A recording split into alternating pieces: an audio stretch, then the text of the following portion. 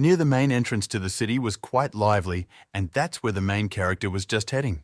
The boy was pleased because of the fact that he had finally arrived in the city of Ceylon. The original owner of this body was beaten to death for stealing, so the hero immediately took over his body after passing into this world. What he didn't expect, however, was that the original owners were natives of a prominent Orlando family. So it comes out that he defected to this place because there were multiple reasons. This is the place that will initially be the guy's point in his new life, and it will be considered the system of the Almighty Lord. The lad came to an important gentleman, and the latter remarked to him that there was terrible news.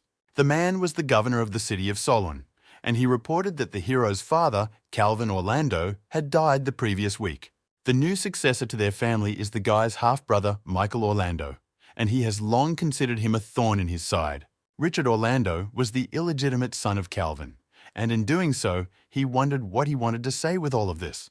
The governor glared at him menacingly and remarked for the hero to drop the name Orlando.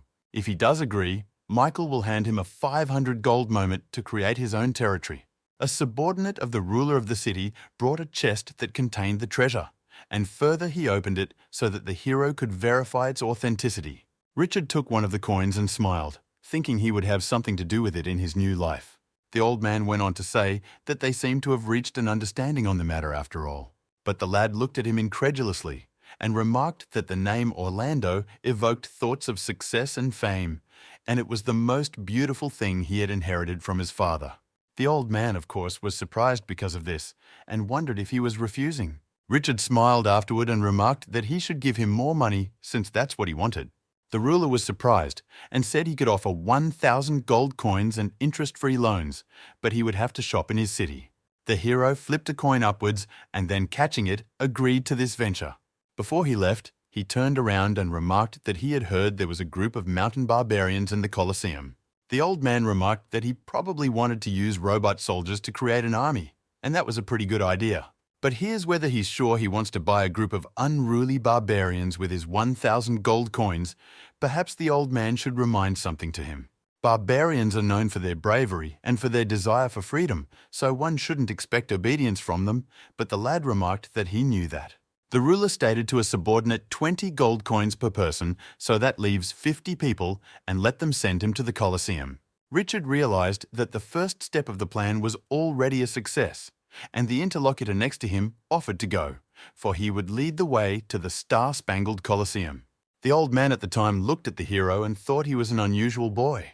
The hero, along with an attendant, rode in a carriage and spat a song that people wandered around the alien world for 10 years and sometimes missed their former lives. The interlocutor asked him what song of this he was humming, and Richard smiled and stated that it was a simple song and from his hometown. It turns out that after the original owner was beaten, the hero took his body, and as a consequence, he obtained the Lord system, and then day by day, he studied martial arts and honed his combat skills. He originally wanted to be a knight, but who would have thought old Calvin was that crazy? After all, this man gave him the name Orlando, which evokes thoughts of success as well as fame. The guy didn't realize if he'd been treated like a freak living on the streets. Luckily, he got permission to expand his territory, so he escaped here because otherwise he would have been destroyed by the Orlando family. Soon, well recovered, and the gentleman was informed that they had arrived on the spot. The guy got out of the carriage, stated that he had heard before that they had recently brought a group of mountain barbarian slaves here. The interlocutor remarked that in truth he was, but inquired who he was. Richard stated that Count Augustus wished to sell them to him and would support him while he formed an army to defend his territory. The woman noticed that now she understood why he was here, but before she just thought he wanted to watch the fight. Don't let him say she didn't warn him when these guys put down all the other fighters with one punch. She did pay so much for their treatment after all, and I wonder if he wants to take these people with such a worthless body. They'll just smear him, won't they? Also, these people can kill crocodiles and eat their meat. Richard said they can find their own food, and that's great. Maybe they'll be more docile if he beat them. The woman shouted at him not to be silly, for they could kill wild boars with 2 or 3 blows, and so she wondered if this aristocrat must have lost his mind. The hero pushed her away and noticed the statues of his department, so let her stay out of it. Also thought it best to say that the stronger the barbarians were, the better chance they had of living up to his expectations. To all of this, it turns out he has a trump card in the form of this system.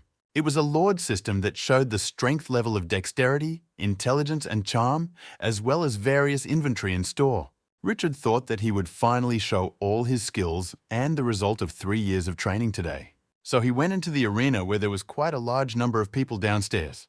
The fellow called them Highlanders and claimed to have ransomed them all from Count Solon. That said, he doesn't think any of them would want to become a slave after all. If that's the case, why don't they fight him? Because if they win, they get their freedom. Next, the protagonist jumped down with a smile on his face, not noticing that there were conditions if they lost. For in that case, it is his ideals that they will be fighting for. One of the barbarians remarked that when it comes to combat, they really are the best at it. The woman as well as the city owner's subordinate were dumbfounded and waited to see what would happen next. At that moment, one of the most pumped-up men remarked to the hero not to cry when he did lose. He then introduced himself and stated that his name was Russell and he was a mountain barbarian. The hero was ready for battle and noticed that he was Richard of Pompeii. The woman watched this battle and said that this nobleman would really fight this barbarian. Still, a scoundrel named Russell is the best among them, and he has killed quite a few slaves. A battle with him would end more killing than favorable, and the person next to him needs to convince him to stop faster. The interlocutor stated that his only job was to do the Earl's bidding and bring this fellow here, so he had no right to manage Sir Richard's offspring. The woman was surprised, for she realized that she had worked more of her life here to be in this position. Is there this aristocrat who is down here will die, then her arena will be cursed. The barbarians began to laugh and said that this boy had indeed chosen Russell, and with a little effort, that man would kill him. His interlocutors asked him to go easy on him because it would be problematic if the aristocrat died, but Russell said he would still be ruthless. Immediately after saying that, he became very furious and rushed straight towards the protagonist. As a consequence of this action, both opponents grappled with each other and wrestled on their hands. Soon Russell, coming from his immense strength, grabbed the guy by his clothes and lifted him up. After that, he shouted angrily and threw him right down.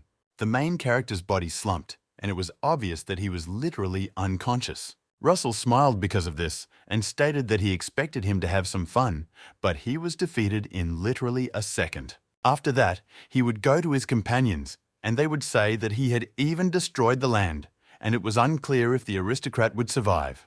The arena owner looked on in horror and begged for someone to at least help him. After all, her arena will have to pay huge compensation if this tragedy occurs. As Raz lost concentration, the hero grabbed his leg, and so the man turned toward him.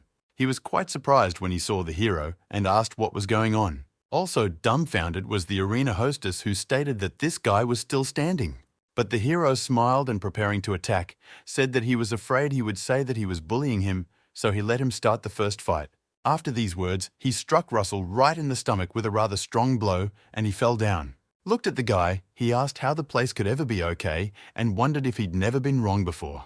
The hero used enchanted powers while doing so, and thought he had trained for years to use the Lord's system, as he could lose to such an opponent with poor skills. Richard further suggested that he would continue, and this time he wouldn't even have a chance of winning. The opponent became very angry because of these words and, preparing to attack, shouted that he was a rascal. The guy at that easily fended off his attack and grabbed his arm, throwing him down over himself. He then stepped on his opponent and claimed victory, but Russell didn't understand how that could have happened and asked what he did to make it happen. The barbarian then rose abruptly and looked at the hero with a lost look, offering him another replay of their fight. Richard stated that it looked like he still hadn't given up, but then he didn't mind fighting again. The rest of the barbarians watched the fight and didn't understand what had even just happened between them. They had no idea how this kid could beat their champion Russell. At this time, the fighting between the opponents began again, and the hero grabbed Russell's arm. And after that, he very easily began to toss it from side to side as if it was some kind of rag in his hands. Shortly afterward, Russell lying head down, and the guy asked if he was giving up or not. The man still got up through force and again offered to repeat the fight since he could still fight at that. One of the barbarians was telling Russell to just give up, since he had already lost a dozen times. The interlocutor was surprised and asked if it had happened 10 times, and he was suddenly interrupted by some other person. It was a girl who came out of the crowd and declared that she had had enough fighting, now she would fight. The crowd of barbarians cheered and anticipated their head's battle with this guy. Because of that, they didn't say it was battle time for their chief, so the aristocrat was definitely finished. The hero, smiling, wondered to her, if she had the right to make such decisions. The interviewee, on the other hand, remarked that she just needs to beat him, and then when he loses, they will be free. So she asked if he would really keep his promises, to which the hero declared that he was a man of his word. And the opponent shouted that then should already start their fight by throwing herself at him. Richard was surprised from her speed and thought she was so fast, and further looked at his system and saw that it was the barbarian Gunther and defined as a hero. The girl at the same time delivered her rather strong blow, from which the hero managed to defend himself by covering himself with his hands. Though he's thrown back far enough and realizes that the system pop-ups messed everything up, this is the first time he's seen the hero. Now they should see how strong this girl will be. Preparing for the next attack, Gunther jumped up and shouted for the man to stay focused. After her landing, she hit the ground very hard, so that the earth opened up and the hero managed to dodge. The crowd cheered afterward, but the arena hostess was worried about her. The Count's subordinate thought that here this barbarian chief was unexpectedly quite strong, so nothing good would probably end up happening. Gunther at the same time raised a huge boulder, and the subordinates shouted for her to kill it, for no man should stand in the way of the chief. The opponent then shouted that it would be a rock strike and immediately threw it towards the hero. Richard, only in the last instant, noticed that this stone was flying at him and tried to dodge. In the place where this boulder landed, a column of smoke rose and nothing could be seen. So the arena mistress ran downstairs and shouted that everything was bad because it was the end. Gunther on stated that the girl had killed him, and now it was unclear what she would do with her arena. The rest of the barbarians were indeed cheering and shouting that their chief was simply beautiful because she had given them all in freedom. Russell, who was also there, remarked that his ability was not enough, and so he was disappointed. At this time, the stone under her feet about Gunther began to rise upward, and the heroes there declared that she had great speed as well as inordinate strength. So it turns out it's actually good material for him. The barbarians were dumbfounded at what they saw and wondered how he wasn't dead yet, since he was still on his feet. Gunther was also very surprised, but after a moment she smiled and said that she was interested, so should continue their fight. The protagonist smiled and remarked that to be chief to a barbarian brute force was still not enough, and she wouldn't be able to defeat him like this. The girl rushed to the attack and asked what he was saying, and in that instant she chained his neck. Afterwards, she also threw his body against the ground and apologized, stating that he had lost after all. Richard was conscious and stated that she had used the stone as a distraction after all. Afterward, he broke the chain that restrained his neck and, smiling, declared that it was amazing. From such actions, the barbarians were again dumbfounded, and Russell declared that he did not understand how such a thing was possible. These iron chains were forged by the best abnormal masters and were used to restrain the beasts. Gunther was also stunned and thought that the chains had kept her in a desperate position for quite a number of years, and this man had just broken them with his bare hands just now. The characters at that point kept saying that this girl is really fast and strong and uses some strategy, so great for a subordinate role. The girl thought that all this time he hadn't used his real power, and it was unclear if he was even some kind of monster. So she screamed about them both being on the same battlefield and asking them to respect her and put their best foot forward. Otherwise, if he does not, then she is not going to submit to him. Richard stated that she had been restrained before, so she wasn't at her best either. Next, he launched his attack and stated that it was now safe to begin his fight. The guy threw one punch, but the girl blocked, and after that he jumped up. Next landed the same blow that destroyed the ground as her opponent before. Barbarians, you say that with that speed, he's much faster even than their chief, and it turns out he's much stronger. At this time, the hero appeared literally out of nowhere due to his speed and grabbed Gunther by the neck. After that, he pinned her to the ground, and the girl thought she couldn't even move. Next, she accepted the loss and remarked that if he wanted revenge for what happened before, let him just do it. The hero swung his arm at the same hour and prepared to attack, and the girl noticed it. So she closed her eyes, preparing for the worst. But when she opened them, she heard the handcuffs on her arms shatter. So Gunther was surprised because of this, and the hero stated that they now had a choice. He further added that let them all continue to fight alongside him until every last one of them lost. But otherwise, have them join him, and things will be much easier because together they will be much stronger. The girl was surprised, but took the guy's hand and agreed with his theses. After this, she rose, and turning to her barbarians, remarked to the inattentive to listen to her. But further kneeling before the hero declared that from this day forward, and this aristocrat would be their leader. The guy stated that his name is Richard Orlando, and he will become an all-powerful warlord, so have them join him, and together they will all become much stronger. The barbarians glanced among themselves and then, excitedly, shouted that they were joining the boss. Also, they would follow his instructions. The count's subordinate, along with the woman, was surprised, and he thought it was not surprising that old Orlando had passed his name on to him. While the hero was communicating with his subordinates, he saw that there were system requests from the mountain barbarians to join his group. After that, he immediately started taking them all in and was glad he did. It is a wild world that was filled with chaos as well as blood, and here countless ambitious people became lords and created a world of their own reality. Nevertheless, most of them died and also left this world in despair. Moving with his subordinates, the hero stated that as a pioneer, he was eager to begin his journey. Now that he has barbarians and whatnot, he has taken his first step in his new life. While doing so, though, the hero was well aware that he now needed to clothe his army. So all together, they entered one of the stalls where the clothes were and were dumbfounded. One of them remarked that he wanted that beautiful t-shirt he was holding, but Gunther declared that it didn't suit him at all. And suddenly the shopkeeper, who was the dwarf Negan, appeared and asked what he could do to help. Richard approached him and remarked that he was here to buy gear for his bros, and he had also heard they had good weapons. The old man smiled and remarked that he did seem to know a lot about his wares. Next he pressed one of the bricks on the wall, and so the sign changed from Oliver's clothes to Oliver's weapons. The barbarians, of course, were surprised at the way the store changed abruptly and the walls turned. But the owner was saying to, those said what they all wanted. All of his merchandise was really high quality, and people started checking it out. The hero noticed that you old man gave each of them a spade and 3 throwing spears. But the old man wrote it down and noticed that it would cost 15 gold and totaled 750 gold. After all, there are 50 of them, and this amount will be enough. The hero then threw a handful of gold and noticed that he only had this. The old man looked at it, and it seemed like there was very little there. So he apologized and said, "They don't do business with poor people and don't give out loans." Gunther was surprised, but the hero was telling the owner to take his time. He then drew his sword and asked what would happen if he added this weapon to the deal.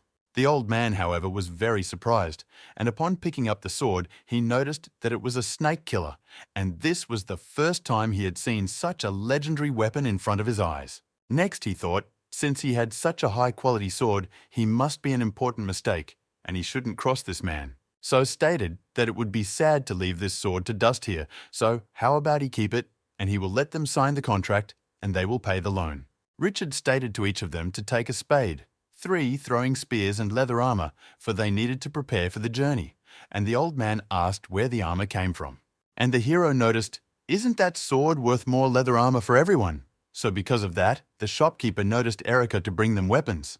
While the barbarians were cheering over all of this, Gunther turned to the hero and asked what would happen next. He smiled and stated that they would not take over land that was rightfully theirs. Soon they were all heading to that place with the hero riding ahead on horseback. Already at that moment, someone was watching them through a spyglass and said that it had been a long time since pioneers or caravans had passed through here. It was the goblin leader whose name was Luke, and he noticed that this time their victim had a lot of items as well as materials. The jackal chief, who was nearby, shouted out not to give him half the weapons minimum, and his interlocutor remarked where even less. The jackal shouted that they naturally had 5 times as many people as goblins, and Luke thought that everyone knew that jackals were dumbheaded. He next asked why such haste they should wait until he was near the hunting grounds and they had no chance to escape or call for help. And the chief of the jackals said that the main thing was that he and his brothers had a good battle, and the rest did not bother him. Since they were at the top and the hero's caravan was walking at the bottom, Gunther heard them laughing. That's why she stated to the boss that they were being tailed and seemed to be a gang of thugs, but the hero, smiling, stated that he knew it all. The interviewee then asked the boss if he had this plan all along. Richard shouted to the others to stop and surround the wagon and have them start the beasts and put the things inside that were not needed and prepare. Let them attack.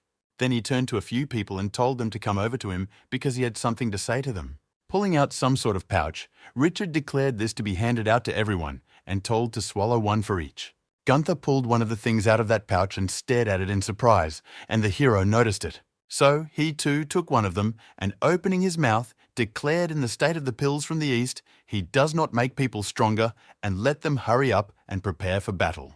One of the subordinates was surprised and asked if such things even seriously existed, but Richard stated why would he even lie?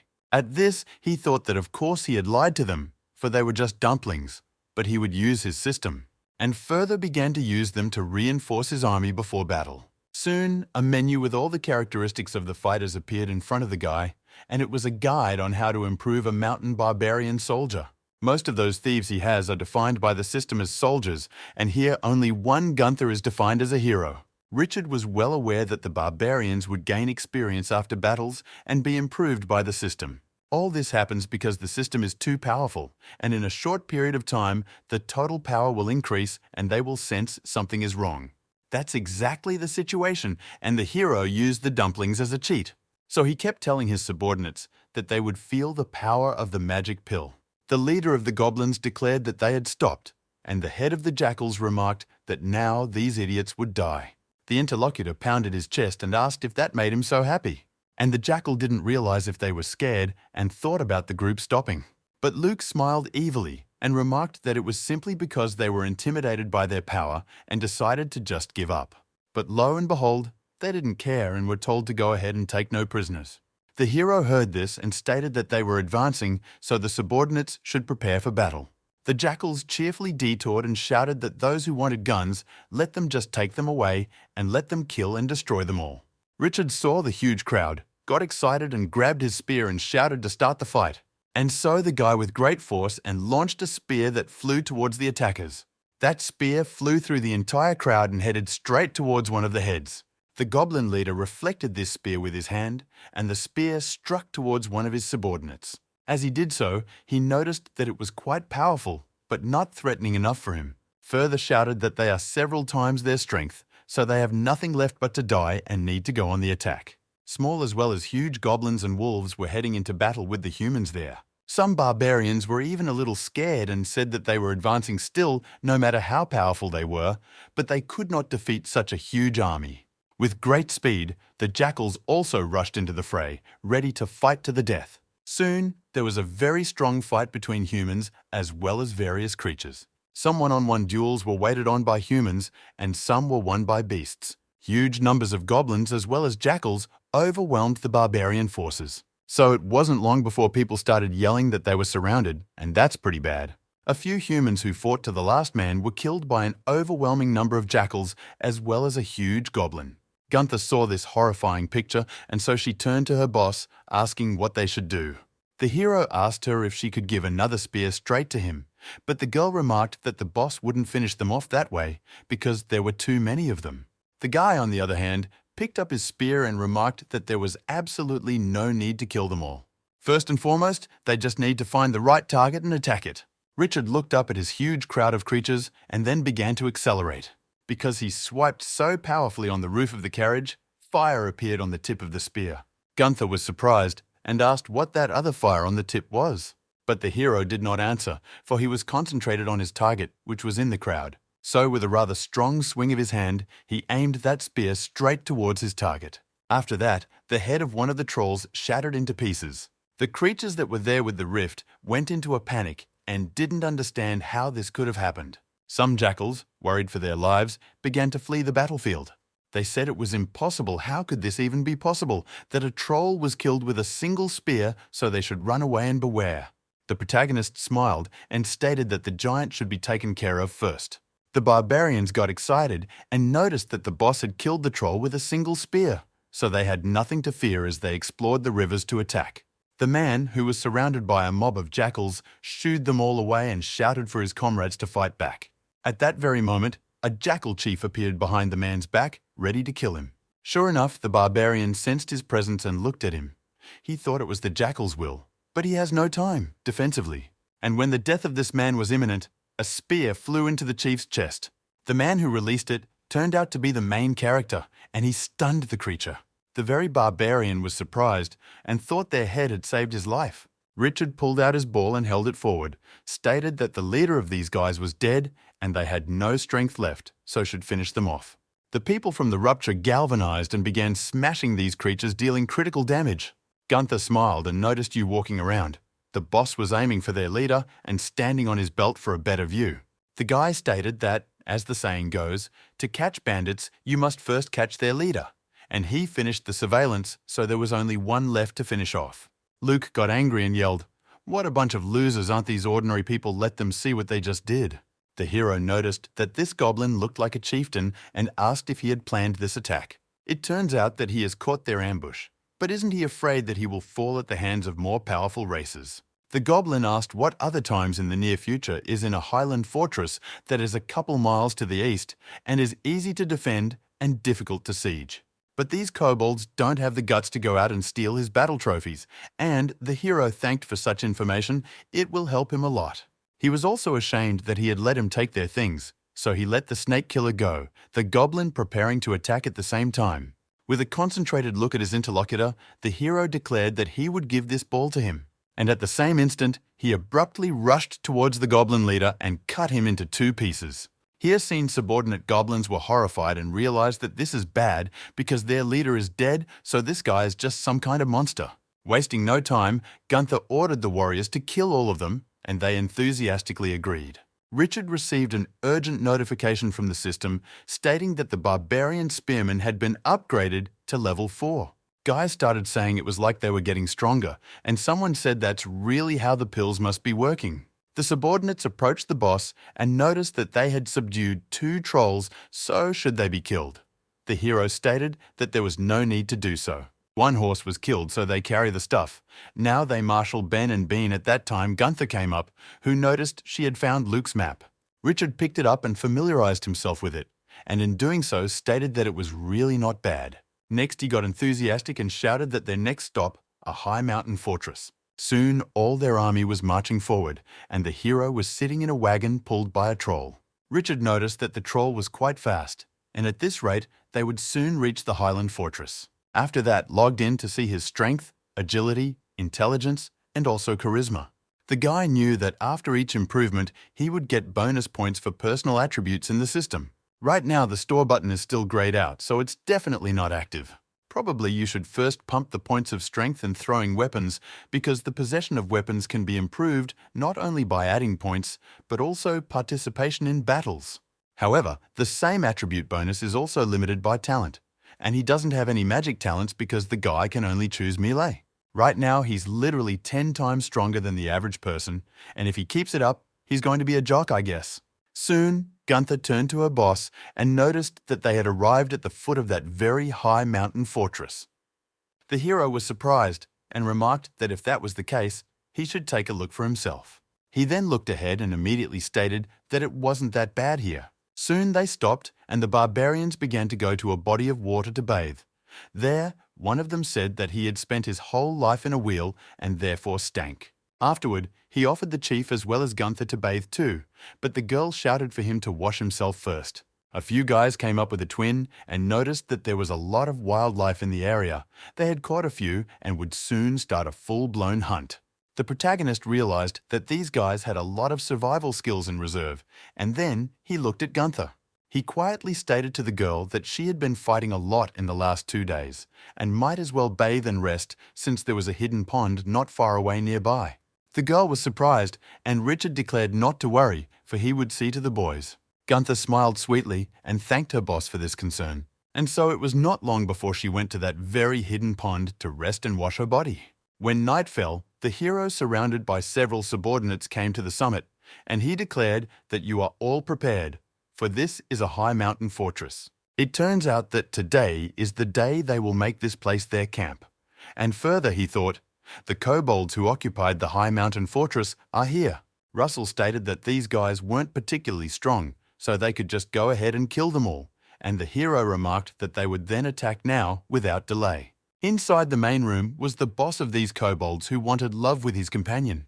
The ringleader was telling his companion that they should get on with it, and she only smiled back at him. And just as all this was happening, the main character, alas, kicked the door with his foot and went inside. The kobold looked at him in surprise and asked who it was, and shouted with you all gathered, for there was an invasion. But at that moment, a subordinate came to Richard and remarked that they had taken care of all the kobolds outside, to which the hero stated that it was a great robot. The leader of these creatures shouted, "How dare they attack his army, and he has a huge brotherhood nearby, so if something happens, they won't just let them off the hook." Let this man simply await his punishment, and the hero is inspired from these words. Soon, the creature was suspended head down, and he was yelling that he was wrong, apologizing for being too arrogant, and the hero was sarcastically saying he couldn't hear him. Soon, he asked Gunther to have them untie him, and the girl asked what the boss wanted, short of letting him go. The guy stated that he was correctly understood, and after that the rope that was holding the kobold was cut. The creature started to run away very fast, and Gunther yelled for him to get out. "Hurry up and get out of here." After all, Kobold was very angry and thought he had never been so insulted, so they would still get theirs for sure. Russell stated that he didn't even expect them to take a Highland fortress just like that, and the girl next to him added that kobolds were just so useless. Richard smiled at that point and stated that he had already inspected the building from the inside. It turns out that there really is quite a large amount of space, and that's more than enough to set up a den. The facilities are fortress-like and fairly well appointed, and there's also a great field of view so they can see everything in around a couple miles. When all the troops had settled in a bit, everyone gathered in the main building and the hero threw the map on the table. To his subordinates, he stated that there was everyone listening attentively. They would now hold their first combat meetings. At the same time, one person asked if they really needed to fight again. Richard said that the Highland fortress is on high ground and is easy to defend and difficult to attack. Also, there is an abundant water source nearby, so it is a great base location. If this place was only occupied by kobolds who don't have strong points, it's likely that they do have a large army nearby. Russell stated that they had let their chief go minutes ago. Wouldn't that do them good in the future? And what would happen if he really brought his armies with him? The protagonist noticed that they spent a lot of money on weapons and equipment, so it's time for their men to get together and earn some coinage. It's still much better to attack them all at once than to take them out one creature at a time. Eventually, they will simply take and kill them all in just one fell swoop.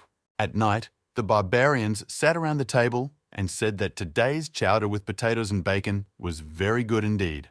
Gunther remarked to her boss that it had been so many days, and why these bandits hadn't done anything yet was unclear.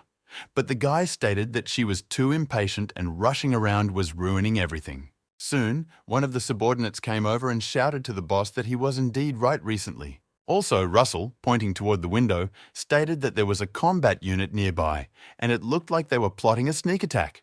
The hero stood up from his seat and excitedly announced that here was the money coming to them, so they should prepare for battle. Soon, he looked through his telescope at the camp of those attackers below, and noticed that it looked like they had decided to sleep in time for the stealth attack. It's probably the goblins the kobold has summoned, but that's fine, because he'll use this opportunity to establish his supremacy over the Highland fortress. Richard told his subordinates to listen carefully. He would take only Gunther's squad with him, and the rest would guard the fortress along with the trolls. It should all be finished as soon as possible, and Gunther stated that they would get it all done. The goblins at the same time were sleeping peacefully in their tents at the foot of the fortress. Suddenly, one of them heard some sound and looked at the exit, saw a girl there. She killed this creature, and the rest of her squad attacked these goblins as well. Richard reflected that the Highland barbarians have excellent individual abilities, but their teamwork leaves much to be desired, and the main problem is that they have no training.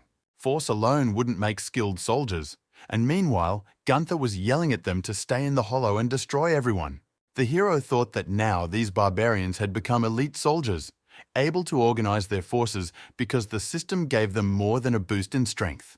Russell was pleased with the offense and said what a bunch of losers they have. Suddenly, the ground beneath his feet began to shake very violently, and he asked what it was, if it was an earthquake. After that, some sort of creature burst out of the ground and the man was pushed to the other side. This creature turned out to be a huge goblin that differed in size from the normal ones. Russell was surprised and asked if it was the Draco goblin. The barbarians nearby didn't understand what kind of Hulk it was, for it even appeared to have some horns. One of the men remarked that it was a goblin who possessed dragon blood, and his companion asked, standing up, "Then what other blood?" The huge creature made some threatening noises, and by this he attracted his kin to him. Soon after, a large number of goblins began to appear from the ground. The barbarians noticed this and claimed they were carving from the ground, but it was unclear why so many had appeared. Gunther remarked to the boss to be on the lookout, for they were not so easy to deal with. The same goblin with dragon blood shouted for his huge beast to come out. After that, the ground opened up and some huge creature appeared from there, on which this large goblin was now sitting. The barbarians were dumbfounded and said that this monster was simply huge. The goblin leader was saying that he was no dumb losers and let the dragon's blood punish them all. Gunther didn't want to hear all this, so she shouted that you shut your mouth and threw the spear at him.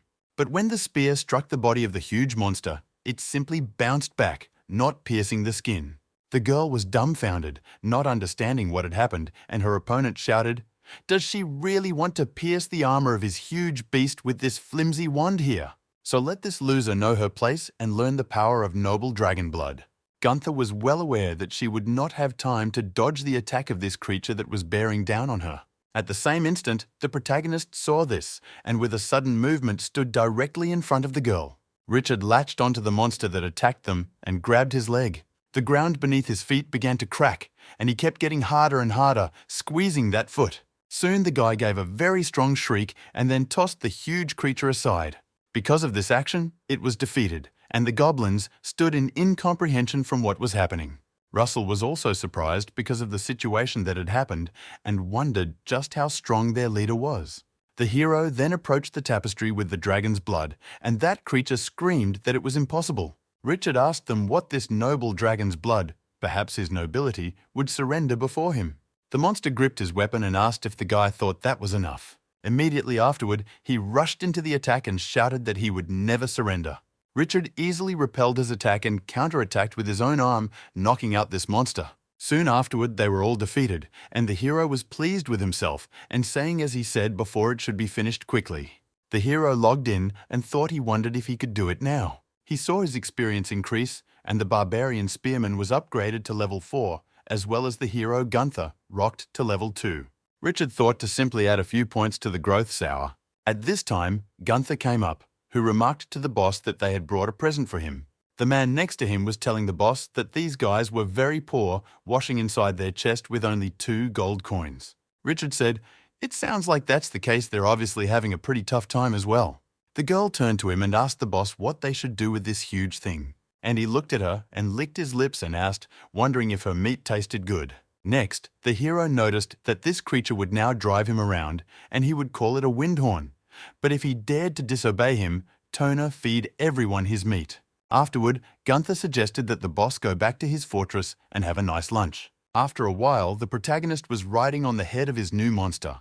He looked at the system and saw the store button light up, so he was glad. In the inventory was an old-fashioned knight's spear, so the guy realized that his wallet was empty now, so he could only choose a discounted weapon. And soon, the purchase was made, and the hero noticed that some strange action is happening near him. The weapon he had bought literally out of thin air materialized in his hand. Now the hero realized how it all worked like this, and Gunther saw it below, who remarked to the boss that he could even use special magic. Richard turned to his subordinate and noticed there was some movement off to the side. Russell looked in different directions and stated that it looked like a group of jackals going on a mugging spree. The hero looked through his spyglass and noticed that it was a rich caravan, so it was no surprise that they had attracted jackals. Gunther remarked to her boss if they should intervene, and the hero stated that it didn't seem to be a normal caravan. First trading experiences are really quite important to Lord Discoverer, and perhaps they will help him with business in the future. The jackals who attacked the caravan shouted for them to quickly hand over all the money, for it was in their territory. The old man stated that they were from the Voya Trading Company, and if these jackals harmed them, the Imperial Army would not spare them. The interlocutors for this laughed them stated, "What else is the Pompeian Empire? After all, they are bandits. Does he think they will be frightened by them?" The others also laughed because of this, and everyone immediately rushed to attack the humans. The old man saw this fight and tried to run away to save his life, but one of the creatures hit him right in the back. In desperation, the man remarked that he would give them all the money, only begging them to spare it. But here the jackal declared to him that it was too late to ask for mercy, for no one could save him. Literally immediately after these words, the jackal's body was pierced with a spade. The old man, as well as the other creatures, were surprised at what had happened and looked away in horror. Released this weapon, the protagonist who noticed that the new spear works pretty well. To make matters worse, Gunther and her squad were also on their way, yelling for everyone to kill them. The jackals looked at them in surprise and didn't realize who these guys were. Richard stood near the tree and said, "The state of the jackals, just a gang of bandits," and this time he would only be an observer of this fight. The girl led her squad into battle and said that they kept up and split into two fronts. The hero saw all this and thought that surely the barbarians were really strong. But as a pioneer, he'd rather have a disciplined army. And that was exactly all that was needed for his army to win. One of the jackals was running away, and two asked if he was running away, and the latter remarked if he had not yet realized who the men were. They were the ones who destroyed the alliance between goblins, trolls, and jackals, and they even reclaimed kobold territories with ease. This particular person was the one who appeared rather unexpectedly, already the legendary noble lord of the wild lands, and at this moment they were looking at the protagonist. After the jackals figured out who Richard was, they immediately started running away, but not in time, because they were attacked by the hero's creature. The guy saw how his pet literally dealt with these victims with ease, and realized that this time his army could finish off the jackal without his interference. So now all of them are not the confused and scattered bunch they were before. Soon this slaughter was coming to an end, and Russell remarked to the boss that he had killed the last jackal. After this, the hero was approached by important members of the crew who were in this caravan. There was also a priest who thanked the warrior for his help and remarked that he would sing dithyrambs to him. The hero smiled and stated that if they wanted to pay him, they would simply be given money. Suddenly, there was a girl who climbed out of the carriage and noticed that, as expected of a greedy aristocrat. The bottom line is that he really is quite an interesting individual. The girl climbed out of the carriage and noticed that she was a warrior merchant and her name was Annie. After turning to her subordinate Ruth and asking if he was okay, to which he replied that he was fine. Soon, they bowed together to Richard and thanked their unit for their sacrifice and rescue, and the hero declared that his soldiers were brave. So these jackals are no match for him, but at that moment, Russell wondered why he never praised them under normal circumstances. Next, they stated that she would like to ask for their help, and the hero asked what kind of help they were talking about. The interlocutor stated that as he can see, they have suffered heavy losses and a lot of people have been injured or killed, so they cannot finalize the deal with the remaining caravans. That's why she hopes they can at least stay with them for a little while. Richard remarked that it costs a lot of money to stay at his estate, and in his homeland, it is referred to as a 5-star hotel. Annie said they wanted to use money and guns as payment, so she asked Robin to bring that thing, and he agreed. The girl had some sort of ball in her hand, and the guy asked what it was, but she claimed he looked closely. Next, she commanded this balloon to enlarge, and it headed straight for the top, and soon it swelled to a large size. They stated that it was a communications crystal, and she was using it to send their trading house messages for help, Richard asked, when reinforcements would arrive. The interlocutor sadly stated that they needed at least 3 days, and the place was too far from the town of Corin. Richard smiled and made up that this was an unusual caravan, so his business would start, and he could make a lot of money still. So agreed to the proposal and remarked to those to come along, he is the Richard of the Highland Fortress and will never turn down friendly guests. Annie asked afterward to take good care of them, and soon everyone was on their way. After some time, they arrived at the high mountain fortress, and there they had already encamped. Annie helped her subordinates and asked Cool to give them this potion, to which he immediately agreed. The protagonist watched carefully at what was happening and wondered if this was the legendary cure potion. The description said unavailable due to low level and creation, requires high level Maya, also costs 5,000 dinars a bottle. Its price really appealed to the hero, and he thought that, as expected, it was indeed an unusual caravan. During the night, Annie asked his subordinate if he had checked on all the victims. The man stated that they had no problems with finances or belongings, but half of their group was either injured or dead. The girl afterward remarked sadly how her own they were poor people. But the interviewee added that luckily, Richard saved them, otherwise the consequences would have been colossal simply. Mistress inquired, but what she really thought of Richard. The man stated that he was in fact indeed certainly a great lord. Indeed, the moment the jackals attacked them, they were already in a desperate situation. The man didn't know what they should do and was already prepared to die from these creatures. But suddenly, the knight's soldiers appeared and immediately turned the situation upside down. This man's soldiers are really quite strong, for they slew them very quickly. The man fears that their troops are nowhere near them, and the girl stated that they survived because of them alone. At this time, the protagonist was thinking about the fact that the caravan soldiers were well equipped, and it probably looks more imposing. And next to him at the same time, his soldiers were fighting over an axe and saying that this weapon would be theirs to get. Richard looked at them and thought that this time he had not only gotten the caravan armor and not paid a penny. And to top it off, he also has Fred's battle axe as a reward from the system. His soldiers, as a consequence of these battles, have also grown older, and so the guy is quite happy. After a while, Gunther turned to her boss and noticed that something had happened. He looked at her and asked what was the panic. Let her tell him what happened. The girl stated that she had literally just seen a large group of armed half-men, half-horses heading towards them. The hero was surprised, and so he asked if it was really full men, half-horses. Quite a large number of these creatures actually belonged to them, and they were led by one girl. These people were from the Storm clan and were led by a girl named Lily. A few moments after they all approached the place, a huge number of spears and arrows flew from there. Most of those weapons landed right on their approaches without hitting anyone. The girl was surprised from this attack and noticed how powerful the throw was after all. But none of this alarmed her, so she ordered her men to continue pressing forward. The protagonist then wondered if they continued to ignore his warnings. That's why soon with his men, he again launched a number of copies in their direction. Richard pointed his spear straight at their leader to strike the leader dead. Of course, the girl easily repelled this spear that flew from a great distance. But as a consequence, she stopped her men and thought that it was really too dangerous at this distance. And with a little thought, she pulled a white rag out of her pocket. She then hung it from a rag and started waving it around saying they were giving up. Gunther saw this and declared to the boss that it was a pretty smart centaur. It turns out that it looks like they've given up, and the hero has stated that he won't meet with them then. Still, the intentions of these creatures aren't clear, so there's no need to remove the defense, and the subordinates noticed that they understood everything. Soon, the heroes stood near the centaur girl and remarked to her to explain why she had come here with her group. The girl then bowed and remarked that her name was Lily, and she was the leader of the Storm clan and had come here with good intentions. And the hero stated that his name was Richard, and he was the lord of a highland fortress. The interlocutor asked if he was the same invincible Richard from the martial arts competition in the southern province. The hero was surprised and asked if he had heard of us. Lily noticed that his reputation had spread quite far, and even the Storm clan, who lived in the middle of nowhere, had heard of his accomplishments. Richard was proud of himself, but noticed that it was an undeserved reputation. But the girl pulled out something with information carved on it and remarked that they had come to tell him something important.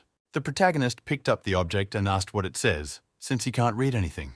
Centaur stated to Lord Richard that the locals wanted to create an army, and they sent her this invitation. The high mountain fortress used to belong to the kobolds, and since they are now forming an army, it's dangerous. Gunther noticed that the locals have always hated conquerors, and so the girl thinks the guy understands what it all means. The hero crushed that information plaque and noticed that they wanted to reclaim a highland fortress. The centaur stated that it was also true they had enlisted the help of shamans and sorcerers, and their power could not be underestimated. The protagonist asked in surprise, but then what at least, or they're from him? Lily, in turn, bowed and remarked that since he would be facing great difficulties, their clan was offering their help. But Richard went on, wondering why he wasn't helping him specifically and not those people. And the interlocutor stated that the Storm clan had once belonged to the Orc kingdom, and they had never joined the locals and would not become bandits either. Before that, it so happened that they lived a simple, quiet, and peaceful life. Indeed, their people had good manners and a terrific culture of poetry as well as chronicles. Now they want to count on a powerful lord to bring back the glory days of their clan. The protagonist looked up information about them and thought, the old system is receiving their requests, then that means they really want to join him. Next, he looked up Lily's hero information and realized that these centaurs could fight at a distance. Soon their offer was accepted and they all entered the main building.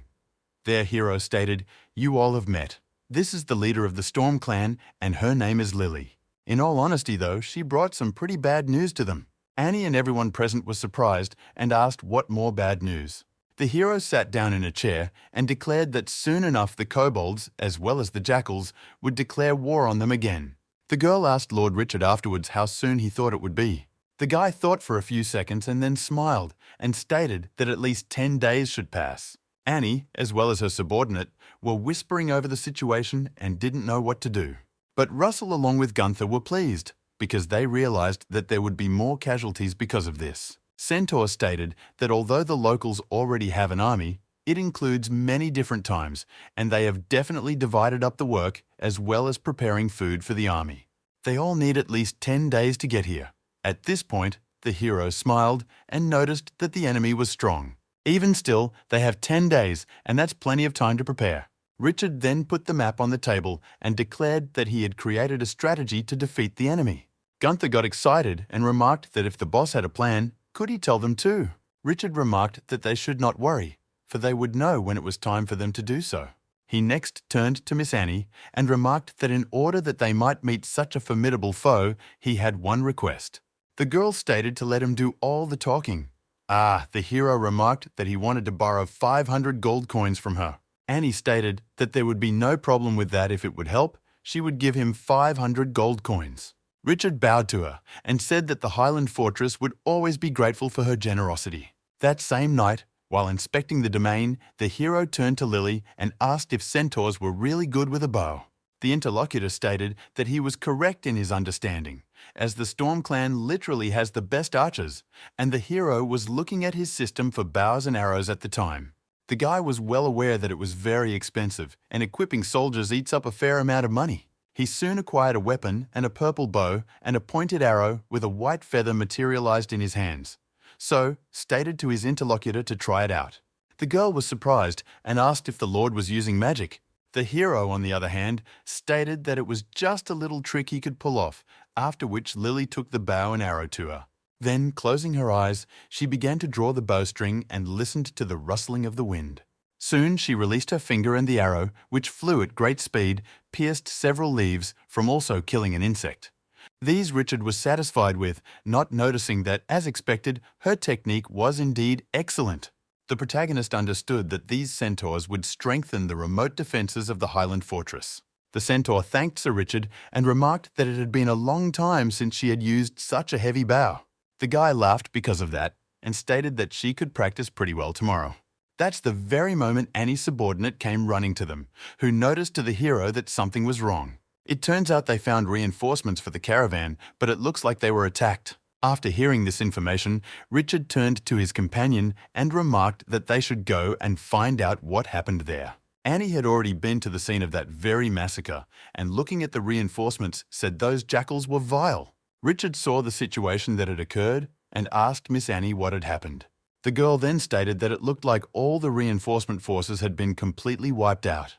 The hero tells Miss Annie that the Highland Fortress is not safe right now, so he suggests they send the caravan back to the city of Solon. One of the living men who were in the caravan shouted for them to take sensible soldiers and horses, and even if they met jackals, they would lose to them quickly. The merchant shouted that this was not going to happen. She could not leave the injured members of the caravan and no longer risked their lives to fight for her. Richard, you pulled a spear out of a dead soldier, and remarked that the lodging fee would be more expensive in such a dangerous situation, and what he sees before his eyes at the moment will be worth 2,000 gold coins. The girl was silent for a few seconds and then noticed that you were doing as he saw fit. Soon the centaur turned to Sir Richard and remarked that this spear was just as crude and it smelled of Chinese pine. So if she's understanding it correctly, it looks like those people forged that tip themselves. The protagonist was really surprised and remarked that it was hard to imagine that the locals or savages could do such a thing. Miss Annie stated that if you think about it, there are far more savages than previously thought. There are far more property tribes in the very north than there are here. It's those big tribes that hand themselves over 1,000 plus adult soldiers. They are the ones who often fight over territory to reinforce the army and have forged their weapons so that their strength is no match for the local savages. Lily turned to with Annie, noticing whether she meant that the caravan had been attacked by ice natives.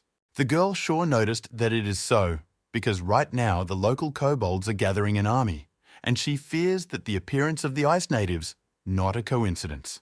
The protagonist remarked that this was a valid point because they didn't join the war either. Then Gunther declared that they had better all come at once, so that she could take them out in one blow. Richard stated that Gunther was indeed right, for they wouldn't just catch them all at once. And so, after this conversation, a whole 10 days passed and several centaurs were rushing towards the mountain fortress. The barbarians in full force at that moment were training to fight in the ensuing war. The centaur ran over to the protagonist and noticed that they had already discovered the enemies. Richard smiled and remarked that if that was true, he wondered where they were now. And the interviewee stated that they had settled at the foot of the mountain about 50 miles away. Plus, it looks like they're going to attack their camp as early as tomorrow. The protagonist smiled and stated that it hadn't been a long wait for this, and that time had finally come. Soon, a few thieves began informing the others that it was time to fight. Richard grabbed his weapon and shouted to the army to get ready because it was time for a fight. They should all gather and cut off the heads of their attackers and drink from them. The warriors gathered and excitedly prepared for battle. They also had weapons that the hero had bought. Richard, for his part, also prepared for battle and put on his armor. When he was already in full uniform, he looked at himself and thought that this armor was really very heavy. And he turned to Lord Richard and asked what the plan was and how he wanted to proceed.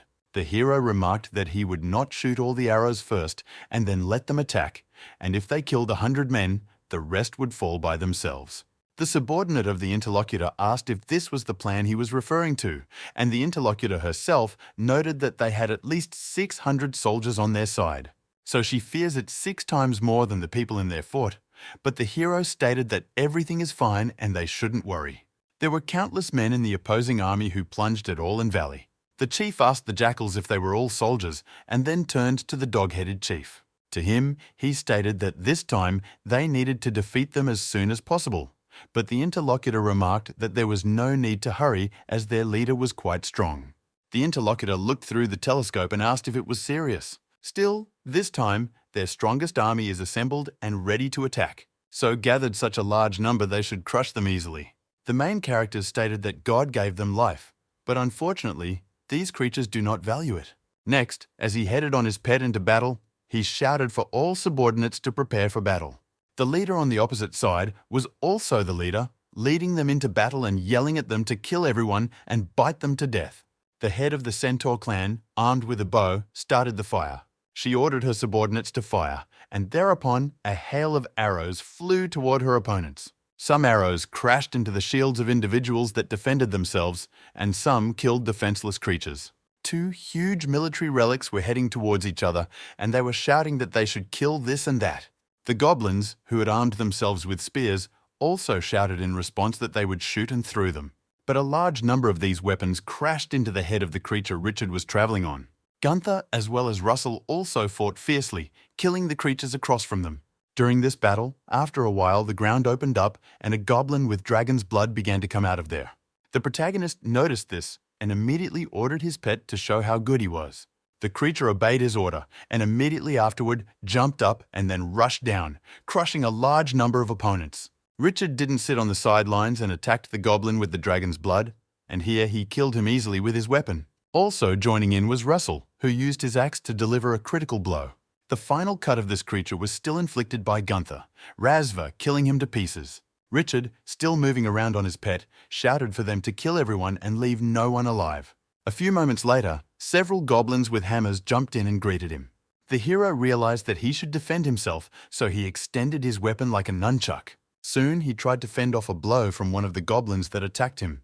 But that blow was so hard that it knocked him off the creature.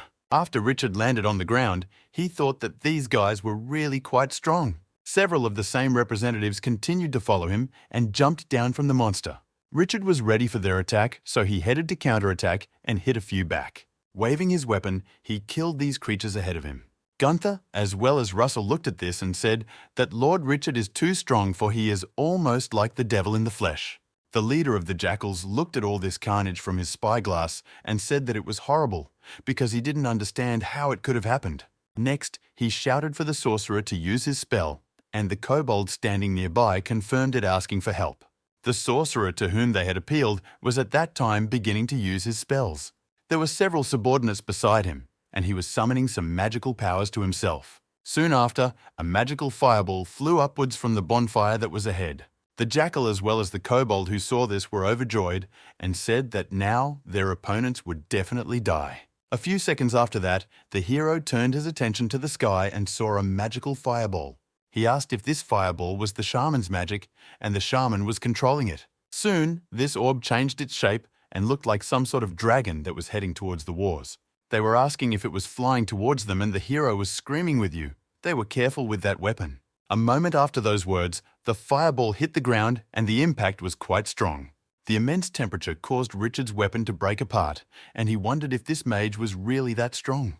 The guy was well aware that this shaman's spell was really very strong indeed, and he had hurt himself for the first time. Still need to find some way to fight her.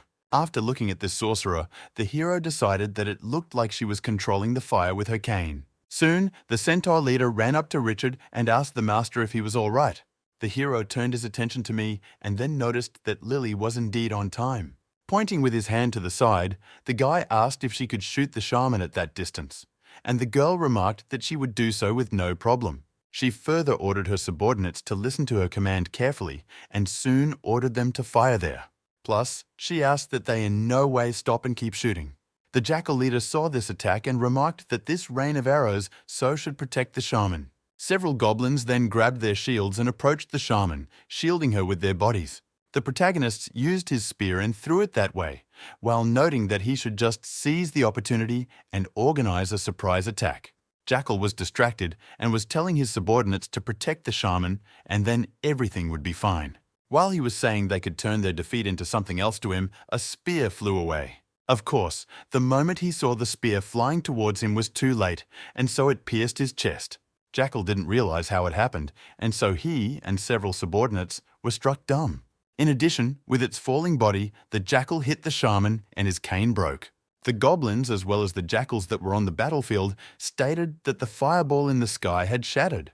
Because of this magical weapon got out of control and started attacking her own allies, falling down. There was a great commotion on the battlefield, and warriors were fleeing in different directions, trying to hide from the fire from above. Richard was very pleased with what was going on there, and noticed that this fire was on his own. Kobold saw that the general had been defeated and was therefore dumbfounded. Further in desperation, he turned to the shaman and inquired as to what they should do. He then walked over to some kind of bowl and began to use his papers with it again, but now it was already dark. The protagonist, surveying the battlefield, noticed that they should have cleaned up after themselves by now. Suddenly, something from outside caught his attention, and he looked over there. And there he saw dead creatures being raised with magic. Because of this, the guy was discouraged and asked if this blood magic was really in front of him. Indeed, it was so, for the creatures that had recently been defeated began to rise and run to attack. Richard realized that the fight could not be avoided, so he immediately rushed to attack with his sword. Attacking one such creature, he cut up its infliction quite a large amount. Soon after that attack, that creature shattered into small pieces on the sides. But the opponents did not end there, and next the hero was attacked by a ferocious goblin.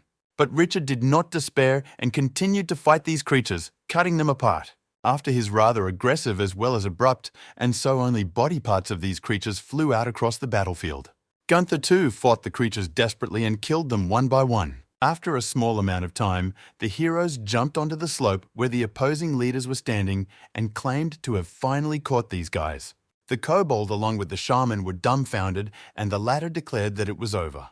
In desperation, they started to run away together, and the hero asked if they just wanted to get out of here. Immediately afterward, he threw his helmet in their direction and struck them both. The sorcerer who was on that creature's back immediately fell to the ground. He was saying he was in pain, and the hero angrily walked over and claimed he had finally caught him. This warlock ended up being a girl, and the hero smiled and stated that he didn't think she would turn out to be a witch.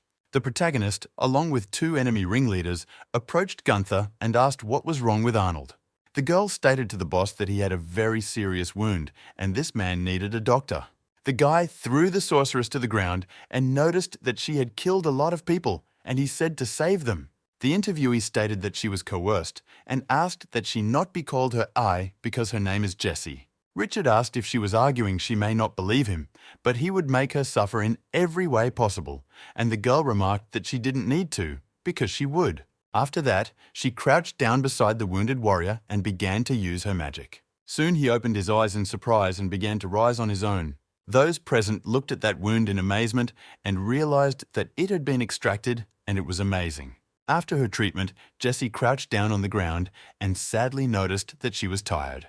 But the barbarians looked at the man who had been wounded before and said that he was completely healthy and the wound was as good as gone. Richard thought that this girl was not only strong in destruction, but she could also heal people, so she might be useful to them in the high mountain fort. Gunther asked the boss what they would do about the jackals and goblins, and he stated that they would bring people in to clean up the battlefield. After that, he ordered them to make all the survivors slaves. Well, the subordinates told the boss that they had a big catch this time. Next, Richard logged in and noticed that there were a lot of notifications that his warriors had pumped up their stats as well. In his opinion, there were really a lot of them, and as he looked them all over, he was surprised. Gunther turned to the guy and asked what they were going to do about this sorceress. And the hero stated that for him to take her and the kobold with him and find out where their base was. Soon everyone was back at the Highland Fort, and Richard was sitting in his room. He manipulated the system and stated that he divided Lily's pumping points between strength as well as speed. Further pumping her attributes noticed that I'd probably do it like this and improve her. Afterward, the leader of the centaurs came in and remarked to Lord Richard that they had been unable to learn anything from the mage. Richard asked if she had tried torturing her, and the girl remarked that they had tried all kinds of threats and torture, but she said nothing. Then the hero burst out and added that catching a phoenix isn't as easy as catching a chicken, so he'll show you how. Jesse yelled to the barbarians that they were just a rogue, and if they hit her, she would turn them all into insects. Then she noticed Richard and said, calling him Pompey, that he was here at last and that he should see to his subordinates, for they did not respect her at all. The guy smiled and asked in response, wondering where her base of operations was. The girl shouted that she had said many times that she wouldn't tell them anything, for me to go clear dragon blood. The lone hero was very angry at these words, and so he hit the girl on the head with all his might. With that, he dumbfounded those present and then walked over to Jessie and grabbed her, noting that he would ask again. He asked where her base was, at which point the girl became wary and immediately stated that the base was in the mountains 200 miles away. The leader asked how many warriors were in their tribe, and Jessie stated that there were none left, for they had defeated all of them. The guy sagged slyly and remarked that if she lied to him, they would watch her teeth break. The little sorceress became alert and noticed that she was telling the truth, for all the soldiers had gone to war, and only old men and children remained. Richard then remarked for her to tell him how many spells she knew, and the girl tearfully stated that there were many different shamans in the wilderness. She has red dragon blood, that's why she has mastered fire magic perfectly. Also, for example, a minotaur shaman can control the earth element, create avalanches, and destroy the earth. And the various troll shamans who control the trees and plants kill all living things. The hero stated that it seems that the wilderness is much more dangerous after all than he had previously thought.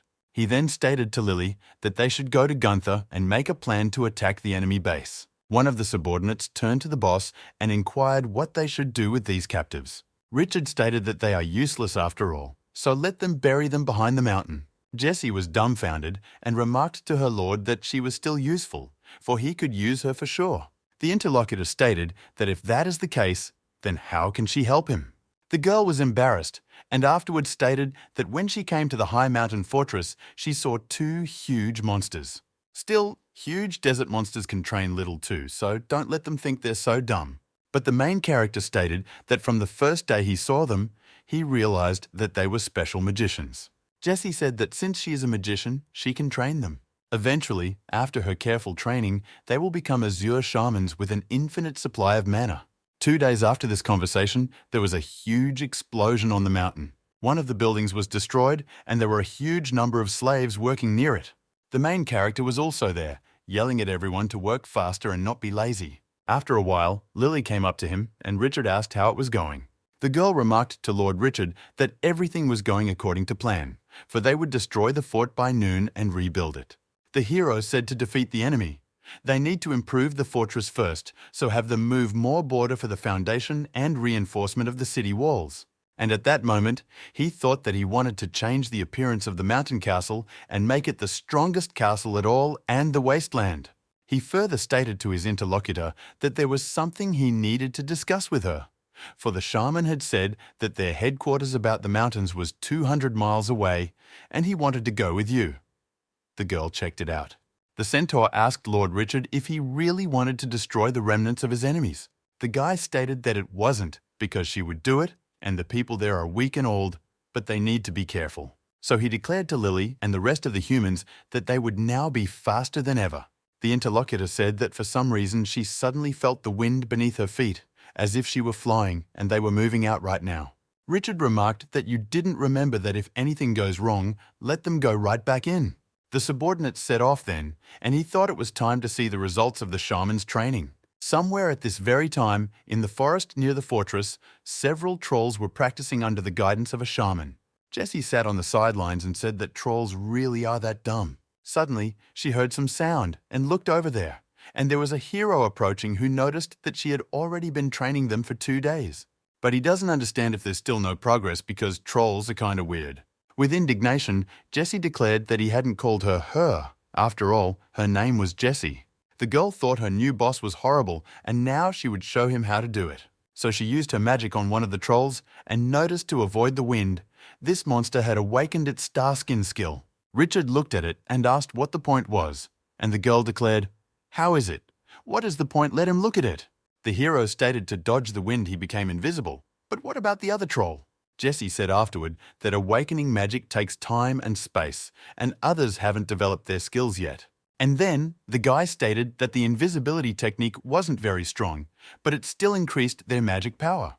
Suddenly they were approached by Miss Annie, who inquired of the Lord what they were doing. Richard turned his attention to her and remarked to Miss that they were training trolls. But why was she back so early? The girl noticed that she was going to take these things to the gnome tribes, and her path led her right here. The hero walked over to her merchandise and peeked in, seeing that it was coal again. He turned to Annie next and remarked that he had always wanted to ask her from the moment he first met her why she wanted so much coal. The girl stated that to us they would exchange the coal for gold coins and also peat, and then the guy asked in surprise what the dwarves would do with the coal. And the interlocutor stated quite confidently that they would smelt iron because of him. Richard asked how much iron she needed with that much coal. Annie remarked to the Lord that there are dwarves 150 miles to the west, and last year they found mineral veins in Camo Light Lake. They were the ones who contacted them and asked them to deliver coal, the more the better. An eagle flew to the guy and came to his hand, and then the interviewee asked if it was a letter. But what was in it? Richard stated that it was a warning from Lord Corrin, and he asked the nobles to return to the city and say that a big wave was coming. Soon several centaurs in Lily's leadership returned and approached Lord Richard. The hero turned his attention to them and noticed the country had returned from their mission rather quickly. Suddenly, he saw a wound on the girl's body and noticed that she was injured. But did they really meet the enemies there? The centaur stated that there was no danger in the tribes of the shaman after all, and the jackals as well. But just like that, they found a whole mountain of gnome corpses on the way back. The whole place they saw was strewn with corpses, and they didn't even know who the creatures were fighting. But that was until she saw it in person. The hero interrupted her and asked if it was about a bear. The interlocutor was surprised and remarked that it was, but how would he know? Richard notices that what she's talking about is written in a warning from the crown, for a huge wave of the bear tribe is moving here, and the aristocrats could get hurt. Annie asked what they should do if they wanted to go back to town with her, and the guy remarked as if he were running away from danger and told Lily to rest. She agreed to it, of course, but the peddler kept asking what he was going to do now. Hero stated that he didn't think they would have a deal, and the call, why not give it to him specifically? The girl didn't know what it was about then, and the boy led her to Richard's armory. The girl noticed what was happening up ahead and asked the Lord if he was creating his own weapon. He stated that this was correct, for a mountain castle must have enough weapons for its fight against its enemies. Soon the hero approached Gunther and inquired if his weapon was ready. The girl declared to the boss that she was made just as he had previously wanted her to be. There was some kind of weapon under the cover, and the guy grabbed that cover, stated for Annie to look at his handsome man. The girls were dumbfounded when they saw the gun in front of them, and the guy stated that only his homeland had this weapon. After a while, the protagonist and his subordinates arrived at the battlefield where the crows were nibbling corpses. The hero asked the centaur if this is where she saw the bear men, and she stated that she was correct. Annie looked at the footprints and noticed that they were indeed huge and intimidating. Lily, on the other hand, went on to say that there were quite a large number of these creatures. The moment they met them, before some of them ran away in desperation just to survive. Richard thought at that moment that it was fortunate that he had shouted to the centaur and added to their speed as a consequence. If he didn't, they'd be as unlucky as these gnomes lying around here. He further told his subordinates to see if there was anything useful left in their camp, and Gunther agreed. But when they looked at their place of residence, it was stated that everything was stolen, neither gold nor food was there. And not afterwards I noticed that these creatures are the most cruel and greedy creatures. They left nothing of value behind. Richard said that's not really true after all, because everyone has a different concept of value. He then turned his attention to the inside of the tent and stated that the brothers had looked to see what that dark thing was in there. After that, the hero stuck his finger in there and lifted it up, declaring that it was soy sauce. It turns out the bear people really don't understand the value of soy sauce, and Annie has noticed that the dwarves are good at pickling vegetables and making quality soy sauce, so why is he so happy? Richard said, "You are the first to see soy sauce in the local area, so it would be a great addition to the meal. He will open restaurants in the city of Karan and feed them to the aristocrats of the city, and thus their fort will have more money." Here the interviewee was surprised and wondered if he could handle the business. Soon, the hero stated that it was getting rather late, so they would spend the night here. Annie's subordinate turned to Lord Richard and asked if they weren't here to just scout the situation. The hero remarked that of course they were scouting, but they couldn't go back without even seeing enemies. Annie asked that the Lord tell them what was on their minds right now too. For now, an army of bear men are heading south to the dwarves, and they should keep those creatures at bay. But right now, he is resting and unclear what he is thinking. The hero remarked to Miss Annie that she should know why bears start wars. The girl was surprised and asked if he thought they were starting a war over iron ore. Richard said she was right about that because iron ore is irreplaceable. This is the kind of era of war and also blood. The one with much more resources has the initiative. It turns out that this ore doesn't belong to us or the bears after all. But why doesn't he borrow it then? His companion remarked whether he was crazy, for hundreds of men from the forts had dug deep and had not seen even a glimmer of iron, and the hero asked if it was dangerous. In addition, he offered to join and said that in addition, now the Highland fort much stronger than it was before. His subordinates at this time became enthusiastic and told the boss that they were ready. The jackals as well as the rest of the slaves were hauling cannons and preparing for a duel. Also Jesse the shaman and along with his trolls came here. The hero smiled after that and remarked that he even had a squad of mages and asked Miss Annie if she thought his army was stronger than 1,000 warriors. The girl asked her if he was so sure about it, and the guy stated that he was absolutely sure. Here was that moment. He thought that if he saw them, he could get closer to the dwarves, so declared that when it was over, he would split the labor with them in half. Because of this confidence, the girl shook his hand and remarked that they had an agreement then. Soon the entire army was announced to line up and await orders. Richard, speaking from the Highlands, said that this time they were engaged in a battle for the Highland strongholds and for themselves. The implication is that in this war, they must be the sword-carving enemy.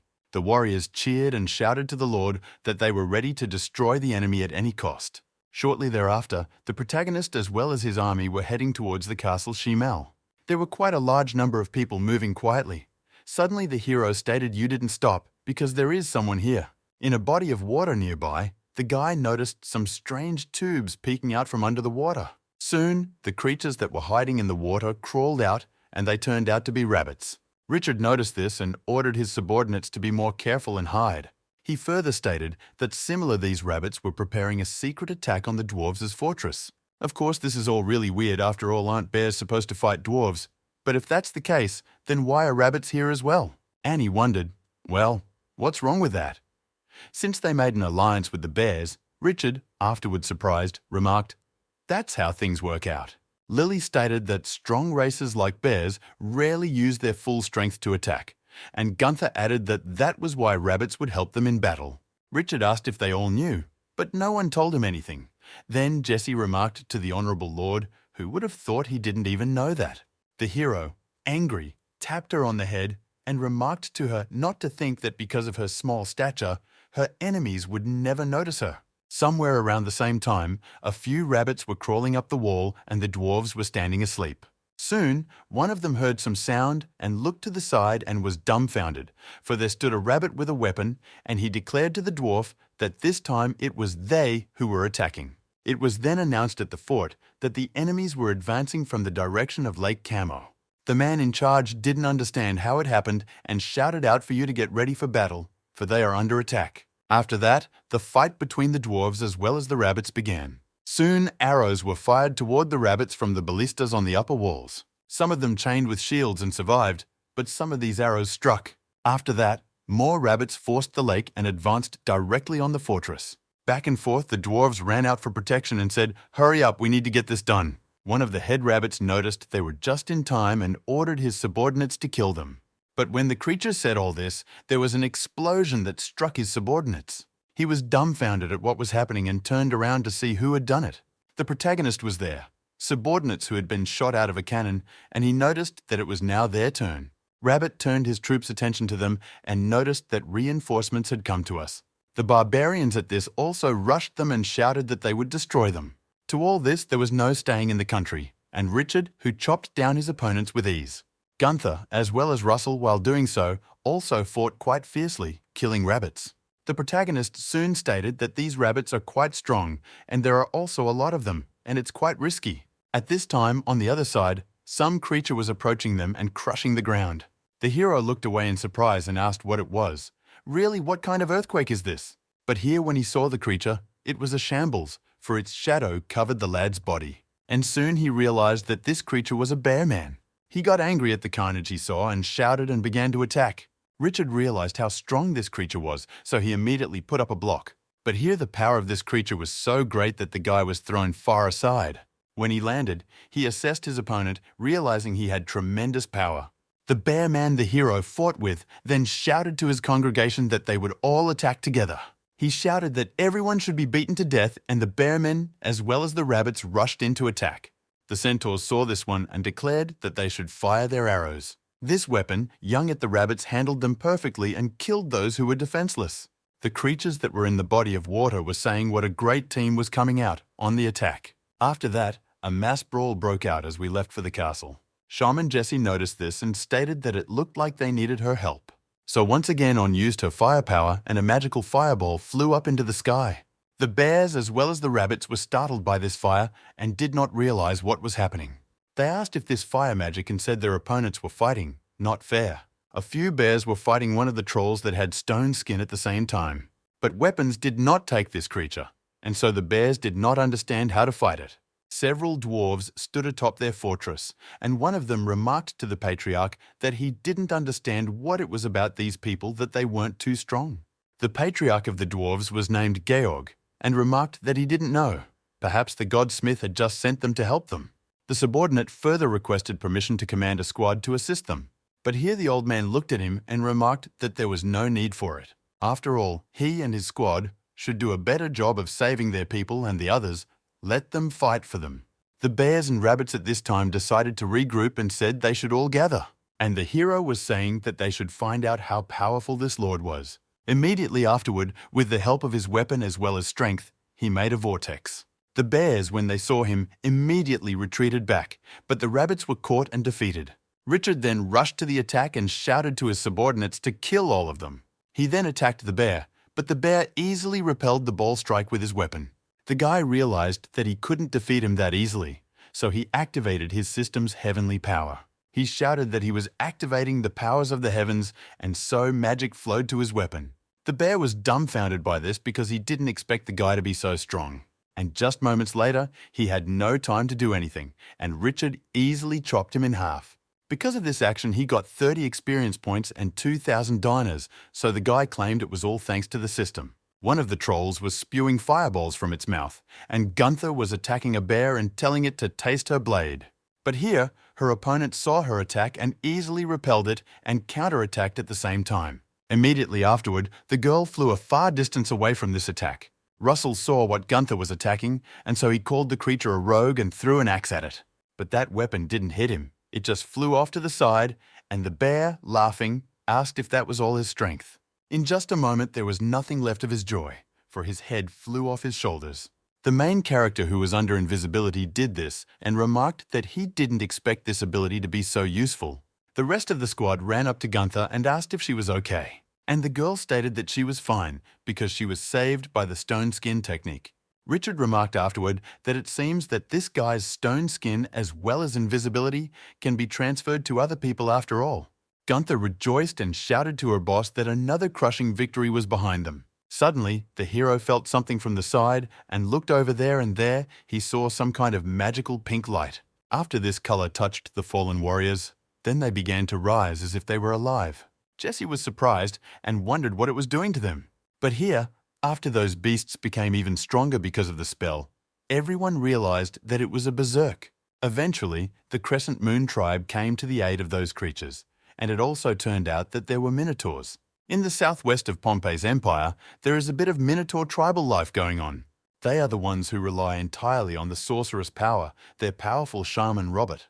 It is all this power that drives them into madness, and because of it on the battlefield, they turn into fierce and invincible warriors. But for the cruelty that they demonstrated in the heat of battle, the Minotaurs were nicknamed the Tribe of the Bloody Hoof. Now just like that, their shaman used his power on the fallen warriors and turned them into berserk. Richard inquired as the others watched Robert cast the spell. Jesse stated that the creatures were not completely unhinged after all, and then apparently he cast a spell from a distance. The Lord said that he understands everything now, which means they don't have to worry very much. In reality, these soldiers are not opponents for Gunther, and let them think that they have already lost. Also, the rest of the main character's subordinates could easily handle those animals that were under the spell. The fight with this unguent continued, and it was declared that those lying down I should finish, and the hero declared that deserters were not to be pursued either. All they have to do at this point is to help the new one defend the fortress from the raid of the bear men, and for this they will be rewarded with iron ore from them. Next, Richard stated that they should go meet their new companions, who are dwarves, and just after that, they headed for the castle where those creatures ruled. And so they were met at the entrance by an old man who remarked to them to stop and answer why they had come here. Richard stated that he was the lord of the Highland fortress of the Empire of Pompeii, and he and Miss Annie of the Voya Trading Company had come to help the dwarves fight the raiders. The girl greeted the patriarch and noticed it was her. In here, the man asked if it was really Annie. They further let them in, and the patriarch stated that he apologized for being overly suspicious, let them come in, and her followers could go inside too. They stated there was nothing wrong with that, and further introduced Richard and remarked that he was here to help them. The guy wondered why he was the one calling him a follower. This made the hero angry, and the old man went on to say that thanks to the great god of blacksmithing they had survived the battle, and further stated to Miss Annie that they should go inside to talk. Richard indignantly declared that he had him to thank for his victory, not some blacksmithing god, and the patriarch said he hadn't expected Annie to return. The girl stated that as soon as she and Lord Richard learned that the bear men were attacking them, they thought that the dwarves would not stand up to them and immediately rushed to their aid. The old man sadly stated that it was true, for they really wouldn't be able to defeat them alone. After hearing the words, the hero laughed, and the old man saw this and, angry, asked if he was mocking them. But the main character stated that he wasn't laughing and he just imagined it. She was not asked by her organ to be angry, because Lord Richard, a famous warrior from the Empire of Pompeii moreover, he came to the aid of the dwarves' fortress out of good intentions. The patriarch stated that this meant his spiritual strength must be at a high enough level since he did it. The hero sat down on a chair and apologized, saying that he was not developing spiritual power. The interlocutor asked how it was that he did not develop spiritual power, and then it was unclear how he could call himself a knight. The lad declared that he had been called a knight by his companion, not himself, and Annie remarked that he had, but he, Mr. Lord. The girl remarked to Georg that the danger was not yet removed, and so wondered what he was going to do next. The patriarch stated that the bear men would probably attack them again and following to rest first. The protagonist stated that in that case, let them provide them with a place to rest. Georg said there are plenty of empty stone houses in town, so they can use them as they see fit. Annie turned to Mr. Lord and remarked that George had been a bit rude, but let him not take it personally. Richard told her not to worry about it, because he's not as petty as this guy. The interviewee stated that he's not usually like this, and the battle changed him. And the guy stated that he thinks he's not fit to be a patriarch because whining only hurts the fighting spirit. The girl said that Richard is too cruel, and after all, not everyone is as fearless as he is, and some are afraid of war too. Richard remarked that if she said that, then all people feared war and death, or made their enemy fear even more they could win. Afterward, he asked Annie if she could get a good night's rest today. The dwarf bandaged his compatriot and asked if he was all right, and the latter told him that if he was more careful, he'd get less trouble. The man sat next to them, stated for them to be quieter, for it was better not to unnecessarily disturb the orcs as well as the monster. At night, the protagonist turned to Lily and asked if she was asleep. The girl, on the other hand, stated that the ceilings were too low in this room and it would probably be better if she slept outside. Suddenly she heard some sound and wondered what it was, if it was an earthquake. Richard didn't understand why the knowledge shook like it was made of shit and sticks either. Of course, in doing so, he was well aware that it wasn't an earthquake, but then it was unclear where the vibration was coming from. Of course, at that moment he was afraid that this was a new offensive and bears were attacking, as well as minotaurs. Shiwi noticed an imminent threat and immediately prepared to report it. They shouted that the bears as well as the minotaur were already near their walls, so that one should run faster and not stop. And when all the dwarves ran outside, they saw that the people of the Pompeii Empire were already here. But it was unclear how so quickly. Richard turned his attention to them and asked him if they had already arrived too. The patriarch got angry and said that this meant that since the Minutai and the other creatures had come here with their pack, they would fight without sparing their lives.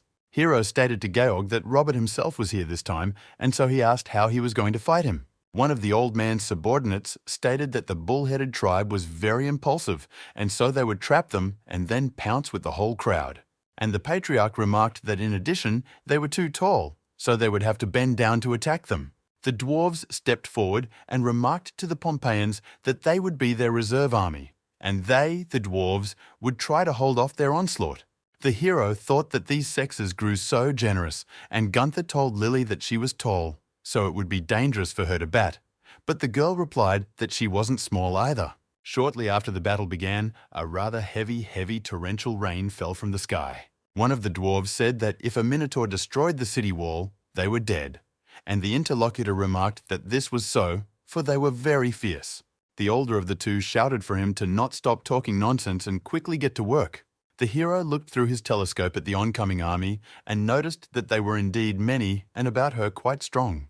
A little while later they'll take a look. Perhaps they can capture a few and sell them to the arena. Gunther asked her boss if she was correct in realizing there was a lot of money to be made for them. Richard stated that they are, however, taming them will not be that easy. The dwarves who heard this were surprised and thought these people were really crazy. The patriarch ordered Richard that they could attack with their fire artillery after all, and the hero stated that the fire attack only worked last time because they didn't expect it. Next, the old man turned to David and asked how many arrows they had for crossbows, and the subordinate stated that they had 6 arrows. Georg was surprised to ask how it is 6, but after all they have to shoot all the mutants, and there is no other way.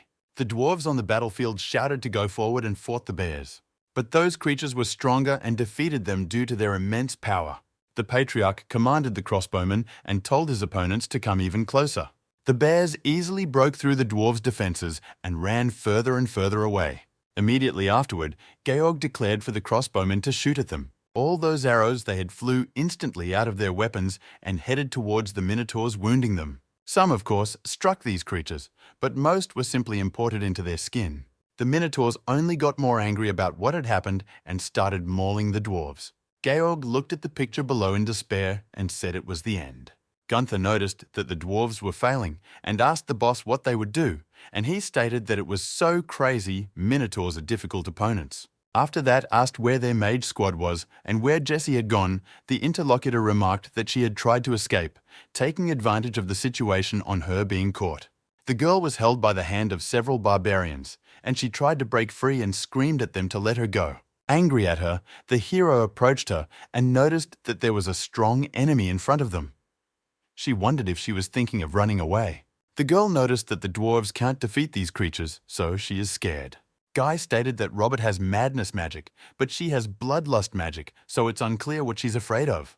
Georg walked over to them and remarked that if they were talking about bloodthirst magic, that was fine, let her use that spell faster. Richard went on to say that she tried to escape before the end of the battle, so let her think she owed her a debt. And so, pointing with his hand, he noticed that he was ordering her to use the spell of bloodthirstiness bias on the minotaurs quickly. The patriarch was dumbfounded and asked if he was going to disappoint those minotaurs. Also, Jessie was very surprised, asking if he was sick. But here were the main characters talking to you, not covering their U's and doing what he says.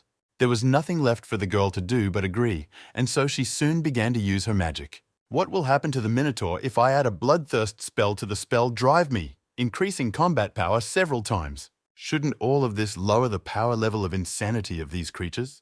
The Minotaurs got even more power because of this, and Richard got yelled at for being really crazy. The protagonist yelled for the girl to keep going and hurry up and let her finish this spell. Soon, Jessie actually finished it and immediately aimed the flash into the sky. Because of this, it caused a magic circle to appear above the Minotaurs and directed its beams directly towards them. These creatures, after encountering the shaman's power, started to rise up and become ferocious, and because of this, the dwarf was very scared and tried to run away.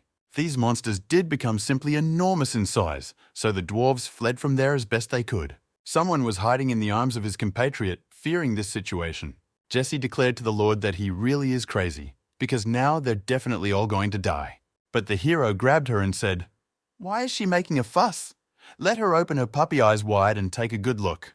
The huge creature that had her Maya on it was behaving strangely.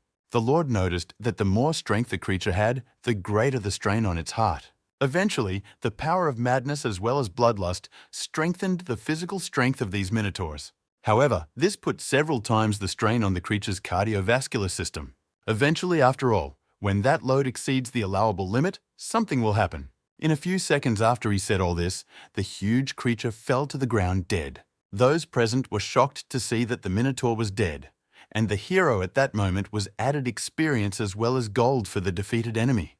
Georg didn't understand how that was possible, and asked what the hell was going on here, but the Minotaurs fell dead to the ground. The Patriarch then turned to Lord Richard and inquired what it was. The main character smiled and stated that everything in this world obeyed certain rules. Although Minotaurs were good at fighting, they also had their limit. Thanks to the magic, and the Minotaur became so strong that their heart couldn't withstand this pressure. So you could say the bloodthirst spell finished these thugs off. The old man noticed that meant the magical powers overwhelmed the Minotaurs' bodies to the point where they simply ruptured their internal organs. Richard stated that he was correct, and to make a long story short, they defeated the Minotaurs with a strength they were proud of. The guy came up with this method when he saw those creatures getting to their knees, unable to withstand the force of the madness. The Patriarch, Mr. Richard said, is just an incredibly smart man. The hero smiled and stated after one that great strength often becomes a major weakness. Jessie joined the conversation and told the Lord that it was she who had cast the spell. And the guy laughed and stated that she was just working off her debt for trying to escape. And does she really hope to take credit for someone else's accomplishments? Does she also disagree with something and think she's a super cool shaman with a lot of combat experience, or what? Runs away when faced with a strong opponent and saw victory, decided to appropriate someone else's glory, and will tell her bluntly that such an experience is worse than nothing.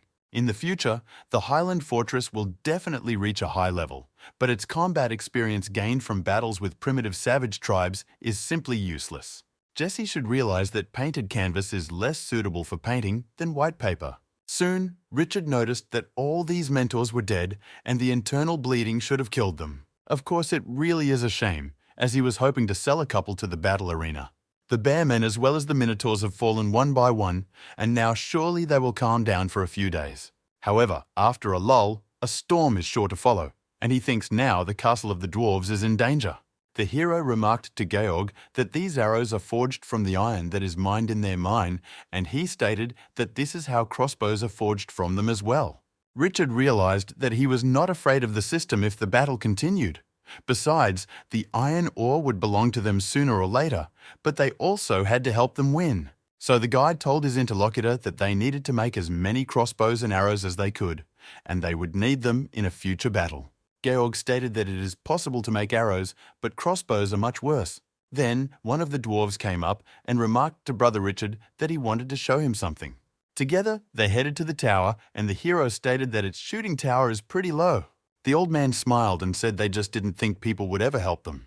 He then stated to his brother Richard that he had a new crossbow in front of him that they were in the process of building. He then removed the cloth that covered him and stated for him to look.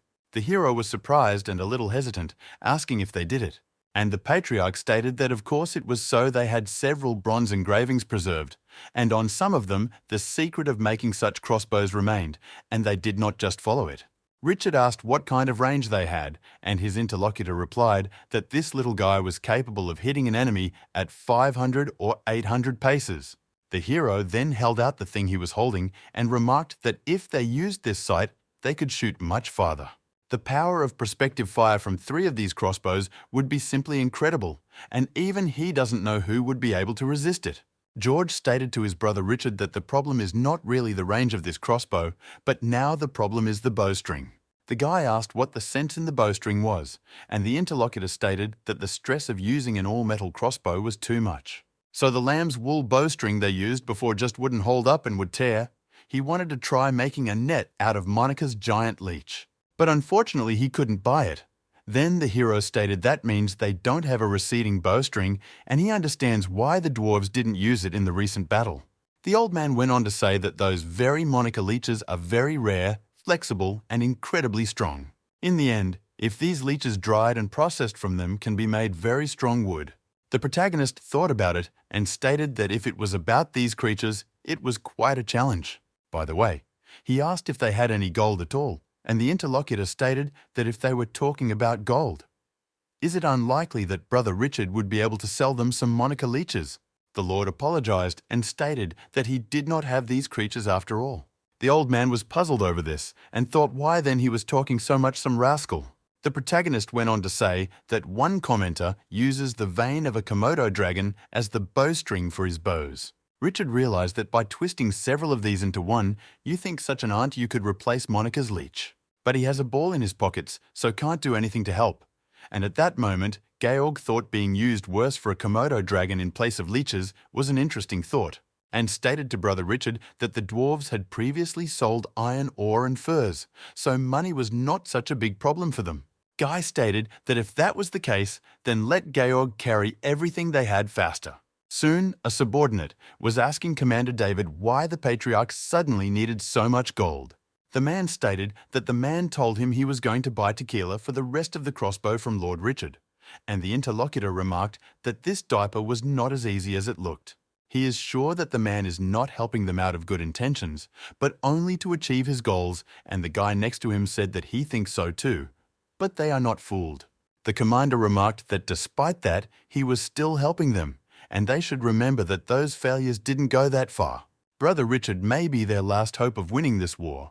In consequence, the interlocutor stated that he knew this. David added that there was no stronger man in their entire clan than this man. After a while, the dwarves disassembled their bows and removed the bowstring from the Komodo dragon. The protagonist observed with the Patriarch this process, and the latter appealed to him. The old man remarked to Brother Richard that if they were attacked by too many enemies, this bowstring would not last long. The hero wondered with surprise. The state is still like this. Is he really afraid of losing? Georg cried, and then said that it wasn't whether he was afraid of losing or not, but that they had been fighting for over half a month. So most of the dwarves in their fortress have been wounded or killed, and they don't express another defeat. The protagonist remarked that he had smarter tactics for this battle, and the interlocutor asked what tactics he was referring to. Guy stated that as best he could understand the cause of this war was the iron ore they were protecting. So they can retreat, leaving them Lake Como and wait for the tribes to start fighting over that territory and then just finish off the rest. But the interlocutor emphatically remarked that they could not leave this lake. Richard was surprised and asked why that was so. George remarked to his brother Richard that he was not really only guarding the iron ore. The Lord stated that if that was so, did they really mean to say that besides the iron ore at the bottom of the lake, the dwarves were hiding something? And it makes it sound like there's some kind of secret lurking out there. Soon, there was a meeting of the dwarves, and one of them was saying that this was the most important secret. As it happens, he is adamantly against revealing it to outsiders because it is a secret that is important to them and maybe not so important to others. Georg remarked to the gnome that Lord Pompey was not a naive kid at all, and he needed a good reason to help them. Another old man remarked that Reno was right, and he thought they shouldn't trust this Pompeian. Another dwarf shouted that they were all strange, for without Lord Richard's help, the dwarves' castle would have already fallen to the onslaught of the Minotaur. The companion remarked to the other that his words made sense, and next to him, a sitting gnome remarked that the diapers had done their best to save them. The man remarked that getting help from them as well as revealing their secret to them are quite different things, and no matter how hard they tried to convince him, he disagreed. The patriarch remarked to the elders that they should clearly realize that the war was not over and they could still be defeated.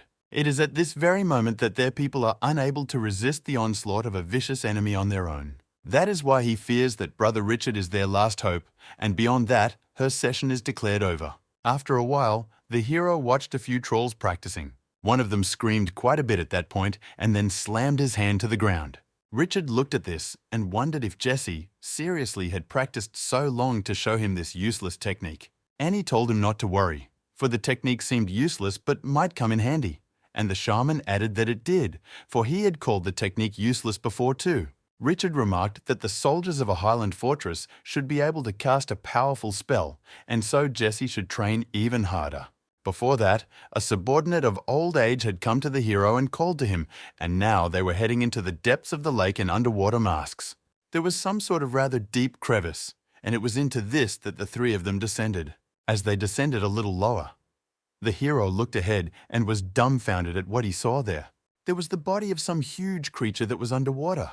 Looking at it, Richard wondered if perhaps this thing chained together was a legendary titan. And it comes out that these dwarves are by no means simple guys, and they used the iron ore as a cover to keep it a secret. After that, they all swam up together to this huge titan that was under the water. And so, when one of the dwarves touched it, the creature's eyes glowed red. Richard was dumbfounded by this and thought it was unbelievable, and whether the titan had sensed their presence. Some time after this situation, they all surfaced on shore. The protagonist stated that at first he thought they were hiding a gold mine there, but in no way expected it to be titanium. The patriarch stated that when they started mining the ore at the bottom of the lake, they discovered a fault, and eventually they themselves did not expect to find titanium hidden inside. Richard wondered at the then why his men were so desperate to hide this titan. The interlocutor smiled and stated that he was unusual and was an ancestor of the gnome clan. The lord was surprised and asked, "What ancestor? How could there even be such a thing?" That said, he didn't understand how the Ugandan Titans could have produced such short descendants as they did. The patriarch remarked to Brother Richard that he too had seen the Titan's eyes light up. He remarked that they did, and when they left, he stopped glowing. The old man ducked down and told him to look at it again. So it turns out that the Titan's soul senses the blood of the dwarves, and that's why it starts to glow. As a result, they have one blood flowing in their veins, and that being is their god. Titans are ancient magical creatures, and in legends their stature exceeded even dragons. In those distant times when chaos reigned on Earth, they epitomized the very nature of strength. It turns out that they, the magic-wielding creatures, were the sole rulers of the land. However, in all beings are subject to the law of life as well as death. Eventually, over time, it became much harder and harder for the Titan to survive, and so eventually they disappeared from their world. Richard remarked, "But why didn't they just run away with that Titan? After all, it was no problem for them to get through the mountains." But Georg stated that it wasn't that simple. It turns out that the local iron ore forms a special magical field, which holds the spiritual power of the ancestor, and if the ancestor leaves this place, his spiritual power will be dispersed. The hero asked us why they thought that since there is no evidence that iron ore can actually lock up a Titan's soul. The old man touched his head and noticed that the evidence was still there. After all, it so happens that before, the light that emitted from the Titan's eyes was much stronger, but when they started mining iron ore, it weakened considerably. This is the reason they recently banned their contemporaries from mining the iron ore in the lake. Now the guy has stated that he's figured it out, and they're going to defend this Titan to the death. The patriarch said not to that extent, but they had noticed that at the full moon, the Titan's soul power activated itself, and during that period, it didn't need anyone to be around. So it comes out that the full moon is a much stronger force than at normal times. Another man stated that they believe it is the full moon that can stimulate the power of this creature, and Georg added that they also have preserved ancient books. They say that this power can be inherited, and if it is adopted, there will be no enemy to fear. And the guy asked if they wanted to inherit the power of his soul. The interlocutor stated that is correct. They have tried many times, but all have been unsuccessful. A gnome nearby stated that he and Elder Reno were counting on tomorrow night being the fullest moon in the last century, and the power could be transferred by casting a spell. Richard smiled and thought that now he could see why these short men were so zealous in their defense of Lake Como. He further asked why they had told him all this. if they were afraid that he had started it all to steal the power of the soul. The old man said that it is not so terrible if the Titan's power falls into his hands, but it is much more terrible if no one inherits this power and it simply disappears into oblivion. The man stated that they had discussed it at the Council of Elders, and if none of the dwarves managed to inherit the Titan's power, they would let them try. Richard pointed out that they've tried this so many times, but it didn't work out, and now they want people to find problems on their own ass. The interlocutor stated that this is not necessarily the case. Lord Richard could do well if he happens to have enough physical strength. The hero has noticed that soul and body are mutually beneficial to each other, and he thinks of the dwarves as sheltered relatives, more likely to succeed. The elder remarked that they did, and the hero said it was time for them to go back, for if they were gone too long, the others would suspect something amiss. George asked his brother Richard to help them keep this secret, especially from Miss Annie. Guy stated that he wasn't worried about it, because he certainly wasn't going to tell Annie anything. That said, they must return as soon as possible, or she might suspect something. When they got back, Gunther asked the boss where he had gone and why he was so wet. The guy stated that he accidentally fell into the lake and asked to bring a towel on, to which the girl agreed. He went on to ask why they were here and where the other people were, and the interlocutor remarked that the merchant had gone to watch Jesse train the trolls and Lily had gone for company. Richard reflected that he hoped the dwarves would be safe until he inherited the Titan's powers. After a while, Lily came running to them and remarked to the gentleman that things were bad. Richard saw her and worriedly asked what was wrong. The girl stated that the enemy army was moving this way and they had about 70 miles to go to them. The Lord noticed that it was really bad timing and asked what the number of this army was. Lily stated that the attackers were about 4 or as many as 5,000. The protagonist smiled and stated that they would not stop until they reached their goal, and so he feared tomorrow night of the full moon would be another battle. After a while, but we reported that everyone should prepare for battle. Warriors were lined up in shooting positions, ready to fire a crossbow. Also preparing for battle were warriors with shields who thought they would also be blessed by Hephaestus. One of the attackers who looked through a telescope noticed that they were trying to fight back like wild animals cornered. Now they must destroy this gnome fortress before sundown. The subordinates declared that they would obey His Majesty and all would do so. After that, all soldiers were ordered to go on the attack and spare no one in the process. Georg stated that if the battle could be delayed by just 1 day, and if someone from their tribe managed to inherit the Titan's powers, they wouldn't have to fight. Richard stated that this was no time for regrets, and the defense of the fortress was under his leadership. The leader of the bears was leading his army at this time and shouting for them not to finish off these short men. His warriors immediately afterward became enthusiastic and began to run to the attack. One of the fighters on the front line saw this and said that the enemy was attacking, so we should prepare, take defense. The attacking wars accelerated and ran at breakneck speed to attack the gnome. The protagonist saw this and stated that it was already time to start firing and ordered it to be done. The archers started releasing their arrows and the crossbowmen were releasing theirs as well. Several forward units attacking immediately were wiped out due to the large stream of arrows. But the others would swoop in huge numbers and scream for those to die. Jesse, using his fire magic as well as the troll, attacked the opponents too. The fireballs landed on the battlefield, and by doing so, they surprised the enemies. But the battle nevertheless continued, and no one stopped. The bears as well as the Minotaur easily destroyed the enemy forces that were in front of them. The main character then rushed into battle with the others and shouted for the giants to be left to him. He soon saw that one of the bears had seized his subordinate, and so he rushed to the attack, cutting off his arm. The leader of the bears noticed this attack and realized that his big brother had been wounded. So he got very angry and immediately lunged at Richard, who managed to repel his attack. Though it was quite strong, and because of that, his body was thrown quite far away again. Gunther noticed this and began to worry, but the boss stayed on his feet. Next, the guy told his opponent that he was the king of the bearhounds for a reason, because he couldn't remember the last time he had been hurt.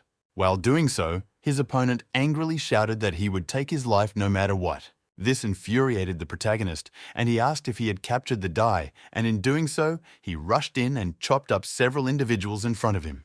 A large number of Minotaur as well as soldiers had already been defeated, and blood was spreading across the battlefield. Gunther turned to her boss while doing so and remarked that they would be distraught and therefore hard to defeat them. Richard declared it bad and defeated his opponent, immediately looking into the system. There it was reported that the first-class warrior Romeo was killed, as well as the warrior centaur Harry too. In addition, 9 soldiers were wounded and several people were still injured. The hero realized that it was really bad because the Highland fortress was losing its men for the first time. It's a mad herd, literally running for their lives. The Lord turned to Gunther and remarked to tell Lily to cover them with a volley of arrows, and they retreat back to the dwarven castle. Soon their forces retreated to the fortress, and inside the men were screaming in pain. Some begged for your help, and others screamed in unbearable pain. The patriarch ran up to David's breathless body and tried to address him. The hero got angry about it and stated that they were at a complete asshole, and he still managed to find time to cry. He then grabbed him and declared that he was a patriarch after all, and should pull himself together and call on his brothers to defend this place. So you can't give up. Wiping his tears, the old man walked out of that room and remarked that it was so, for he must do it.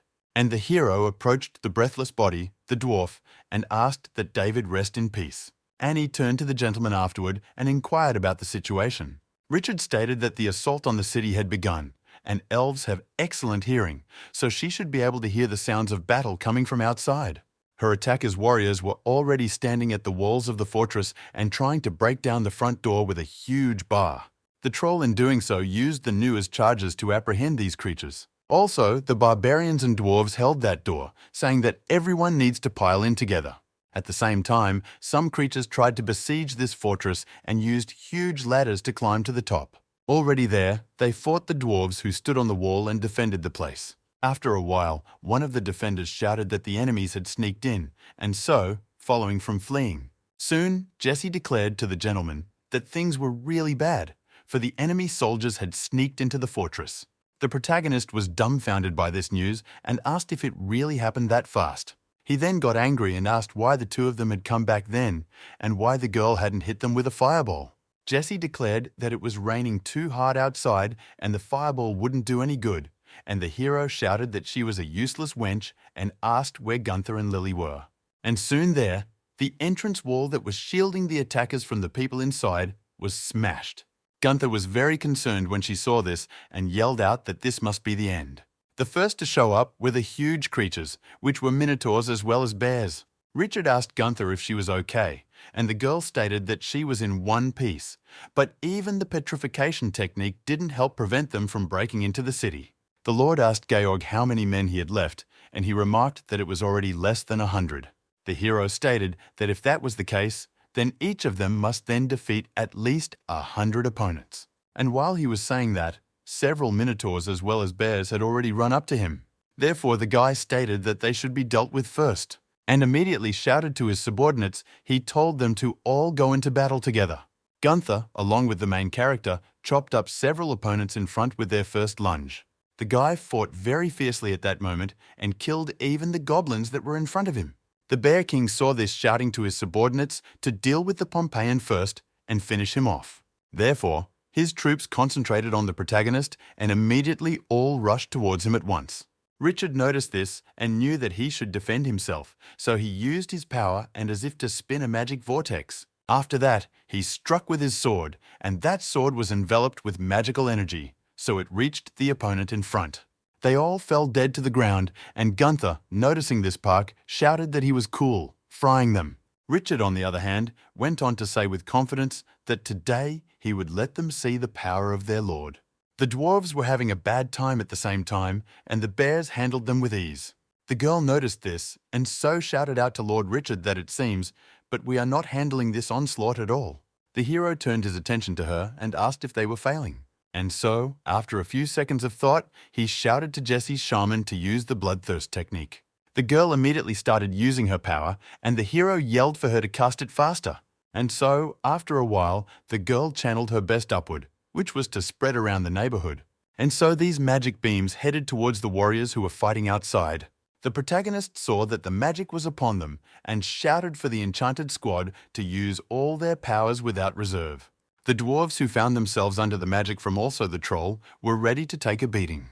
A squad of rabbits was to be the first to encounter them, and their leader shouted that they should be killed. But when they faced each other, the weapons of those creatures shattered against the gnome's head. The rabbit didn't realize what had happened, but the defenders were now the attackers. Now they fought their opponents with ease and screamed for them to die. The leader of the bears saw this through a telescope and was shocked at how the situation had changed. He then shouted to the other creatures that were near him not to attack either, and they obeyed the order. The ferocious goats, using their fast legs, began to rush to the attack. The protagonist noticed this and shouted to one of the trolls to use his ability and cut them off. The creature obeyed him and began to use its magic, touching the ground. As a consequence, a dense forest appeared in front of the goats, which fenced their way, and they didn't realize what was happening. The road in front of them was completely blocked, so no one could sneak forward. The leader of all these troops noticed this and shouted that the Pompeian was a cunning rascal. Richard remarked that this was just fine, and now the Bear King was all that was left. Next, the hero ordered the troll to use his invisibility technique. The subordinate did so, and after a while together, they made their way through that dense forest, and then headed to the king of the bears, who was left alone. Soon, the heroes turned to him, and he turned to see who it was, and the guy was already pulling out weapons and his legs. And then, a moment afterward, he declared that his life had come to an end and pierced it with his sword. The king didn't realize how it happened, but it was too late to take it. He literally died instantly, and the hero bade him farewell with a smirk. The creature's subordinate army noticed this and shouted that their king was dead. This caused a commotion in their troops, and the forward units shouted that the king was dead, so they should flee. But here were the wars under the main character's command that didn't stop and ran after them, screaming for them to die. In the course of such events, quite a few rabbits as well as the rest of the creatures were hit. Richard looked at that army with contempt and said that when their leader had fallen, they had fled like rats. The huge number of attacking troops then began to retreat from the fortress, and it was already saved. By nightfall, all the warriors had already returned to the fortress, healing their wounds. It turns out that this brutal battle was fought by the dwarf clan, and Richard paid with the blood of his men to protect the dwarf fortress. Even so, this battle had proved to be quite fruitful for Richard, as he sat and looked at the system notification that read about the levels increasing. The centaurs, barbarian guards and shaman were upgraded to the next levels, so the hero declared that the Highland fortress had risen to a new level. The patriarch approached Richard and wished him good night. The guy smiled and noticed that he was contentedly, festively dressed and unlikely to be going somewhere. The man next to him remarked, had he forgotten that it was full moon tonight and they were going to have another ceremony to inherit the Titan's power? The hero looked up and noticed that even just like that, and completely had those thoughts out of his head. The old man said that although he had not only survived such a terrible battle, such a chance was extremely rare, and they had selected the strongest warriors to try again. It turns out that today is the fullest moon this century, and he hopes that luck favors them this time. And now, perhaps, finally this time, they will be able to inherit the power of this Titan. The ritual of transferring the Titan's powers will take quite a long time, so first, the spellcasters must drain the lake. The protagonist sailed in this advanced unit and claimed the tonic cool-down spell. The subordinates immediately started doing this, and gradually, the water came out of there. The water was going somewhere down, and so people were getting closer and closer to the center. Soon, because of the actions of those shamans, almost half of the huge Titan's torso was already visible from under the water. After a while, the protagonist along with the others made their way outside. Everyone looked at the creature's face, and the chief declared that the ceremony of her inheritance could begin. The strongest candidate selected was told to proceed to the ceremony. After that, all of them together, they moved closer to the huge creature and tried to adopt its power. The hero looked at it in amazement and asked what he wasn't doing, because it looked like you were just dispersing flies. Jesse remarked that there's nothing wrong with that. They're just doing the good luck ritual useless thing. And the guy asked how trustworthy this method of inheritance was. The girl said she had not personally seen it, but it is said among shamans that the experience of the older generation can be passed on through dance. Richard remarked that this one was bullshit, because if shamans had such an imbue technique, would they then have to plow all day long to raise their skills? The shaman stated that of course it was simply impossible to inherit everything in half at most, and the hero remarked that it made sense then. In the end, if they really only managed to get 10% of their ancestors' strength, even that 10% they won't get in their lifetime. And so, after one of the dwarves blew the trumpet, the ceremony would begin and there would be a circle of fire in place near the Titan. One of the candidates went in there and knelt down and said words about using the bloodline to call out to the great Titan. Richard asked if all this wasn't dangerous, and the shaman remarked that there was such a thing, and after all, a titan's soul is not easily squeezed into a dwarf's body. It could be that if the body seems very weak, he might be blowing up. The hero smiled and stated that it was a good thing he wasn't one of the candidates. The first gnome tried to summon the creature's soul, but absolutely nothing happened. Next, the next person and a few others were invited, but none of them ever made it. Seeing this, the fishing elder despaired and said that everything had failed. Another of the old men turned to the great titan and asked to be compassionate over his descendants. But despite all their pleas, nothing happened, and the dwarves were desperate, saying that this was the end. George approached his brother Richard and remarked that he could try his hand at it too. The hero remarked that it's not like he's a dwarf, and so he doesn't think he can get at the interlocutor asking him to do this.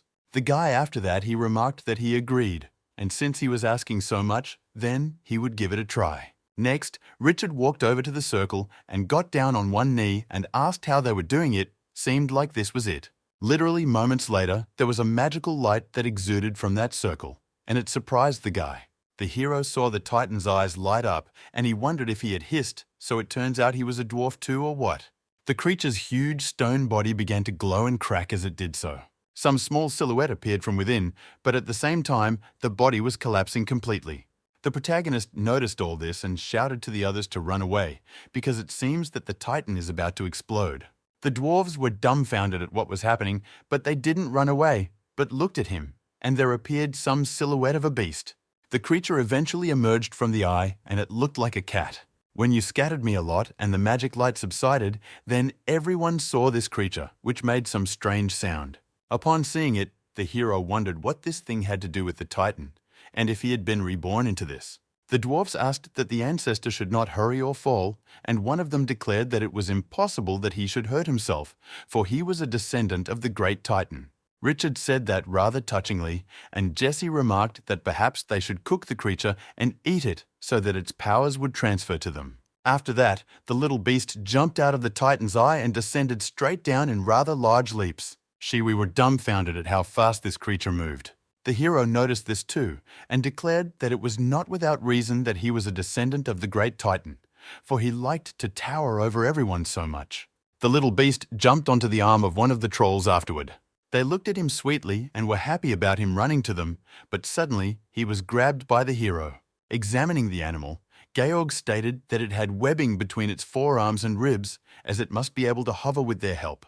After that, the dwarves came up and asked that the guy hand it over to them quickly.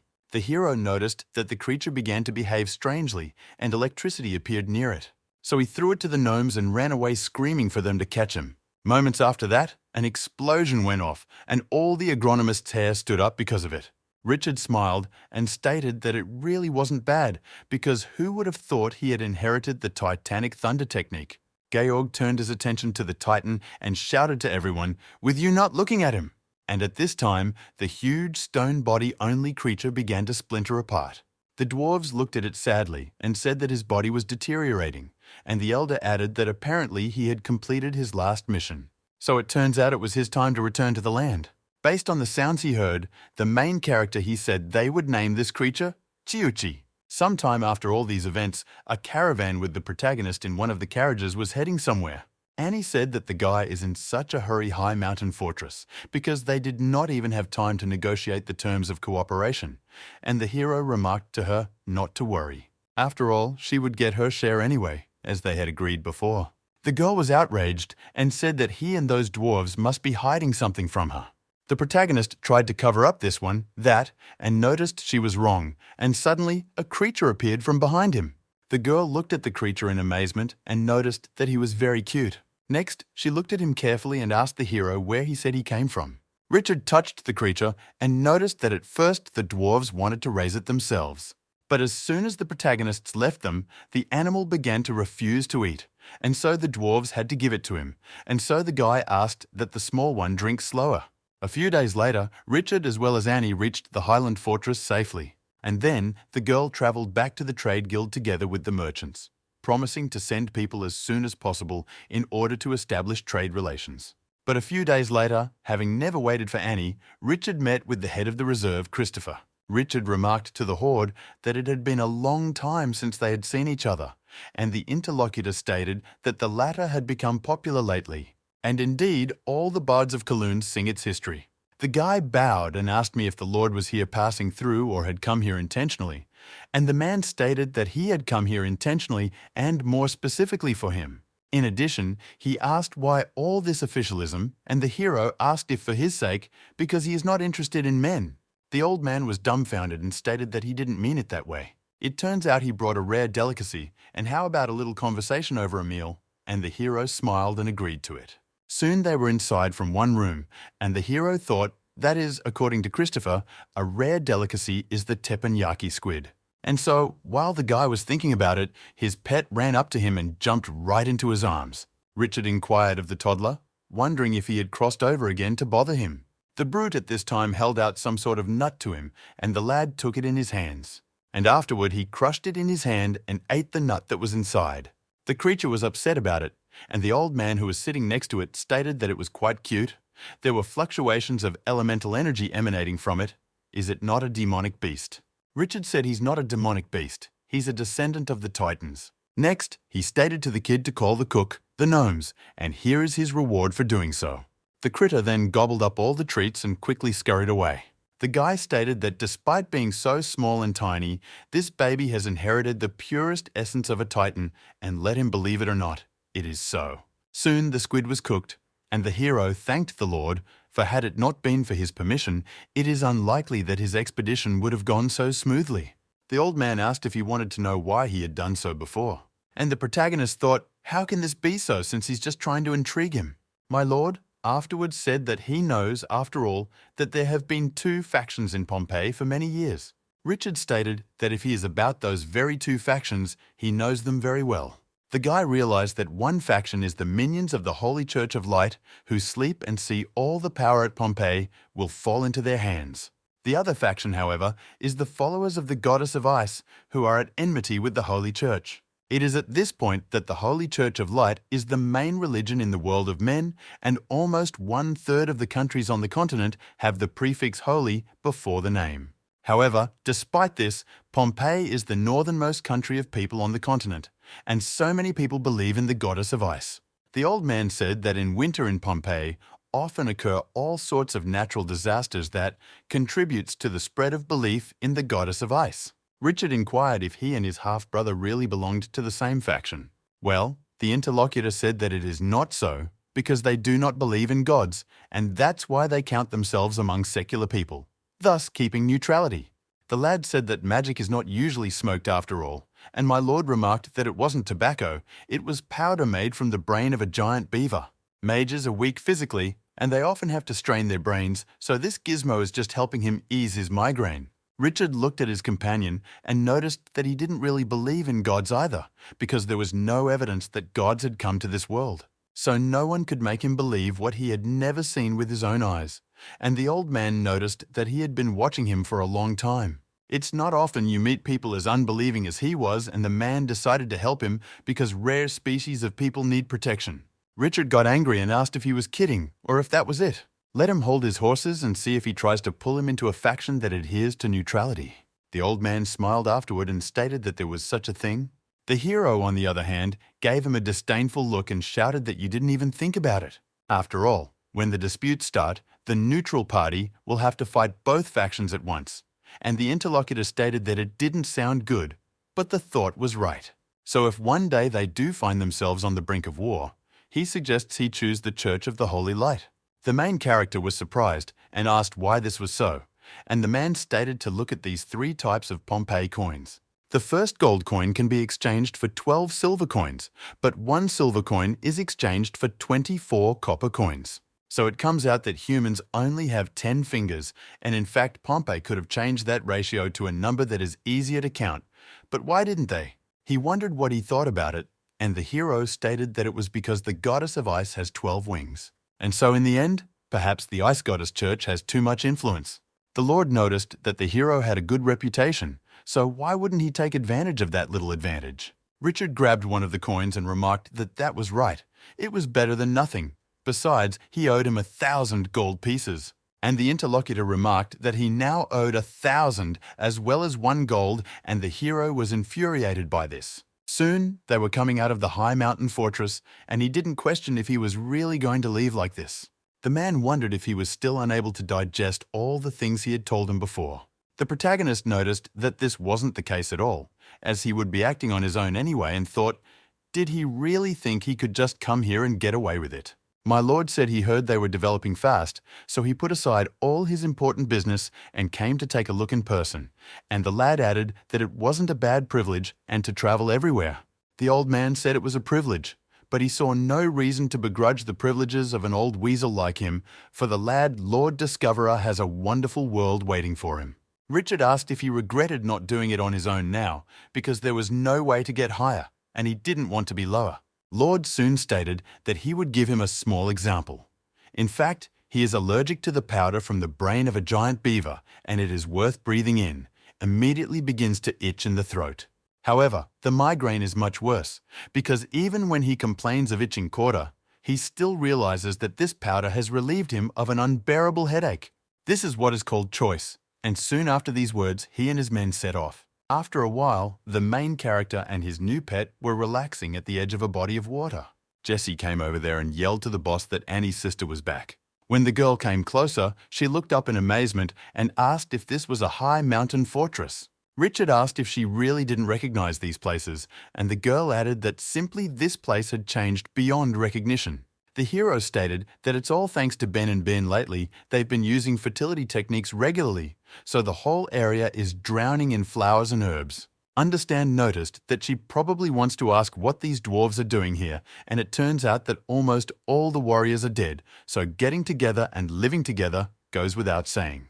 The girl wondered with surprise if he had made some secret deal with the new ones. Richard, on the other hand, noticed that they had decided everything after she left, not in some secret meeting.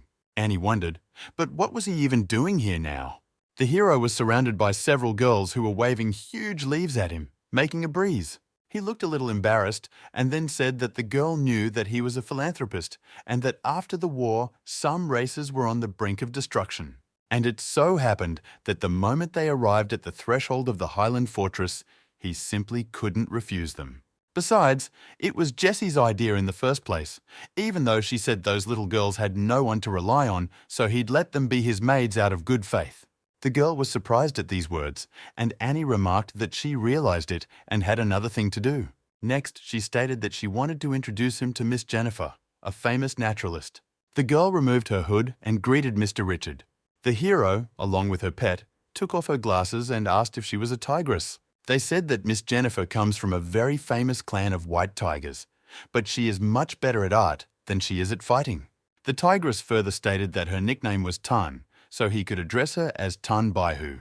The guy stated that he was glad to meet you and thought the name was consonant with Tan Bohu, and what an interesting coincidence.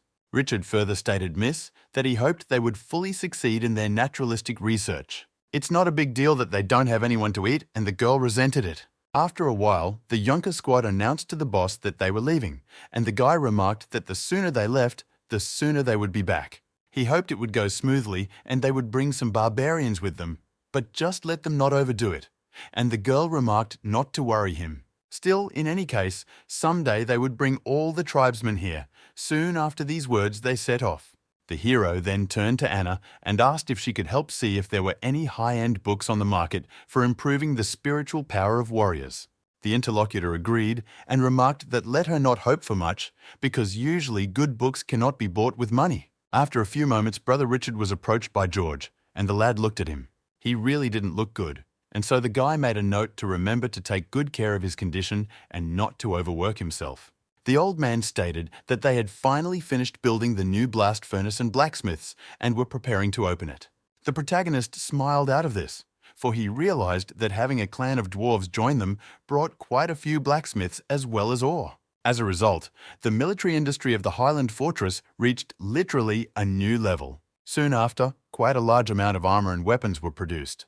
Gunther's scene is stated that this is very cool, and after so many days they finally have a lot of good weapons. That's when the main character came in and asked how the girl liked the gear, if she liked it, and she stated that the weapon was awesome. Next, she leaned forward with her armor and asked what the thing was for after all. And the hero walked up to it and pressed a button and said that this event was Georg's invention, so you just have to press this button. And so, after that armor opened up and was ready for someone to go in there, the hero stated that this fast armor technology and let her say it was very advanced. The boy stated that the blacksmith did call her by a slightly different name, and Gunther asked him what it was. Georg proudly announced that it was titanium armor, and the girl noticed she really liked the second one better. After that, they looked at each other, and the hero said, "What are they doing there? Let them help take that armor off." Soon, with effort, they did get it off, and Gunther wondered if they really said it was fast. Smith noted that there are still some minor problems on the removal part. A subordinate came to the protagonist and remarked to the Lord that the lizardmen had come here and said they wanted to see him. Richard remarked that if it was about them, he was asking to be given a telescope. Next, he looked him over and noticed that again these dwarves seemed to have guns and could hold them off. The subordinate stated that they were talking passing through here, and the hero asked, "So what?" And Gunther stated that it was unknown why they were here, and they would have to arrest them. But Lily told them to be quiet, because only fools would be so worried about it. Suddenly, the very new tigress came up and remarked that the war had waited, for these creatures were going to Pompeii. The hero was surprised and asked that if it was about that, why would they go there? Miss Jennifer noticed that His Majesty Stephen years ago began to assemble a mighty army of Zororas.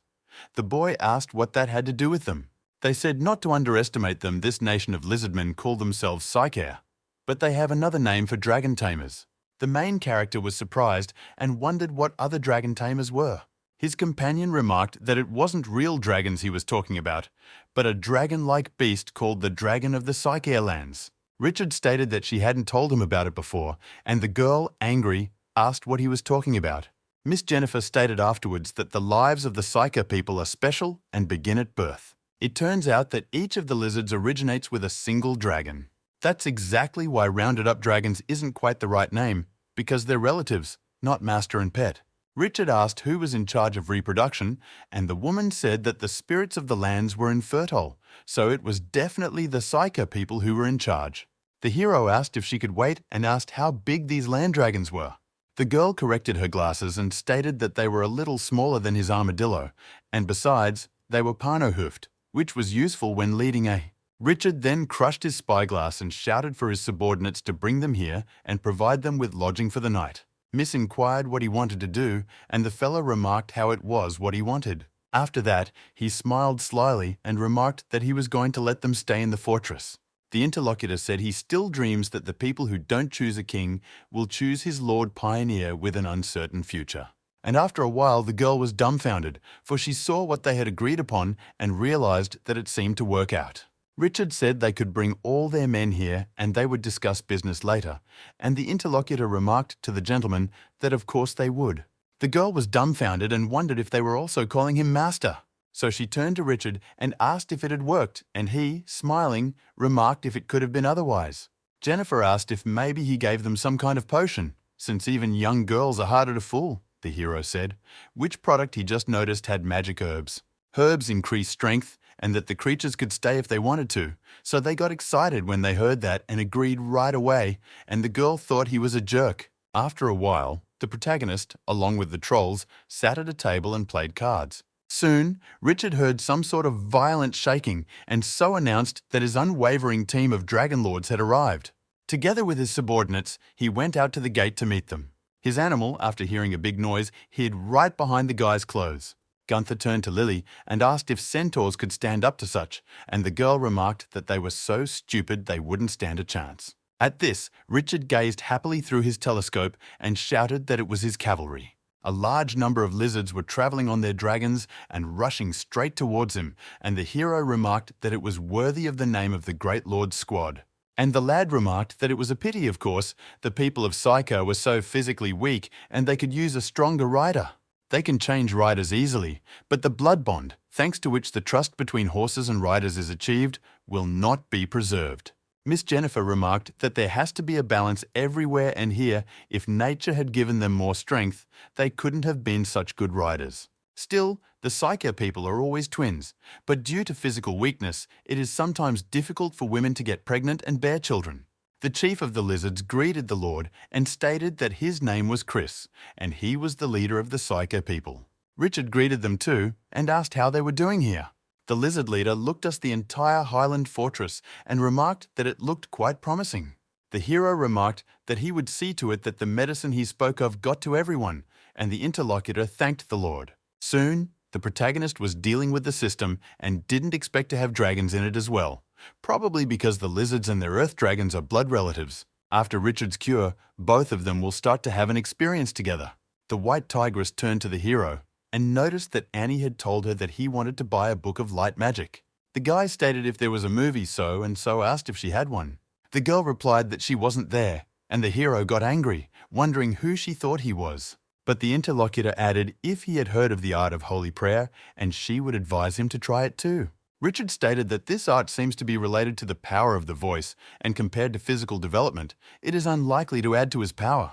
Many don't survive natural selection because they don't keep up with the times, so he's not interested in this ancient stuff. Annie joined the conversation and remarked that she too thought the art of sacred prayer was a relic of the past. Miss Jennifer stated that today's youth are not only growing up brainless, they are brainless and dying. Afterward, turned to the boss and asked how hard he could hit with his fist. The hero looked at him and remarked that if by this, he didn't remember exactly anymore. Immediately after, he used his immense strength and thrust his fist forward. Because of the rather large wind flow, he put out the candle in front, and next thing he knew, it must have hit about 2 tons. The interlocutor inquired, well, if he knew what the effect of the art of sacred prayer was. Richard smiled and stated that of course he respected all her knowledge, but he didn't understand what she wanted to tell him. Tigress stated that the effect of the art of sacred prayer is to increase strength, but the guy asked, so what? The interlocutor added that the matter is in proportion to all its parameters. The boss asked if he meant in proportion, meaning if he was strong, he would get stronger, and if he was weak, he would get weaker. Miss Jennifer observed that in addition, practicing the art of sacred prayer increases resistance to dark magic. She had stumbled upon it at a young age and learned all the teachings very quickly, and now she held out some sort of role to him. The hero was a little surprised, but he was interested, so he opened it up to look at it. And after he familiarized himself with it, it asked if this Nero was the battle mage. 3,000 years ago, during the great tide of the elements, sorcery was extremely difficult to conjure. And so, without relying on it, the art of sacred prayer was created. Nero himself not only excelled in the art of sacred prayer, but could even practice dark and light magic in the magic realm itself. The protagonist looked at his interlocutor incredulously and said that it was impossible. But the tigress said that ancient scrolls don't last that long, so it's all really a theory. The guy wanted to say something, but the girl interrupted him and remarked to the boss that she could serve him as the governor of a Highland fortress. The protagonist smiled slyly and stated that of course she could do that. Now the Highland fortress is stagnant, but such an organizing woman could turn this backwater into a beautiful place. Tigress shouted at last it is finally accomplished, and now the fortress is a village full of vitality and great promise. She has not felt this good in a very long time and is so happy at the moment. After a while, the protagonist was sitting in his room looking at that scroll with the sacred power. He looked into it a bit and realized that this art of prayer has 5 levels of energy. A spell of dawn, star twinkling, moonlight, sunlight, and daylight.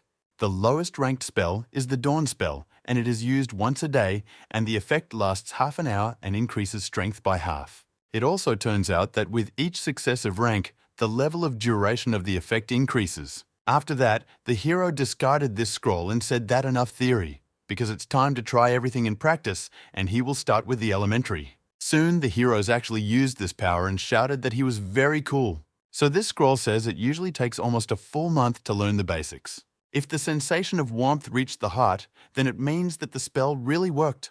With a sly smile, the hero thought perhaps he should apply it right before bed. Then decided it was all a trifle and would think about it tomorrow, for now he would look at the troops in the system. He then went in there and was dumbfounded at what he saw there. Just there was information about the art of sacred prayer, and the skill level was level 1, the hero thought. Is the progress going so fast? So maybe he should throw a few points into that skill. He got those points quite a while ago, but he's finding it harder and harder to get new ones. If he keeps practicing, however, that level will soon be gained quite slowly at all. So Richard was encouraged and decided that he must never stop improving for a second. And now the guy wishes to upgrade the skill to its limit. The guy started doing this, and then the system announced that he had reached the maximum skill level, and the total spent was 30 points. At this moment, the hero felt as if a small sun had appeared in his heart. Richard was surprised and didn't realize if that was the power of this light. Magical power began to envelop his body, and somatic light poured around him as well. The guy was dumbfounded, and now he saw everything and all the details of his past appear before his eyes. The hero felt he could discharge air and change the density of water, as if nature itself had become subject to him. Still no surprise, the white tigress in the States said so much about the art, and he would really benefit from it. So I decided I needed to stack the remaining points as well, and started doing that. Soon, subordinates were marveling and telling the boss that he had managed to master this art in just one evening. The guy thought to hear from the white tigress that they were really very smart and she was proud of him. That's why, stated the interlocutor, that he thought he would hear praise in his honor.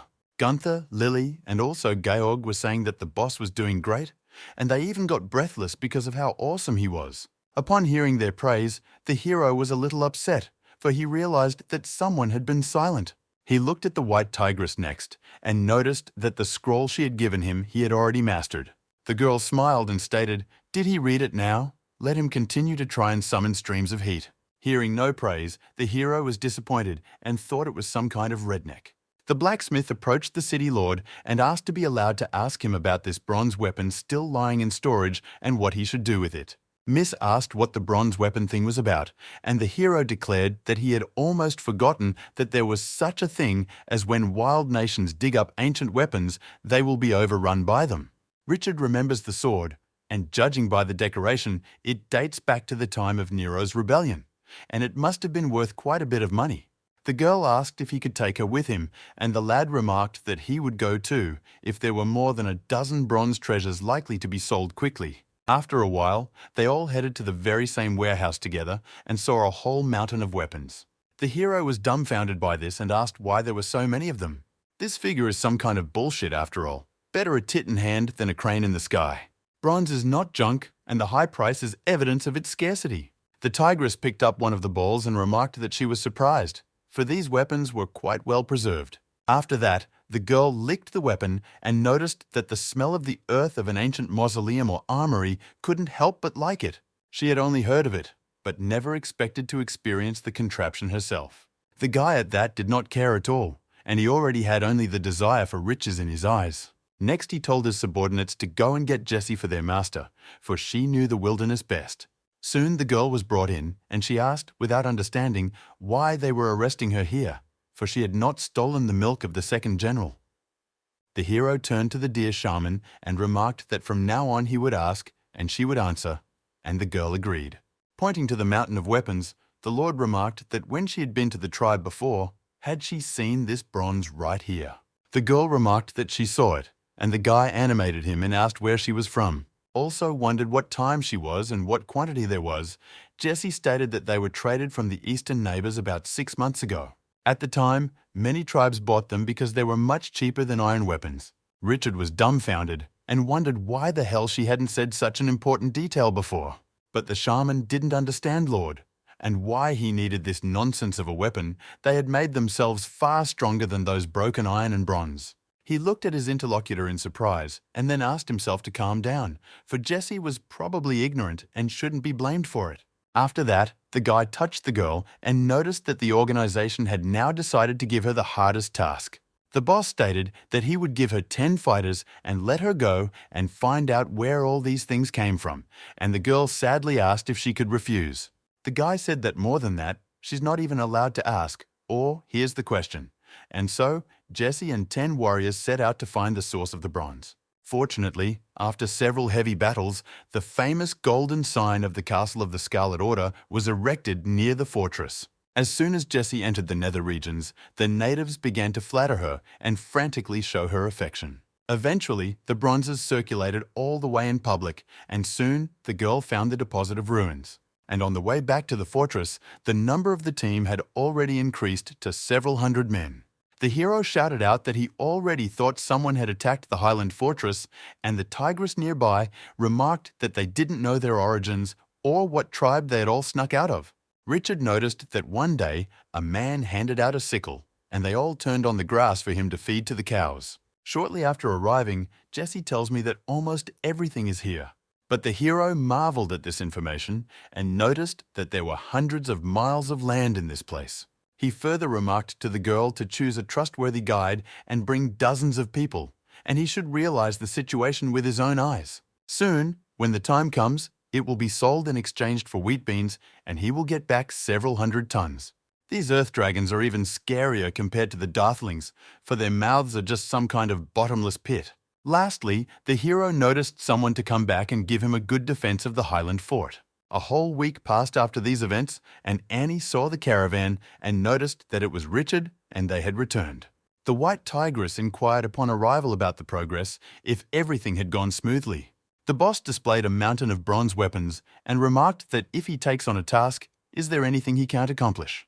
The merchant saw this and stated that such a larger number would crush the price of ancient weapons in the market. Miss Jennifer added that, however, where have the free people gone? Richard stated that he thought there was a beautiful mural hanging on the wall, so he let them keep it and figure out how to destroy it. The interviewee asked if he was afraid something would happen to them, and the guy wondered what could happen. Someone would get bored and attack the rabbit or what? At the same time, the massive bronze leak also caught the attention of another legion. This man's name was Jake, and he was the commander of the Roaring Brown Bear Legion in the Stuart Kingdom.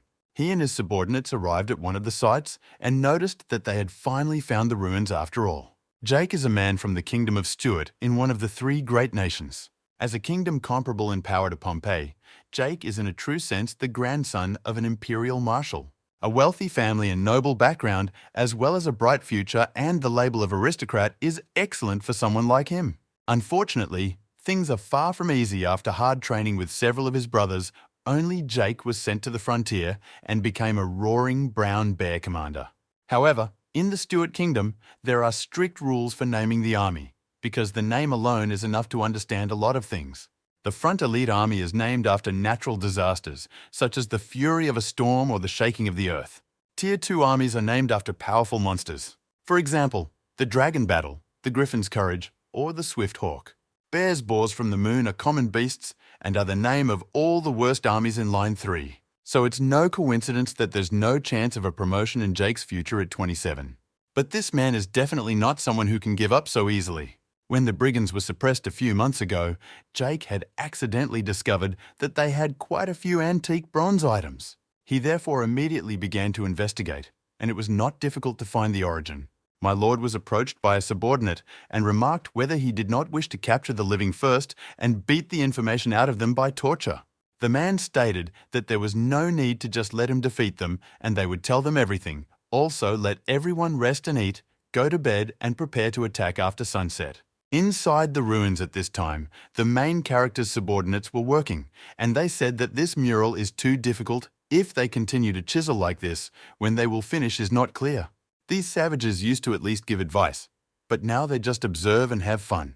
And the other rabbit stated that the hassle was postponed until tomorrow. It was getting dark, so suggested we call it a day.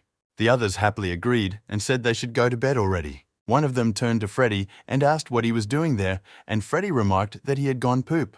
A large number of savages in the vicinity of the ruins were soon killed. Jake wiped his sword clean of blood and asked if they were clear.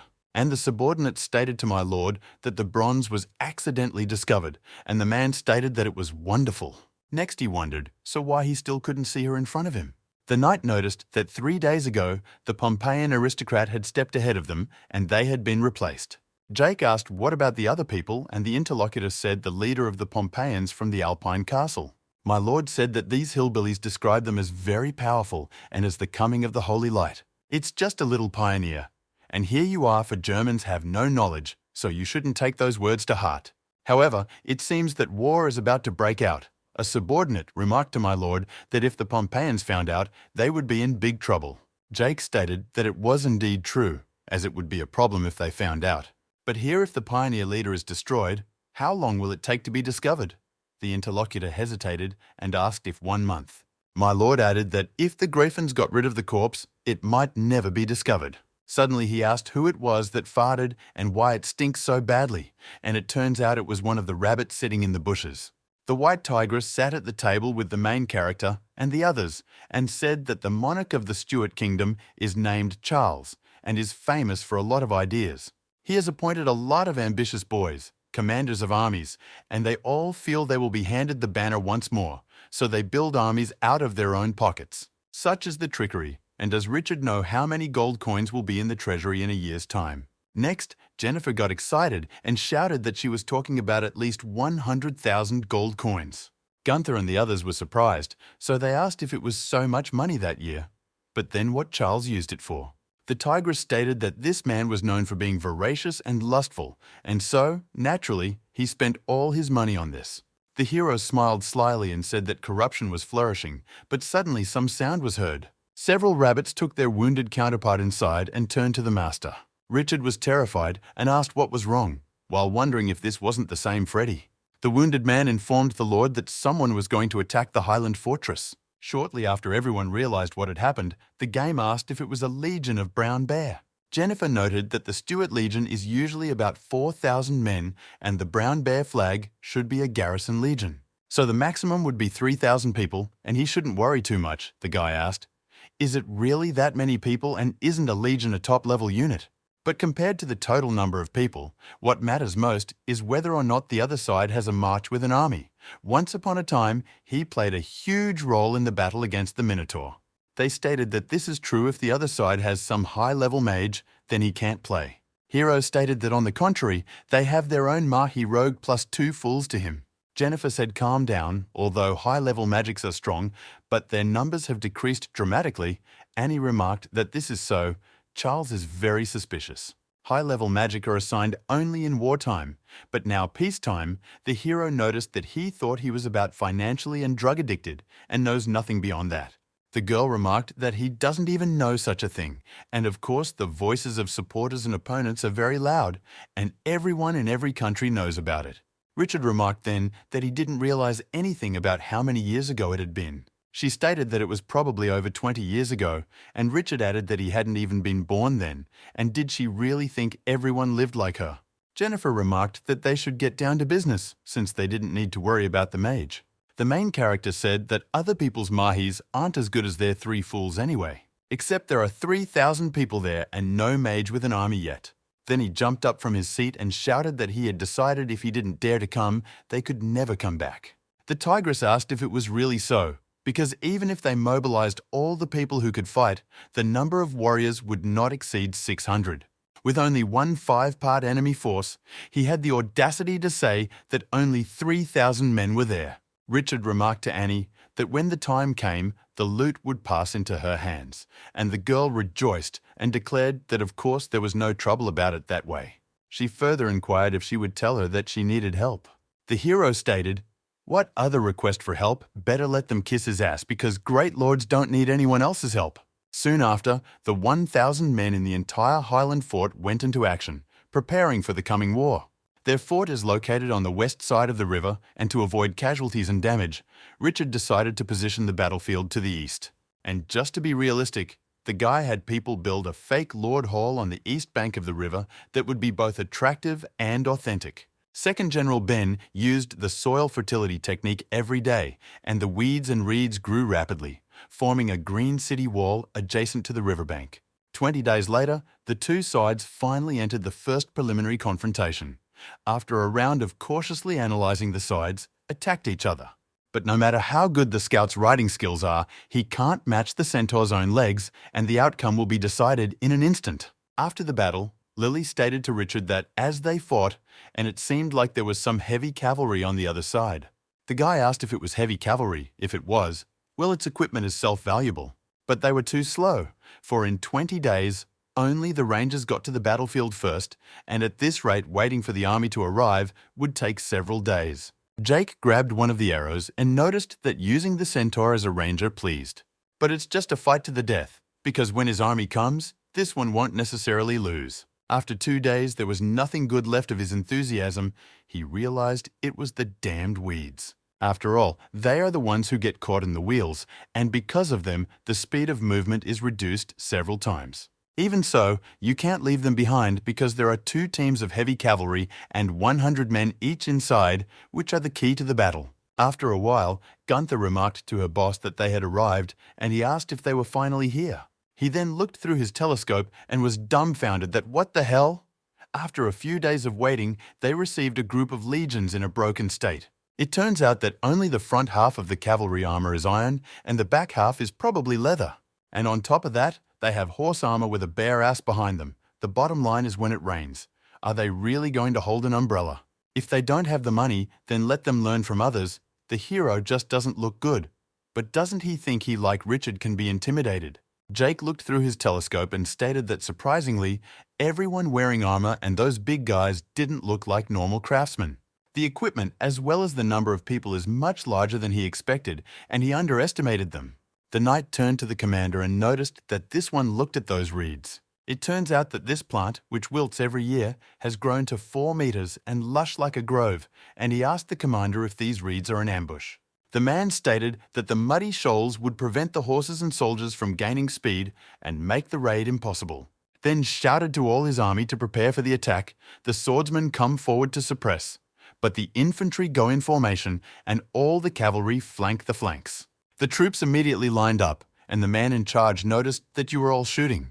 The first thing that flew first was a fair number of arrows, and the commander remarked not to line up for an assault. The main character's warriors survived this attack, defending themselves with their own shields. Gunther yelled to her boss that she couldn't contain herself, and he remarked for her to wait since there was a distance and let them come closer. In this battle, the commanders have one thing in common. They are both absolutely confident Jake, while fearing that the Highland fortress will escape.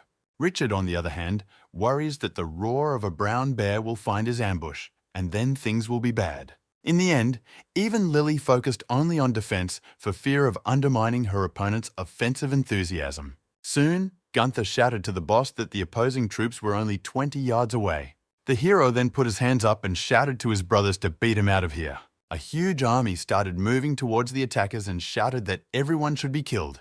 The knights were dumbfounded at what they saw and asked what the hell was going on. Why so many big guys? Jake was also dumbfounded after what he saw and realized it was an ambush. After that, he began to worry about his legion with the roar of a brown bear and thought with all his heart and hope that he could not be defeated. So he immediately ordered the heavy cavalry to attack. Warriors on horseback with pikes rushed to the attack and shouted, "Mr. What? They will accomplish the task at hand." Their commander thought he was shooting to keep calm, as dozens of people turned into 200 people. But here, even though this has happened, they still have an absolute advantage over them. The men in the front line were shouting to the infantrymen to hold on, for the heavy cavalry would soon arrive for reinforcements.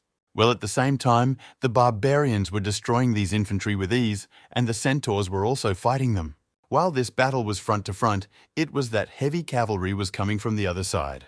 Jake saw that they were advancing, so he realized that a flanking party would surely take them by surprise. Suddenly, together with a subordinate, they heard some sound, and the latter noticed that it was a sound from the reeds. When everyone else turned their attention to those reeds, it could be seen that there were earth dragons with fire points on top. The protagonist looked there and noticed that the earth dragon's heavy means of transportation and its tug is extremely strong.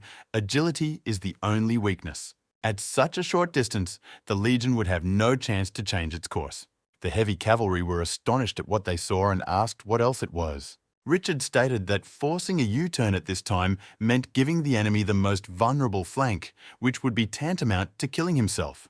But the cavalry, when they saw the earth dragons, immediately began to turn aside and run away. Though this moment was too late, for the creatures were catching up with them, and as a consequence were destroying them. After that, the knight on horseback turned around and rushed to attack, trying to survive somehow. That said, there was nothing they could believe in the huge earth dragons easily destroyed them. Then Jessie and her 2 generals showed up and remarked that it was their turn to have fun. Next, the girl used her sorcery and conjured a huge ball of fire.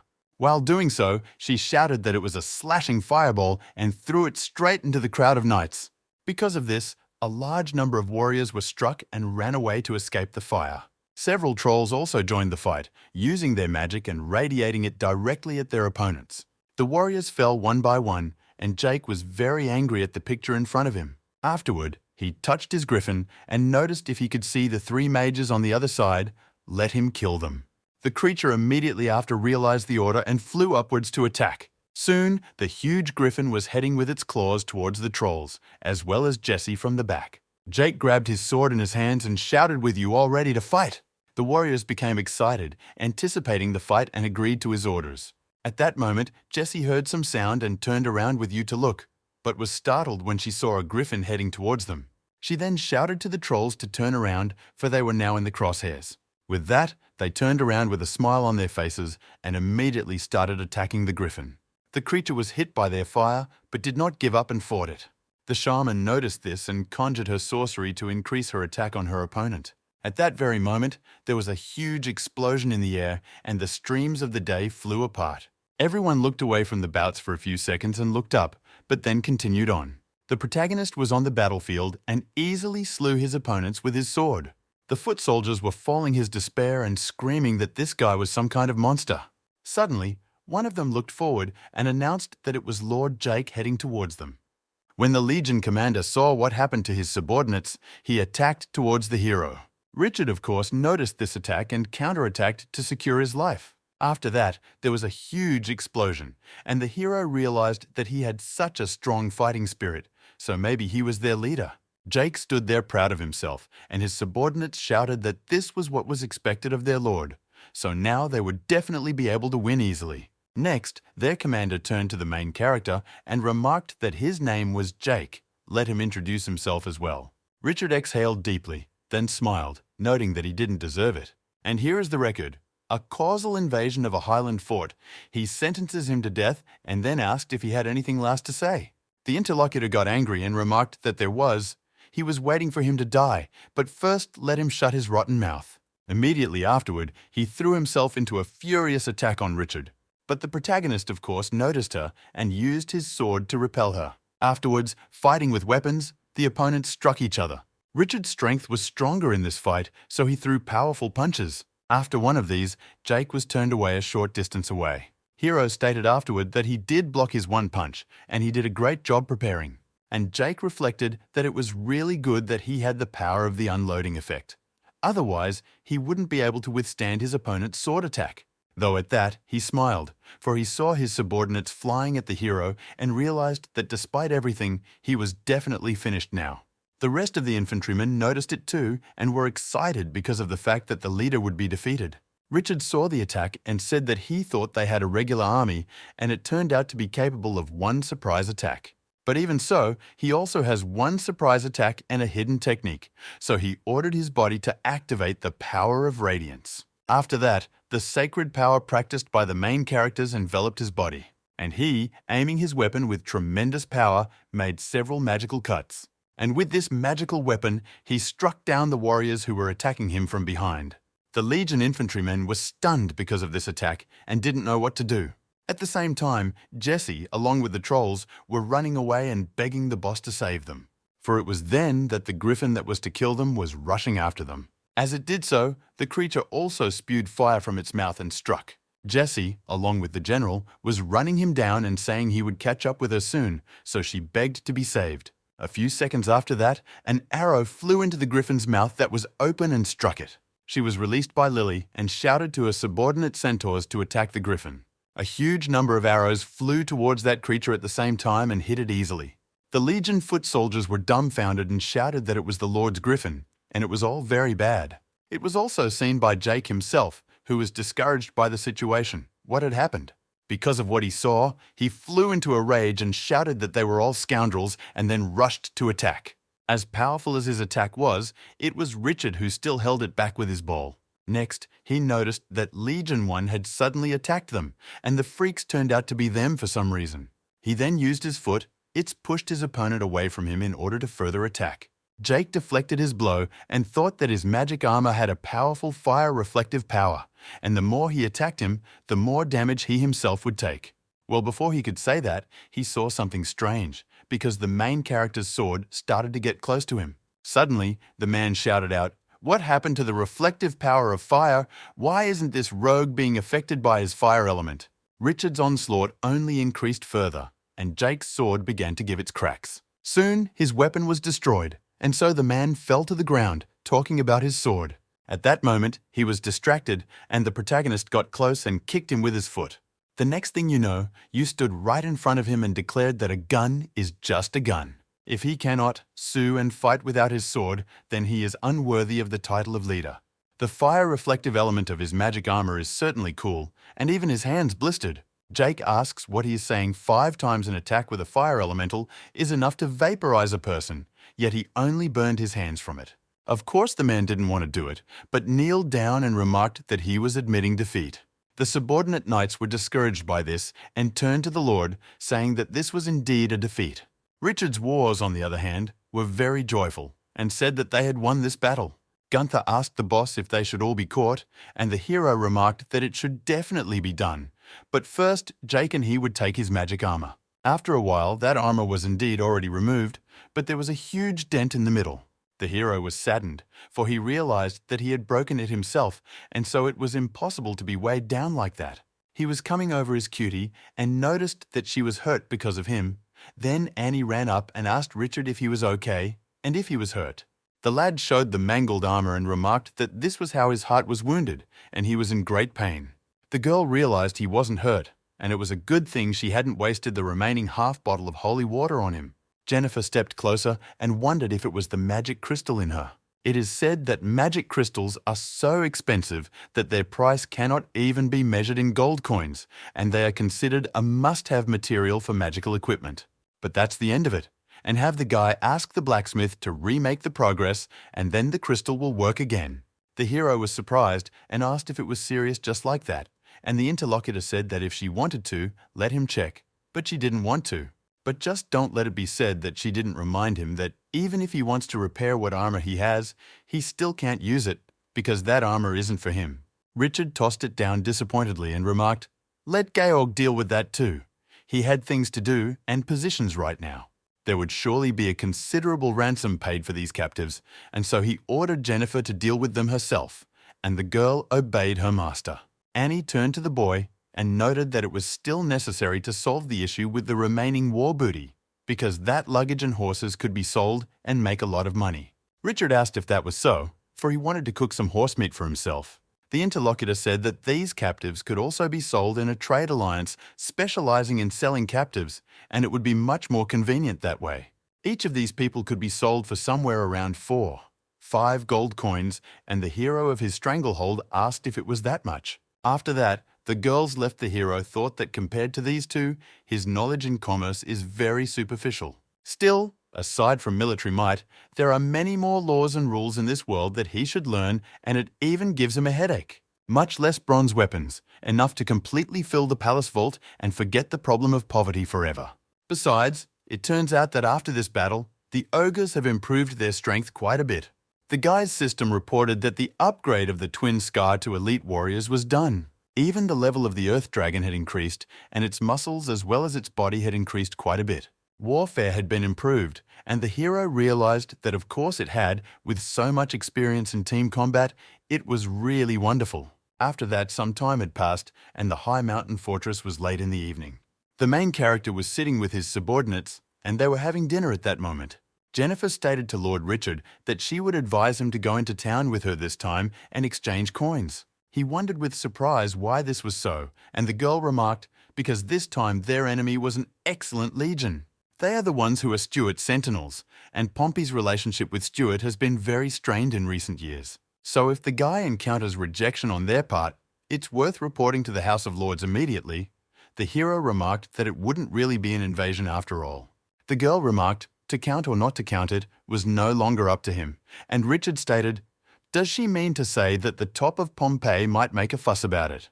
Annie said they don't like to cause red tape, and they just want something to hold on to, and since they're involved in this case, they're going to have to be in the soup too. Richard remarked that it did sound like the truth, but then in a few days, let him not go along with Annie. A full 6 days were lost in collecting all the booty as well as the prisoners, and then Richard and the others set off. The protagonist stated that he understood, and man is perfected by sacred prayers. Jake, who was in front, who was also one of the captives, heard this and got angry. And next, he started yelling pretty hard, "Is that right?" And his subordinates were telling him to shut his mouth. Richard asked with a smile if he thought that if he grew a mustache, he was a man. But the interlocutor kept shouting that only sacred prayers and only those could give him such a powerful force without fluctuating the basic elements.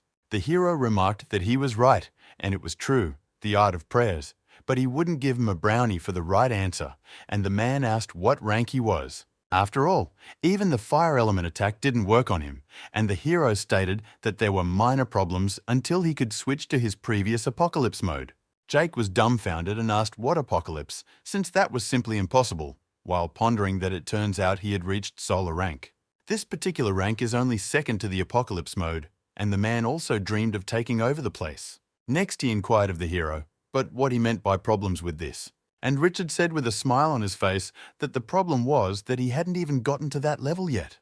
Jake was discouraged by this and fell unconscious, announced by the hero's subordinates. A few days after the incident on the road, Richard's company finally reached the town of Corin. The boy said that time had really flown by very quickly, and it was as if he had come here all alone yesterday. But as it happens, he's not the man he was then. After all, he now already owns 1,000 elite soldiers as well as hundreds of science centaurs. And back here, this time he feels completely different as suddenly something catches his attention. Due to the fact that the vast majority of people want to follow Annie to finalize the deal, then Richard is left hanging around for nothing. So the hero headed to one establishment and asked the bartender if this drink always tasted so strange. And the old man stated to him that it would be a luxury to waste winter ice and magical creation at this time of year, and he apologized for that. Suddenly, someone burst through the swinging door and declared that they should give him 3 mugs of dark ale quicker. It was some strange man surrounded by several people. He also added that he should disappear to bring a roast knuckle, beef tongue, and demanded 3 buttered sandwiches. The bartender saw the coin the man had thrown and declared that this money was not enough, for they were worthless coppers. And the bulky man slapped the table and shouted that it was all bullshit, and did he know who his master was. The hero was surprised and thought it was a bunch of some yelling dorks. But the man, that one went on to say that he works for my Lord Richard, who is the master of the Highland Fortress, and does he still owe him something now? The man who had come with the man sat down with the hero and remarked that this friend seemed to have heard Lord Richard's name too. And the old man asked if it was the Scarlet Ripper, Lord Richard, who is admired by all the local savages. Thunderbird went on to say that, moreover, they had recently defeated the entire Stuart army with only 300 men available. The protagonist thought that it was indeed very fast after all. They had only entered a few hours ago, and the news had already spread so quickly. Next, he walked closer to that kid and asked if he was the lord of the Highland Fortress, and the kid proudly declared that he was. Literally after that, he looked up and waved the sword he was holding in his hands. And again, he was proud of himself to declare that it was his huge sword with which he had decapitated the dragon. The people present were shocked and said that it was indeed Scarlet Ripper. He swings the dragon-killing sword so easily, he was definitely a strong man. Richard reflected that this ready-made sword is made of light iron, and its weight and lightness is only 1/5 part of the weight of real iron. The hero afterward asked the others if they were then Gunther and also Lily, and they noticed that it was after all. The guy pretended to be very surprised and asked if Lily wasn't a centaur. The interlocutor was stunned and didn't know what to answer, but soon stated that it was just a rumor and should not be believed in any way. It's just that his horsemanship is accurate to the point where he's already almost like a real centaur is what was meant, and the hero has stated that he understands everything. At the same time, I thought that it is true that if something serious happens, 90 or 80% will appear. Some scammers. Everything that is now going on before his eyes, though different from reality, is quite reasonable and not lacking in detail. So the hero stated that he still thinks Lily is actually a centaur, the other person asked. But if he's not real, then Richard and Gunther aren't real either. Let him just look at his huge sword, and if he is definitely not the man, then who is he? The hero smiled and declared that the real Richard was him. The interlocutors were amazed, and the man who was pretending to be Gunther approached him and remarked that he was funny as a friend and wondered where he would go next. Richard stated that he would be going to the noble garden and asked what he wanted, and the interlocutor stated that they were going there as well. Pretty soon they would be leaving on a merchant caravan, and he must have heard of it, for it is a swanky convoy of several hundred men's wagons. They're sent to make contacts with the bigwigs, and that's how they'd get him too. The guy wondered if they thought he needed them. After a while, those people went, and they were near the hero and asked who they were.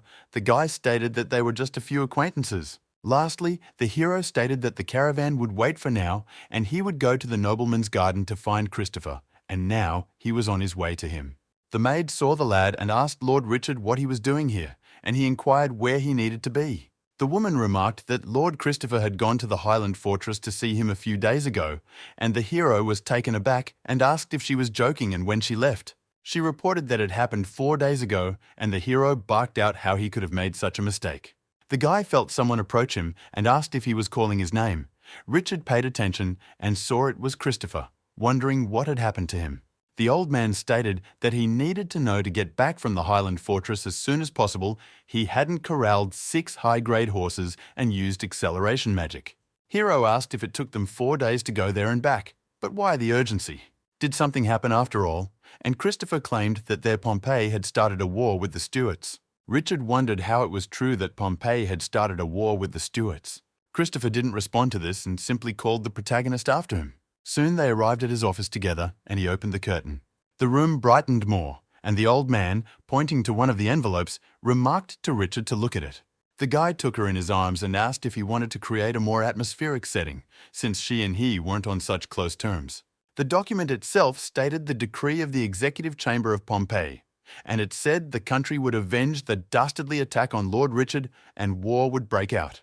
The hero got angry and, dropping the document, asked just because of this bullshit they declared war on the Stuart kingdom. The guy's hands were shaking, but even so it flattered him a little. That's why he smiled. He didn't think that his Highland fortress would ever be associated with such a historical moment. So, to the interlocutor, he said that His Majesty was indeed righting wrongs though his fortress had been attacked, but not much damage had been done. Christopher asked what kind of error correction we're talking about. He doesn't think the war with the Stuarts actually started because of an attack on them. Richard asked what he meant, if he was just bait, and the old man stated that in fact the Stuart and the First had declared war on them and let him see for himself. The hero opened the document again and saw that during a standard military patrol, Jake had come across a gratuitous attack from Pompey. Ended up putting up stiff resistance to the attackers, and unfortunately, he died. Richard was dumbfounded and shouted that clearly the Highland fortress was just defending itself, and here it was made to look like they were the ones attacking. It didn't make sense to him how they could even be unaware that Jake was still alive. Christopher said he didn't care at all until the Stuarts admitted themselves. No one could prove that this Jake. This old grudge has long since reached a boiling point, and now everything can only be solved by war. The hero asked what this old grudge was. The old man noticed that 5 years ago the Pompey and Stuarts had discovered a mine of magic crystals on the disputed border. The reserves there were simply impressive, but they never determined who the mine belonged to, so the hero stated that for the sake of the mine with the magic crystals, both sides were willing to declare war. The interlocutor stated that a storm was approaching and asked if he was afraid, and the hero said that he would do nothing with it, for it was nothing. The man got up and went to the window and then announced that my boyfriend was staying here for a few days because a man wanted to meet him. Richard asked, but why couldn't they see each other just now? And the old man stated that it was all precisely because the gentleman was very busy. The protagonist inquired, but who is the man he is talking about? And that is the governor of the Northeast. Christopher replied that the man was His Majesty, and presently they were at the front door to his place. The old man knocked on the door and asked His Excellency if he could come inside. The man replied for the gentleman to come through, and the heroes, along with Christopher, went inside. The old man went on to state to Richard that he had heard that he had detained him for a few days and apologized, and the lad smiled and remarked that he was very polite. The interlocutor added that the two countries have declared war on each other, and as a nominal party, what he thinks about it. Christopher was asked by the hero what the side was, and the hero replied that His Majesty meant that in this war, their Pompey needed a hero to inspire the warrior spirit of the people. The guy stated that he understood what he was talking about, while thinking that every hero was destined to die and begging that he wouldn't even think of bringing him here. His Excellency inquired then who he thought fit with pleasure, and the hero stated that, of course, this head of the court, Lord Christopher. The old man remarked to Richard not to talk too much, for he was the right man for the role of the hero.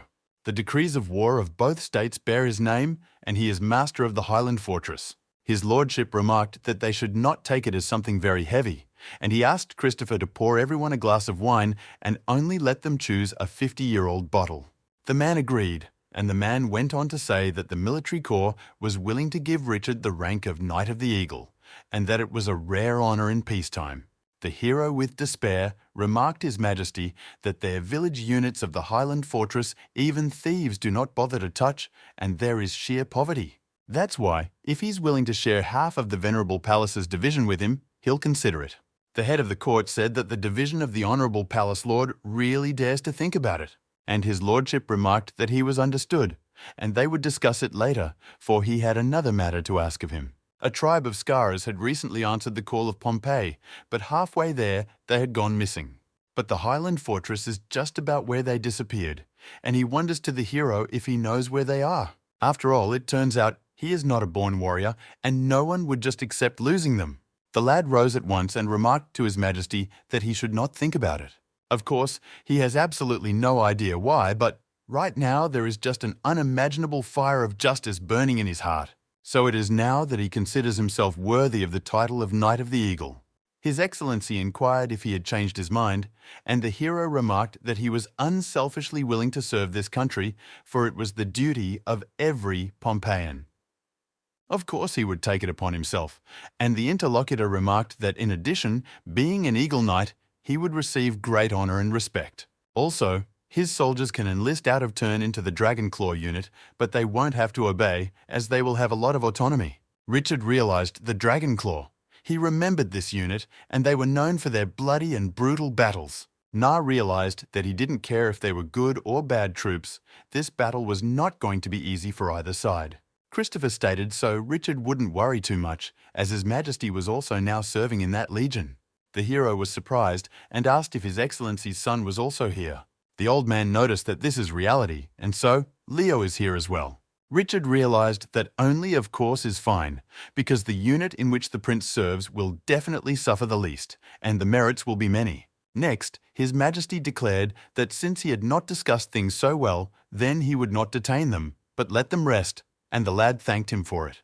Christopher, along with Richard, came out of there, and the hero asked that perhaps the king's eyesight wasn't so good after all. The man remarked that it wasn't even that, for it wasn't that it wasn't very good, he could hardly see at all. Despite this, his sense of vengeance is very deep. The ability to understand the world through this sense and spiritual power is as good as his eyes. The guy remarked that it was really cool, and Christopher went on to say that the power of past rulers was actually average. Despite this, all this doesn't mean they were stupid at all. It's just that power requires a double expenditure of energy as well as time. But their esteemed Majesty was able to handle it all. The hero was surprised and thought that this old man was praising the other man so vehemently, and this is some snot. Next the head of the yard, something else started to say.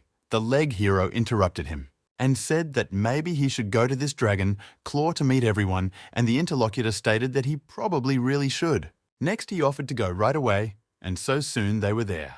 When they entered that very building together, a large number of warriors were already training there. One of the head knights remarked that this was the location of the Dragon Claw Legion and let them have permission to ask what their situation was. Christopher noticed that this boy was Richard, the master of the Highland Fortress, and he had come here by His Majesty's orders. The interlocutor familiarized himself with the instruction and asked what other master of the Highland Fortress was at His Majesty's command. He then turned around and asked for the Lord to follow along with him. Richard asked what was wrong with the man and why he was so weird. Here was Christopher stating that he didn't know. Supposedly, he shouldn't have reacted that way. The head swordsman came to one of the doors and asked with you. The gentlemen weren't too mad at him. Then he opened the door and noticed, immediately, he neither stipulated that it was Richard, then perhaps they would find out that truth after all. He and the hero turned their attention inside the room, and there were 3 acquaintances posing as a squad. So he got angry and shouted out, "Is this really the same bunch of freaks?" The old man asked if he heard what he had just said, and the hero was saying if they were so brave and didn't believe he could finish them off. Then approached the largest of them and remarked to the much-respected Night Eagle that they were apologizing for this little joke, for they meant no harm. Richard was surprised, but wondered who they even were after all.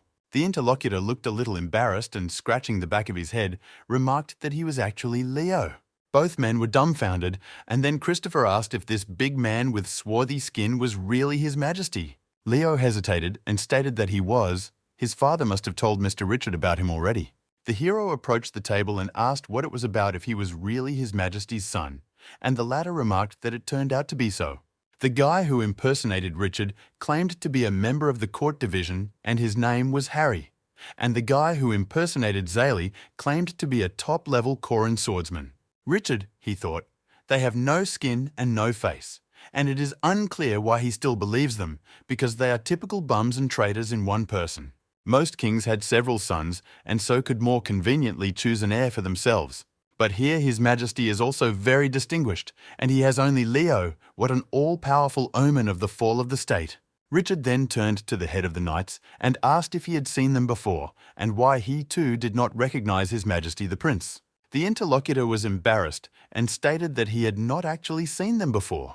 The hero stated, how is it, since hasn't His Majesty Leo served in their dragon claw before, and why hasn't he seen it then? A guide joined the conversation and remarked that although he was nominally listed here, it was honestly his first time here. Now, many noble children have learned to just sign up for service, and the modern generation has really gotten worse than before. The hero asked if he wasn't one of them as well, and the knight next to him remarked that he almost was, and Richard wondered who he was to even speak for others. And afterward, turning to that trio, inquired why then they were pretending to be him. Leo then told Richard that it would be quite hard for him to understand the soul of a poor man with no talent.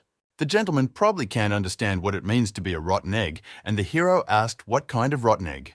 Christopher approached him still in this noticed that this applies to those people whose talent is indistinguishable from wood or else stone. In their world like this, all beings have their own talent and power, even leaves or stones, for example. However, history is not poor in talent, but a great wise person can become one by relying on hard work, resources, and luck. Unless one is completely untalented, so the hero asked Leo if he was getting untalented. The boy hesitated and tearfully declared that indeed he was nothing at all. Harry then stated that His Highness had an excellent talent for the elements and could absorb the elements on his own without even thinking about it. But he has a special physique and will be affected by these verses, so they should specifically engage in purging the accumulated elements in their body on a weekly basis. In general, elemental wielders cannot and do not know the elements from their own bodies, just as a mage would never bother with a fireball clutched in his hand. So in reality, His Majesty's strength was different at birth, but it had become so after the severe illness he had lived through 4 years ago. After that, Leo said that, and so he had heard that Richard could pass through an army of thousands with the power of his body, and it made his heart flutter. The guy asked how much longer he was going to pretend, and also suffer. The hero saw their frowning faces and remarked, lest he forget it, just let him come to their high mountain fortress for a visit sometime. Next he stated on the account of their Dragonclaw commander why he still can't see him. Knight apologized for that lately he's been in garrison a lot, so he's not with them. Richard had a slight look on his face, stating that he understood all of this, yet he too likes to have meetings without pressing issues. However, with 2 nations already declaring war on each other, he can't stay here for long and still needs to return to his Highland fortress as soon as possible. And so, when everyone was sharpening their knives and preparing for war, the only thing everyone faced was years of idleness. The high mountain fortress could barely keep up with the latest news anger was bringing for them. Richard observed that this Church of Light, and they gave the 2 countries the Pope's signature, an attempt to smooth over conflicts in the future is coming war, but we need to secure violence. They asked if that meant no war, and Richard remarked that the conflict might be settled on the issue itself. If there was a battle, so be it. Still, it was only a matter of time, and then he declared that he was idle anyway, so should bring Jake to him for trial. The subordinate obeyed him. The guy said the original plan was to get him in exchange for a ransom, but in the end, Stuart sent him to certain death to start a war, and there was nothing he could do.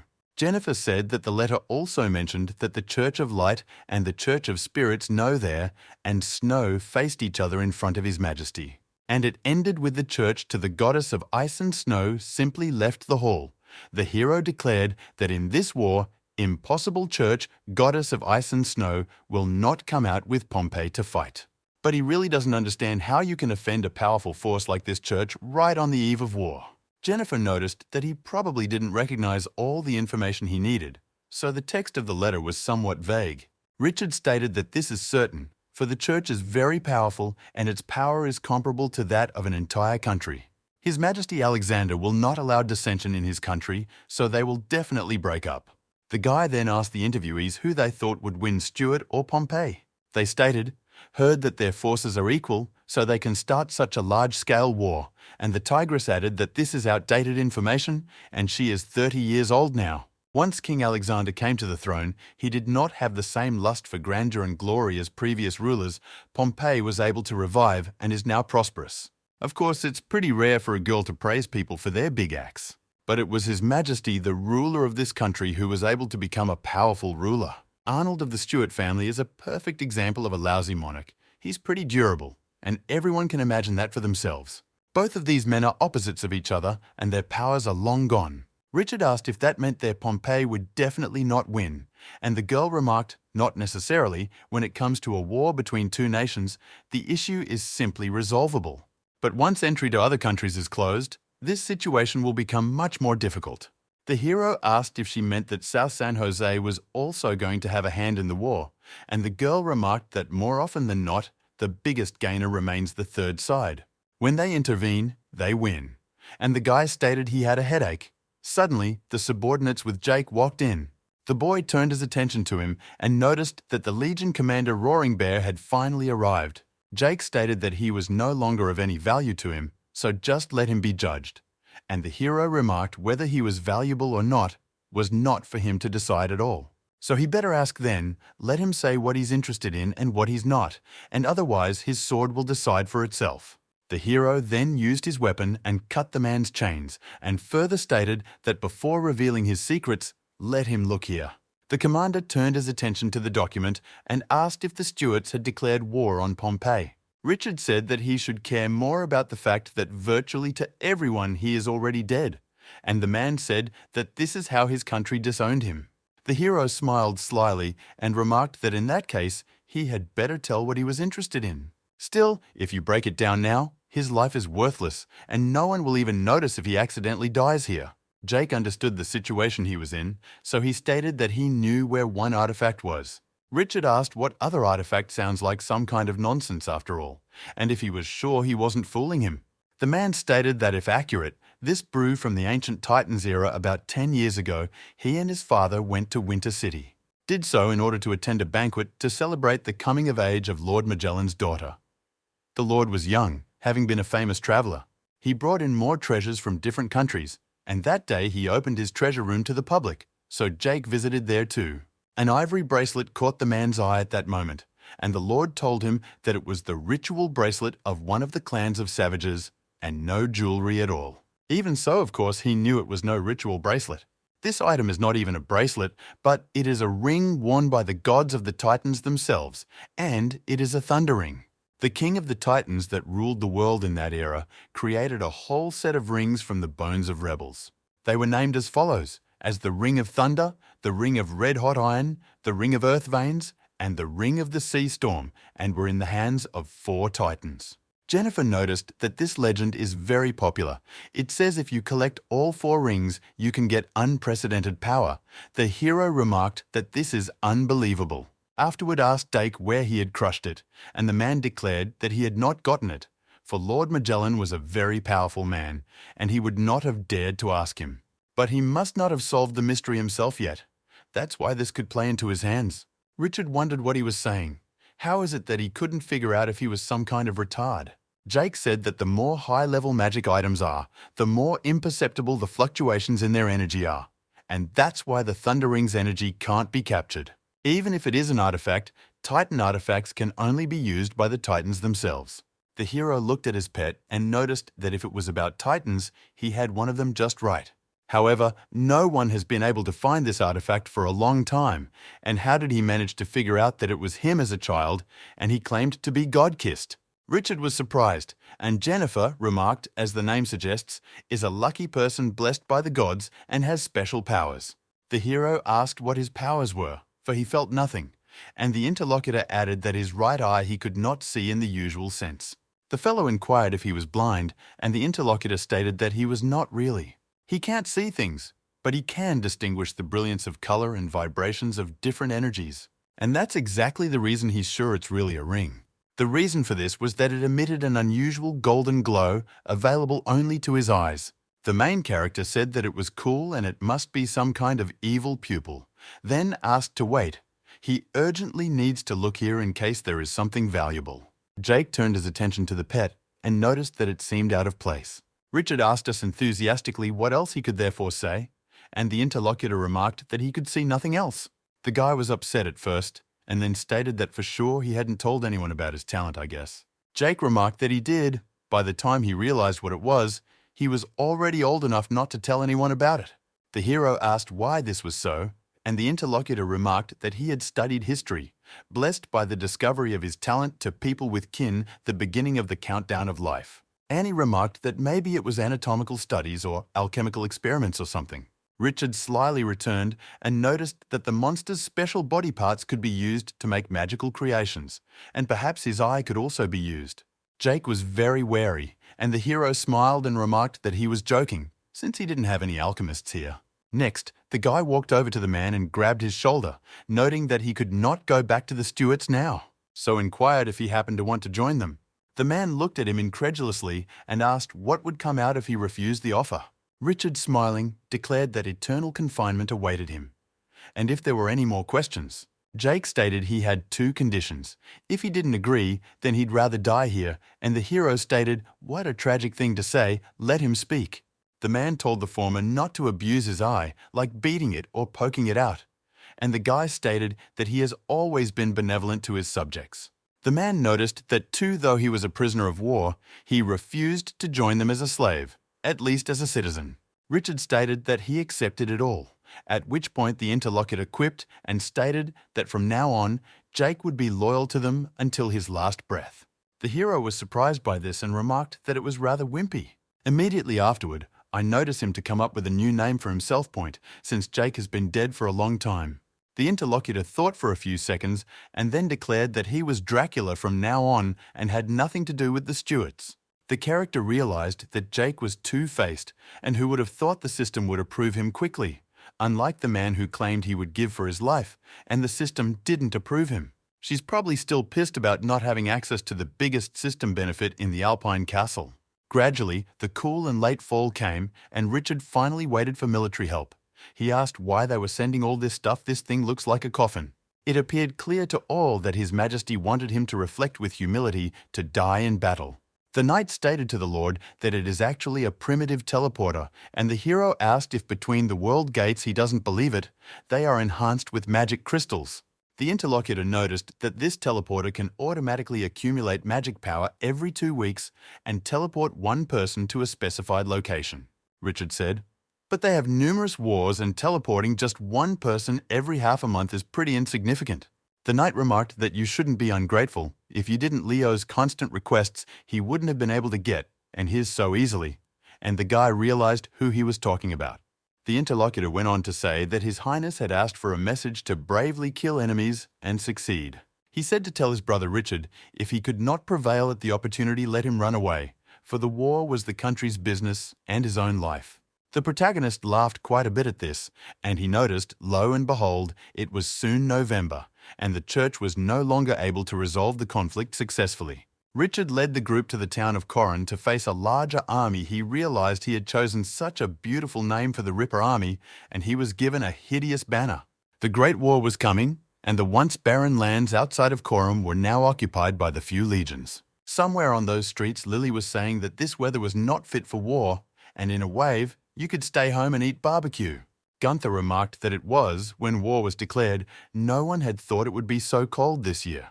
The hero turned his attention to the large beast and noticed that this thing was so big and why only it was bigger than their local dragons. Suddenly, Jesse joined the conversation and remarked to the guy to see if the sorcerer was there. They immediately took notice of him, and Leo walked over and noticed that it was a priest of the Ice Goddess Church.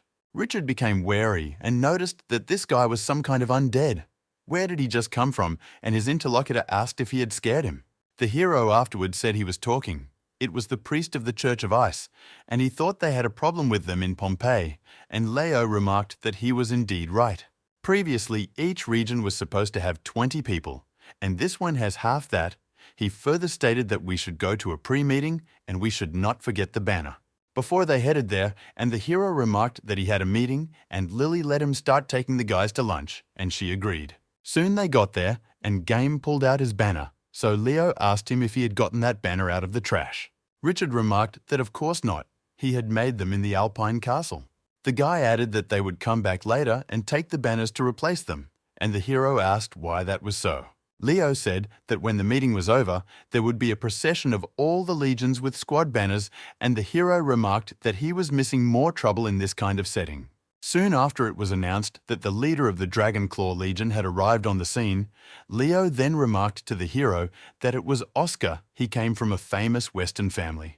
In military circles, however, he was always characterized as a wise but indecisive man, capable of being responsible for his actions, but not for the overall situation. Richard then asked why he became commander-in-chief this time, and Leo said that a few years ago, Oscar had taken over the responsibility of commanding the troops.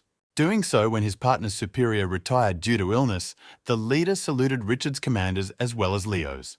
The prince stated to just call him by his first name, the army has no such thing as His Highness, and the interlocutor stated that there was no need to be modest. There's His Highness anywhere in the kingdom, and the barracks is no exception. Plus, he's curious what he thinks about this war. Those present immediately thought afterward, but no one gave an answer to this question. Oscar noticed this, and with a smile on his face, stated that there were no outsiders here, so let them not be modest and tell it like it is. Based on his 20 years of military experience, he doesn't think Stuart could have equaled their Pompey. They picked the wrong time and the wrong opponent, and His Majesty Arnold may yet inherit the title of Mad King. The hero asked Leo if he thought he was getting up from the Lord as optimistic as he says he is, and the lad was unsure of the details, but his father doesn't usually do things he isn't sure about. Oscar said that in this battle, they only have 150,000 men and 4 dragon cavalry on their side. They are like a Dragonclaw. They will be the vanguard of the army and will be the first to attack Winterfam. The outcome of this battle will not make them pay for their gross ignorance towards her. Richard wondered if the Magellan that Dracula spoke of was living in a fortress of harsh winter. God help him.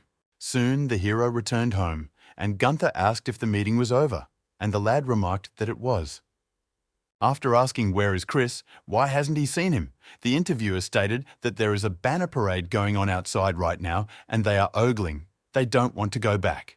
Lily asked what his banner looked like and the hero, embarrassed, stated that it was just a piece of cloth. The girl rose, saying she would go and see, but the fellow blocked her way and said what was so wonderful about the banners, he thought she had nothing to do in the cold. Why don't they wrestle her a couple times?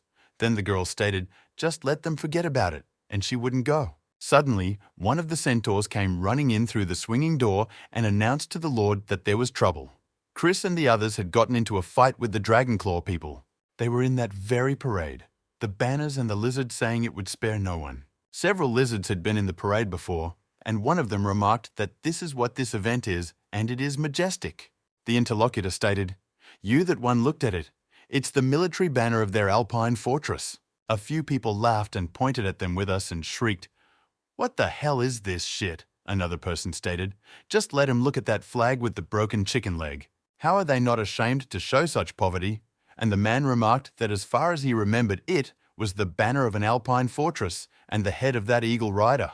The lad remarked how else this short general might have gloried. Did he see that the leader of the eagle riders was an ordinary yellow-haired and boyish man? Chris got very angry about this and asked how dare these people speak against the Alpine fortress. So he ran up to the people who were laughing and punched one of them in the face. Someone asked what the hell that reptile was, and another remarked that he had beaten up their soldiers, and so he wouldn't just let it go. Soon he ordered the men forward, and the fight began. And presently the hero ran up with the others and thought how dare they mock their men from the Alpine fortress. Gunther shouted to hell with all of this and should go into battle. So she jumped up to the man who was fighting Chris and hit him in the face with her knee. Leo tells Richard that great he's here and maybe he'll break them up. The hero noting that he'll get Chris out first and talk already, not after the fight. The fight between their squad and continued for a while, and the Dragonclaw people asked how these people could fight so well. Still, they're completely impossible to beat, and they're as strong as some bulls. The man remarked that if he couldn't defeat them with his hands, then use a weapon. Leo ran up to him and slapped his hand and remarked that he thought he had gotten cocky and couldn't do anything but want to win. Richard continued to get away unarmed and struck his opponents from the other squad. Suddenly, someone appeared and shouted that everyone should immediately drop their weapons and stop fighting. It was Oscar, and he was saying that they were all soldiers, and the entire kingdom would be held accountable for this foolishness they had done today. Next to him was the adept wizard Marcus. Saw the picture of what was happening, Lita thought that most of those who were knocked to the ground and couldn't get up were soldiers in Dragonclaw. Gunther looked at the battlefield and wondered where Chris was. Wizard Marcus stated to my lord that there was something moving at great speed towards them.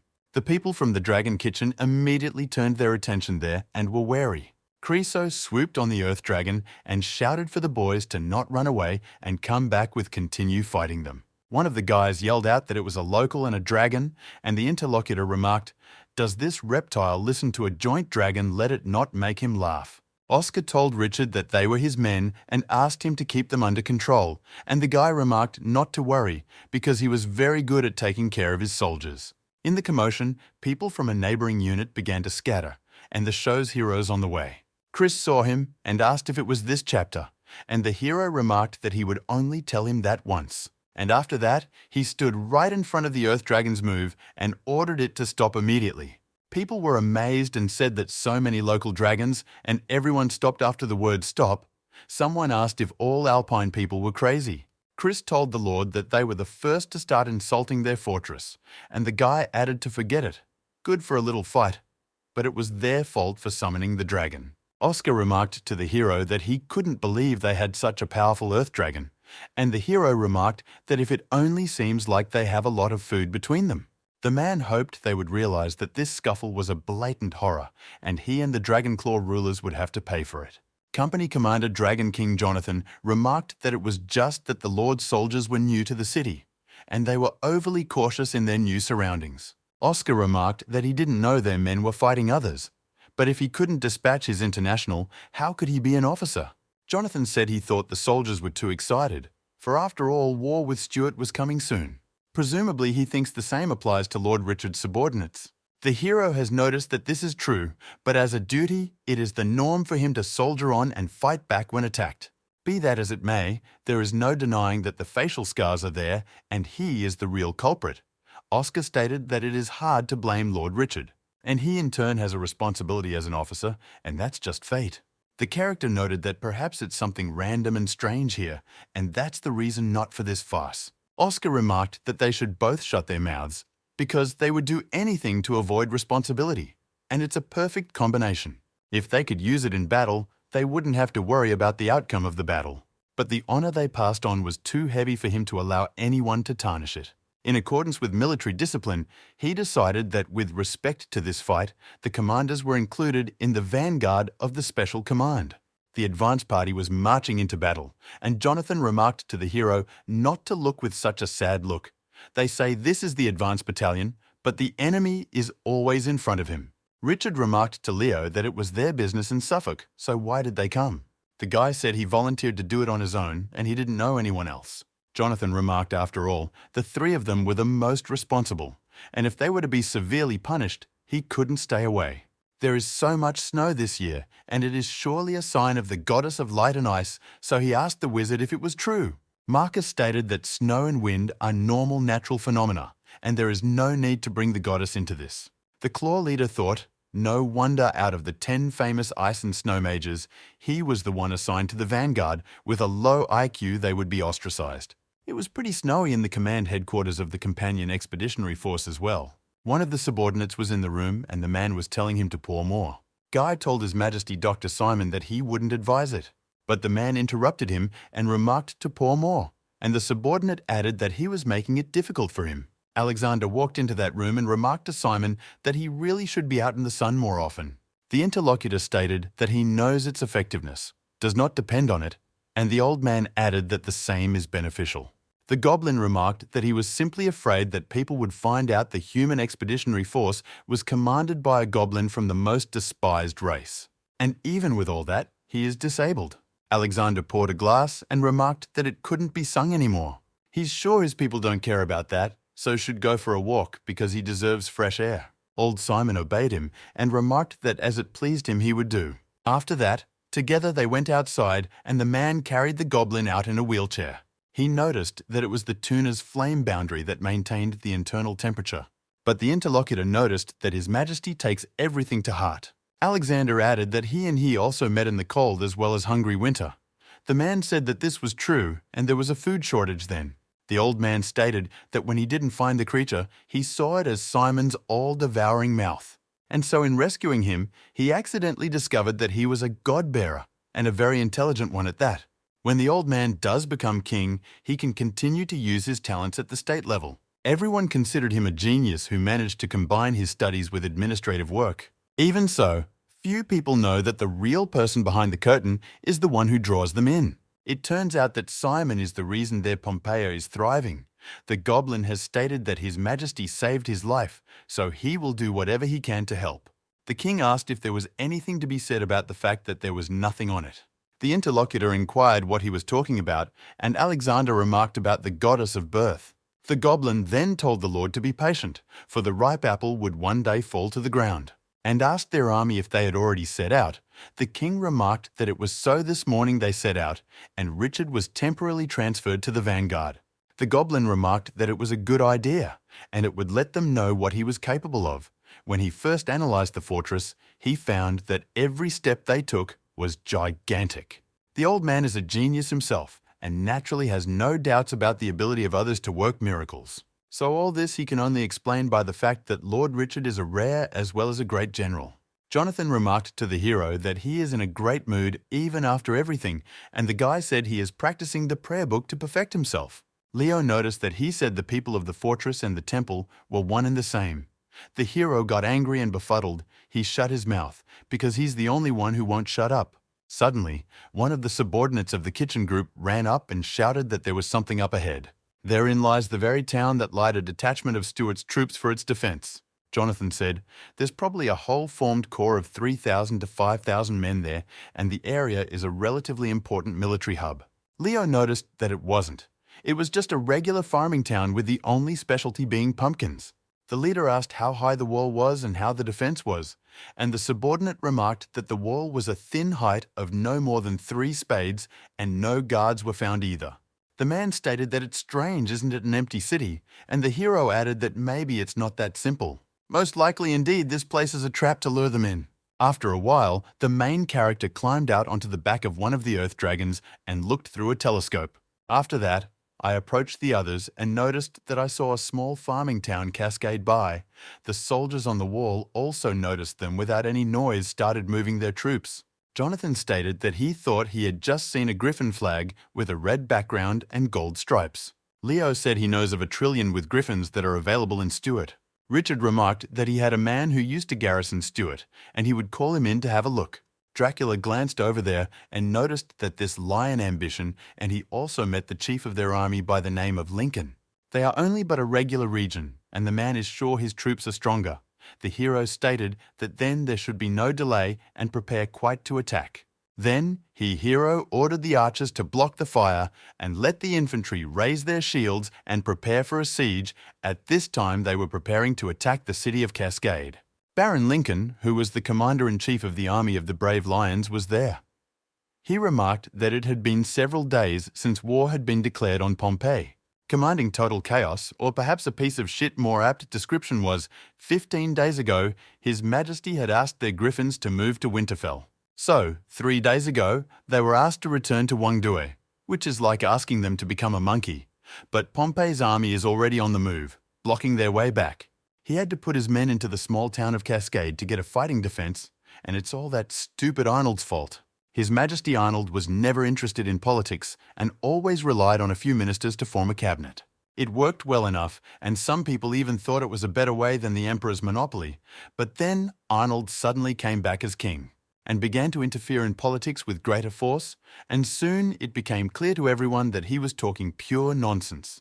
It is common knowledge that the last years Pompey has developed much better. But the king declared war on them, and now a subordinate declared to Lincoln that the barbarians were advancing. The latter was shocked and remarked to show him. The commander-in-chief went to the wall, and his subordinates declared that you, my lord, take care for this rain of arrows. But the man continued on his way and was covered with shields to save himself. Lincoln looked at the arrow and remarked that it was amazing, but not 3 times bigger. The knight told my lord to look at those dragons. It's only a matter of time before he doesn't destroy the wall beneath them. Richard asked why no one had snapped. He would have liked to show off their military prowess. Jonathan remarked that they had too much cavalry and couldn't escape. Arrows released and required to discuss further, the hero asked what was the point of just letting the dragon take the lead and breach the walls. Jonathan said that the siege is a delicate and complicated matter. Since he is inexperienced, why not entrust it to him? Richard remarked that it doesn't matter. It's up to him. Leo remarked that she would like to gather her orcs and tigers. Such a battlefield suited them. The hero thought they were really doing it for the war effort. Soon after this detachment was announced to run to the attack, and all rushed. Richard then ordered Jessie to hit a fireball and make a hole in the dam wall. Saman immediately used her sorcery and channeled in a huge stream of fire upwards. Soon after, a giant fireball collapsed against the wall. And the hero looked at Jessie and noticed she's a piece of shit. Is she going to put a hole in the wall like that? Afterward, a priest in the church came up and asked to be allowed to do it. Immediately, he began to use his power and a large amount of snow appeared. Next, it was a giant block of snow headed for the wall and destroyed it by punching through it. The troops present in the town noticed the huge hole, and Capet's heir, Johnson, turned to Uncle, asking what they should do. Lincoln said the enemy would surely attack through this gate, and orders should be given for all infantry to prepare. The heir asked how it was to attack and not defend. But the man shouted with you, don't be silly and go ahead, so the guy stated they would do it. A subordinate said his nephew didn't seem to understand what war was. Lincoln remarked that he would start growing up when the army stopped calling him uncle. The interlocutor remarked whether he had understood correctly what the latter had just said, that it was necessary to advance, but the commander added that it should be done without fuss. Still, it's not quite the right time for that yet. They are Stuart's most secret weapon, and he will not allow them to be revealed until it is necessary. Stuart has a superb black rod of our crystal that can be refined to create the famous magical equipment stone of destiny. Those who have been at the mercy of death are rewarded and given the ability to control their own blood. The stone is named for the power of a soldier controlling blood. Some of them may be good fighters, while others are likely useless, and solving the black crystal shortage is easy for Stuart. A certain number of human receptors are prepared for each stone, and if a person is too weak, they are simply killed, and the next person gets the stone. Skilled stone recipients who become Stuart's best soldiers are known as blood transfusions. And this Cascade City has 50 Blood Knights who are Lincoln's main force in this battle, and it won't take him much time to destroy his enemies. Somewhere at the same time, a knight in golden armor appeared on the battlefield, smashing everything around him. Lincoln saw this warrior and was dumbfounded, so he asked the almighty light of God what the hell this was all about. When that knight in armor continued the battle, the tail of a beast could be seen from underneath him. Lancelot noticed this and stated that indeed it was half man, half beast. So he really feels like it's time to move out at this point. Lincoln remarked that they need not, for they should still wait. They should strike back. It may indeed be that the Pompeians are rapidly advancing on their breached wall. Their archers, however, take a stronger defensive stance. Indeed, when the archers began firing from the roof, large numbers of barbarians would circle around without defense. But soon, things began to change, and these archers were being killed with some strange weapons. They looked closely and saw that they were ice crystals flying from the side of the walls. Lincoln was horrified, asking what it was and not realizing who was doing it. And it was a shaman of the Church of Ice and Snow who used his power. The ringleader turned to Lancelot, and the latter declared that it was ultimately up to them to turn the tide. There is no need to worry in the head, for the man will make his attackers aware of the seriousness of the problem. The protagonist at the same time was looking through binoculars at how the battle was going. With a smile on his face, he stated that it was truly dignified and half a man and the pinnacle of courage. Leo told him to finish looking and give him the binoculars since he wanted some too, and the guy gave them back and claimed they were his half-men after all. The prince's half-humans are really something, and maybe he'll use them somehow. Suddenly the man noticed that it couldn't be like this. They were at a disadvantage. The hero looked with him and asked what he was talking nonsense about.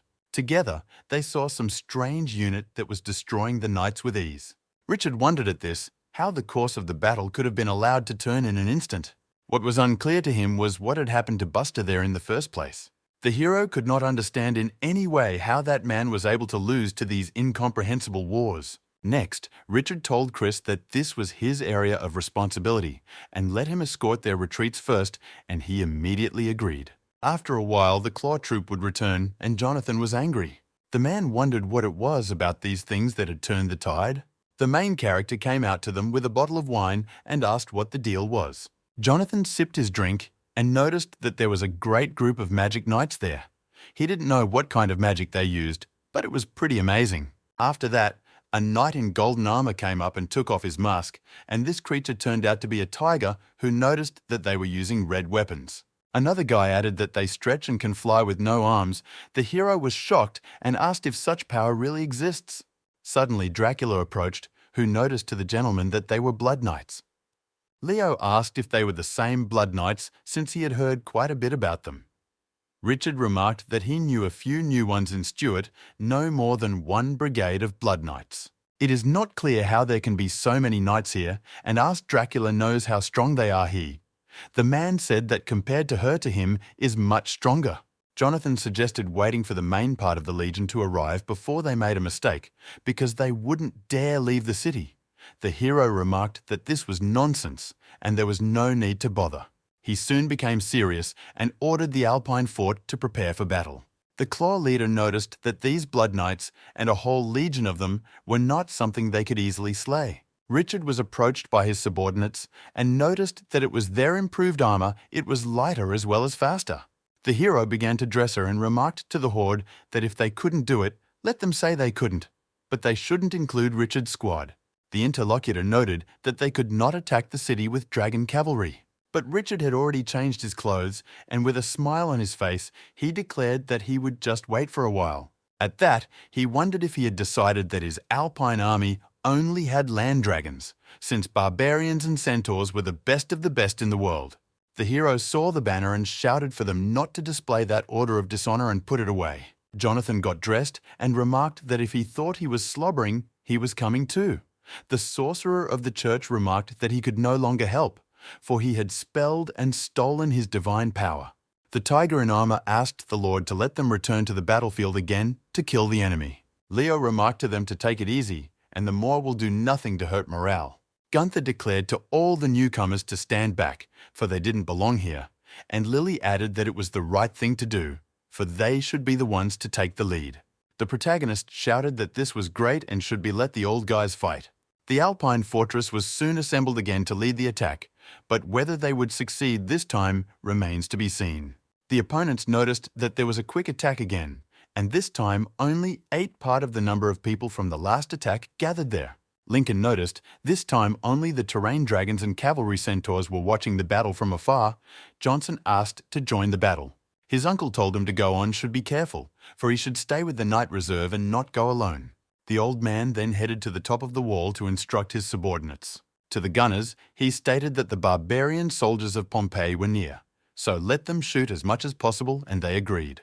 Literally moments after they received the instructions, they also received several arrows to the head. Lincoln hid behind the wall and noticed how it was so possible for them to move at high speed and yet shoot with such accuracy. After ordering half the warriors to raise their shields and cover the archers from fire, be sure to let them provide enough support for the warriors under the walls. Lily told the head that they'd set up shields, and the guy added to aim for the back of the bill and shoot if they dared show even a body.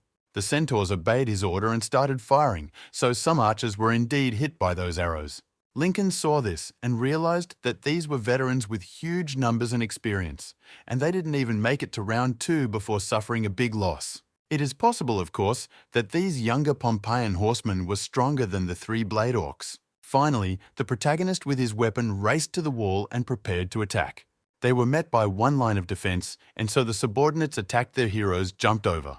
The battle between these opponents had drawn out quite strong, and the Earth Dragons were also getting up to speed with this attack. Lincoln thought that especially that martial artist's sword was strange, since his weapon was clearly not sharpened, but was able to deliver such a crushing blow. Lancelot was ready for battle, and asked if it was their turn already. The leader thought the Blood Rider, his card, and whoever plays it first at such a moment would be at a disadvantage.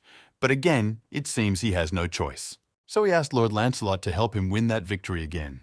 The protagonist at this time was fighting on the battlefield with ease, defeating his opponents, and suddenly he noticed something. There appeared some rather strange squad game thought, is it a legendary Blood Knight? And he appeared. In that, he used his power immediately, and it enveloped his body. Plus, he asked that she not let him down. The opponents then lunged at each other, and Lancelot shouted for him to die. The hero remarked that he had never heard such a strange request before, but he would grant it. Their powers were actually quite strong, and because of the resonance, one country glowed red and the other blue. Richard noticed that they got right to the heart of the matter, and he wolfed it down. He then pushed his opponent away with his immense strength and inflicted a wound on him. Lancelot was surprised because of the fact that such a heavy, huge injury was inflicted in a single moment. Using his great speed, heroes soon found himself behind his opponent's back and noticed that the battlefield was not to be distracted. The man noticed his attack at the last moment and still managed to block it with his weapon. But it did not last long, for quite an onslaught was upon him. So Richard punched through it with ease and then wounded his opponent, and he was bleeding. Afterward, the hero noticed that he was really tough and got a kick out of it, but didn't even die from the shock. Though even if they don't die of shock, their internal organs will probably be half destroyed by now. Richard didn't want to stop there, so he was going to finish his opponent off. So he used his ball as well as tremendous strength to cut his body into pieces. Lily as well as Gunther noticed this and got excited because of the joy of victory. The protagonist was not going to stop either and attacked the knights of the opposing squad. Next, he remarked that they should all go to hell with their chiefs. Those creatures smiled slyly back at him and tossed their weapons aside. The swords they held in their hands extended far behind the guy's back and turned into shurikens that were ready to attack. Richard saw it, of course, but didn't understand how that could have happened. Soon he raised his weapon and with his power made a shield that was meant to keep him safe. The opponent's weapons collided with his sword and blood spurted from there. Richard felt the blood on his face and thought it was disgusting. While the guy was distracted because of this, his opponent didn't stop for a second and appeared at his back. And the protagonist, of course, saw this and at the last moment managed to turn away from their swift attack. Soon she left her weapons behind and began to fight these opponents with her hands, scattering them. The Blood Knights lay on the ground, and the hero noticed that they couldn't fight with their bare hands without their weapons. He then took their own guns and pointed them in their direction, while stating that they couldn't win against him and were just idiots. Richard, after defeating his opponents, turned his attention to the blood and to his subordinates. Gunther stated that this Blood Knight was really something, but after all, it took a lot of effort to kill one. At this time, the leader of the Claw Squad along with the Panther were attacking one opponent as well. Of course, he was injured at that moment, but as he reached out, he used his blood. Because of this, a shield appeared right in front of him, which he used to repel the opponent's attack, the hero realizing that this blood manipulation technique was truly universal. So it comes out that not only can it be manipulated remotely, but it can also be turned into a shield. Otherwise, it won't let him finish this game. Several barbarians were killed after fighting fair battles. They were fought by Lincoln, who thought that these barbarians were not easy guys. But this time, he would die trying to win. He then turned his attention to the main character who was standing near Lancelot's body. Lincoln was dumbfounded because of this and thought how the leader of the Blood Knights could be dead. One of the subordinate knights ran to Lord Johnson and said he would fight with him. But at that moment, he was killed by a barbarian who was there. And shortly afterward, the Lord himself was left surrounded and struck by a sword. Lincoln realized that the situation was stalemate when Johnson, as well as Lancelot, were already dead. Of course, there were still a few Blood Squad knights who had attacked Gunther from behind. The protagonist noticed this and staggered to his weapons, asking how dare they sneak up on him. Richard yelled for her to retreat first, for their dragon of terrain would be here soon, so they shouldn't get hit by the wave. Gunther stated that she understood.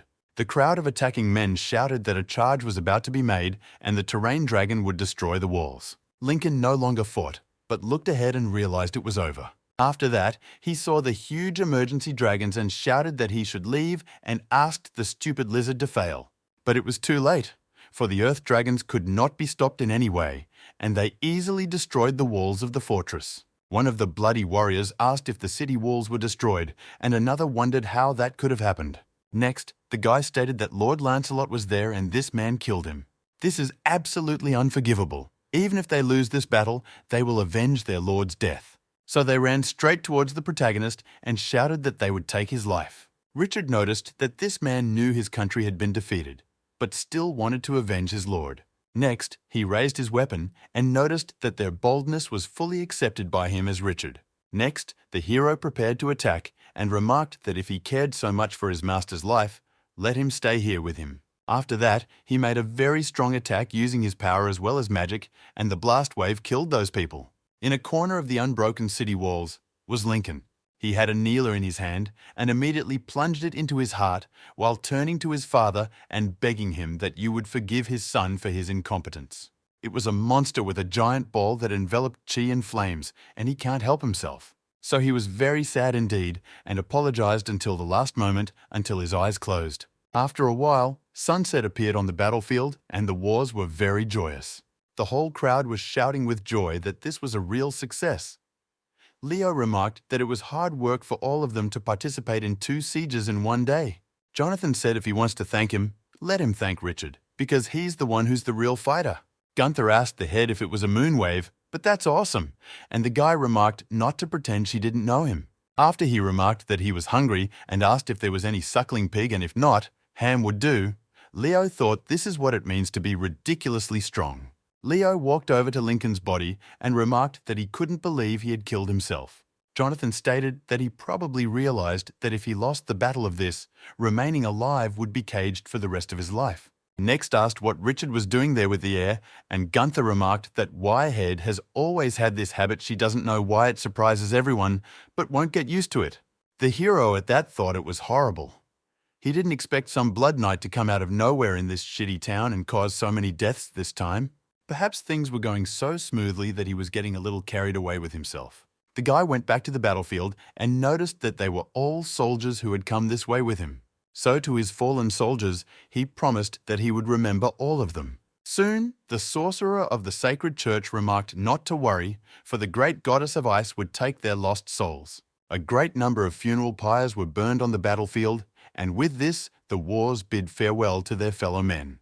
Gunther remarked to the chapter not to blame himself, for to them fighting and dying is part of life. Lily added that it is such a rare privilege to die in a large enough battle. Richard told him, no need for them to come here to talk to him, for he is fine. But there is good news, one more update after this battle. Finally, the first system top fighters have been born.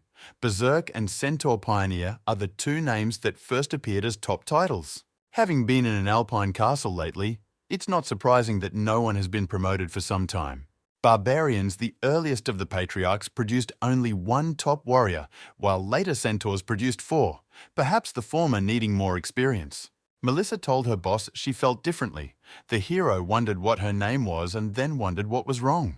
The interlocutor became inflamed and stated that she seemed to be on her way to enlightenment, and the hero asked what kind of enlightenment. Immediately afterward, Melissa noticed that she felt as if you were about to explode, and some strange energy began to emanate from her. The attendees as well as the main characters were horrified, and a guy asked what she was doing. It seemed like something was about to happen, but after a few moments, everything went quiet. Richard got very angry because of what he saw and asked if she was playing with his feelings. The girl thought he seemed to be pretty pissed off, but the hero was getting close and remarked that since she wasn't angry enough, he would help her. The guy started beating the man and remarked that he should be angry enough, and she begged him to stop. Shortly thereafter, she screamed that enough was enough, and a strong wave flew off of her. Next, Melissa felt as if you had inflamed the base with rage and noticed that it was indeed enough. Her appearance had indeed changed quite a bit, so she stated that it appeared to be spent. Richard was excited about it and asked how she felt, if there was anything special about it. Melissa stated that she felt like punching someone, and it was like a fire was burning her heart. Leo got closer and noticed that it was a berserk. The hero thought that this man couldn't see the system interface, nor was there such a thing as a berserk in this world.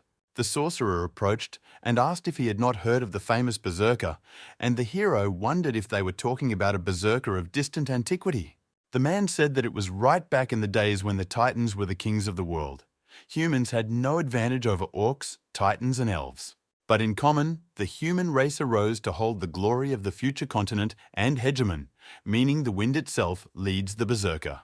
Richard asked what this had to do with the Melissa, and the shaman remarked that the history of that time was so obscure that many races had disappeared that period, and so had they. According to various rumors, the barbarians have a Rupa or less pronounced ancestral version of berserkers, but he doesn't know if that's true or not. From the look of Richard's subordinate right now, she had definitely fallen into a rage and was thinking maybe she had activated the berserk blood.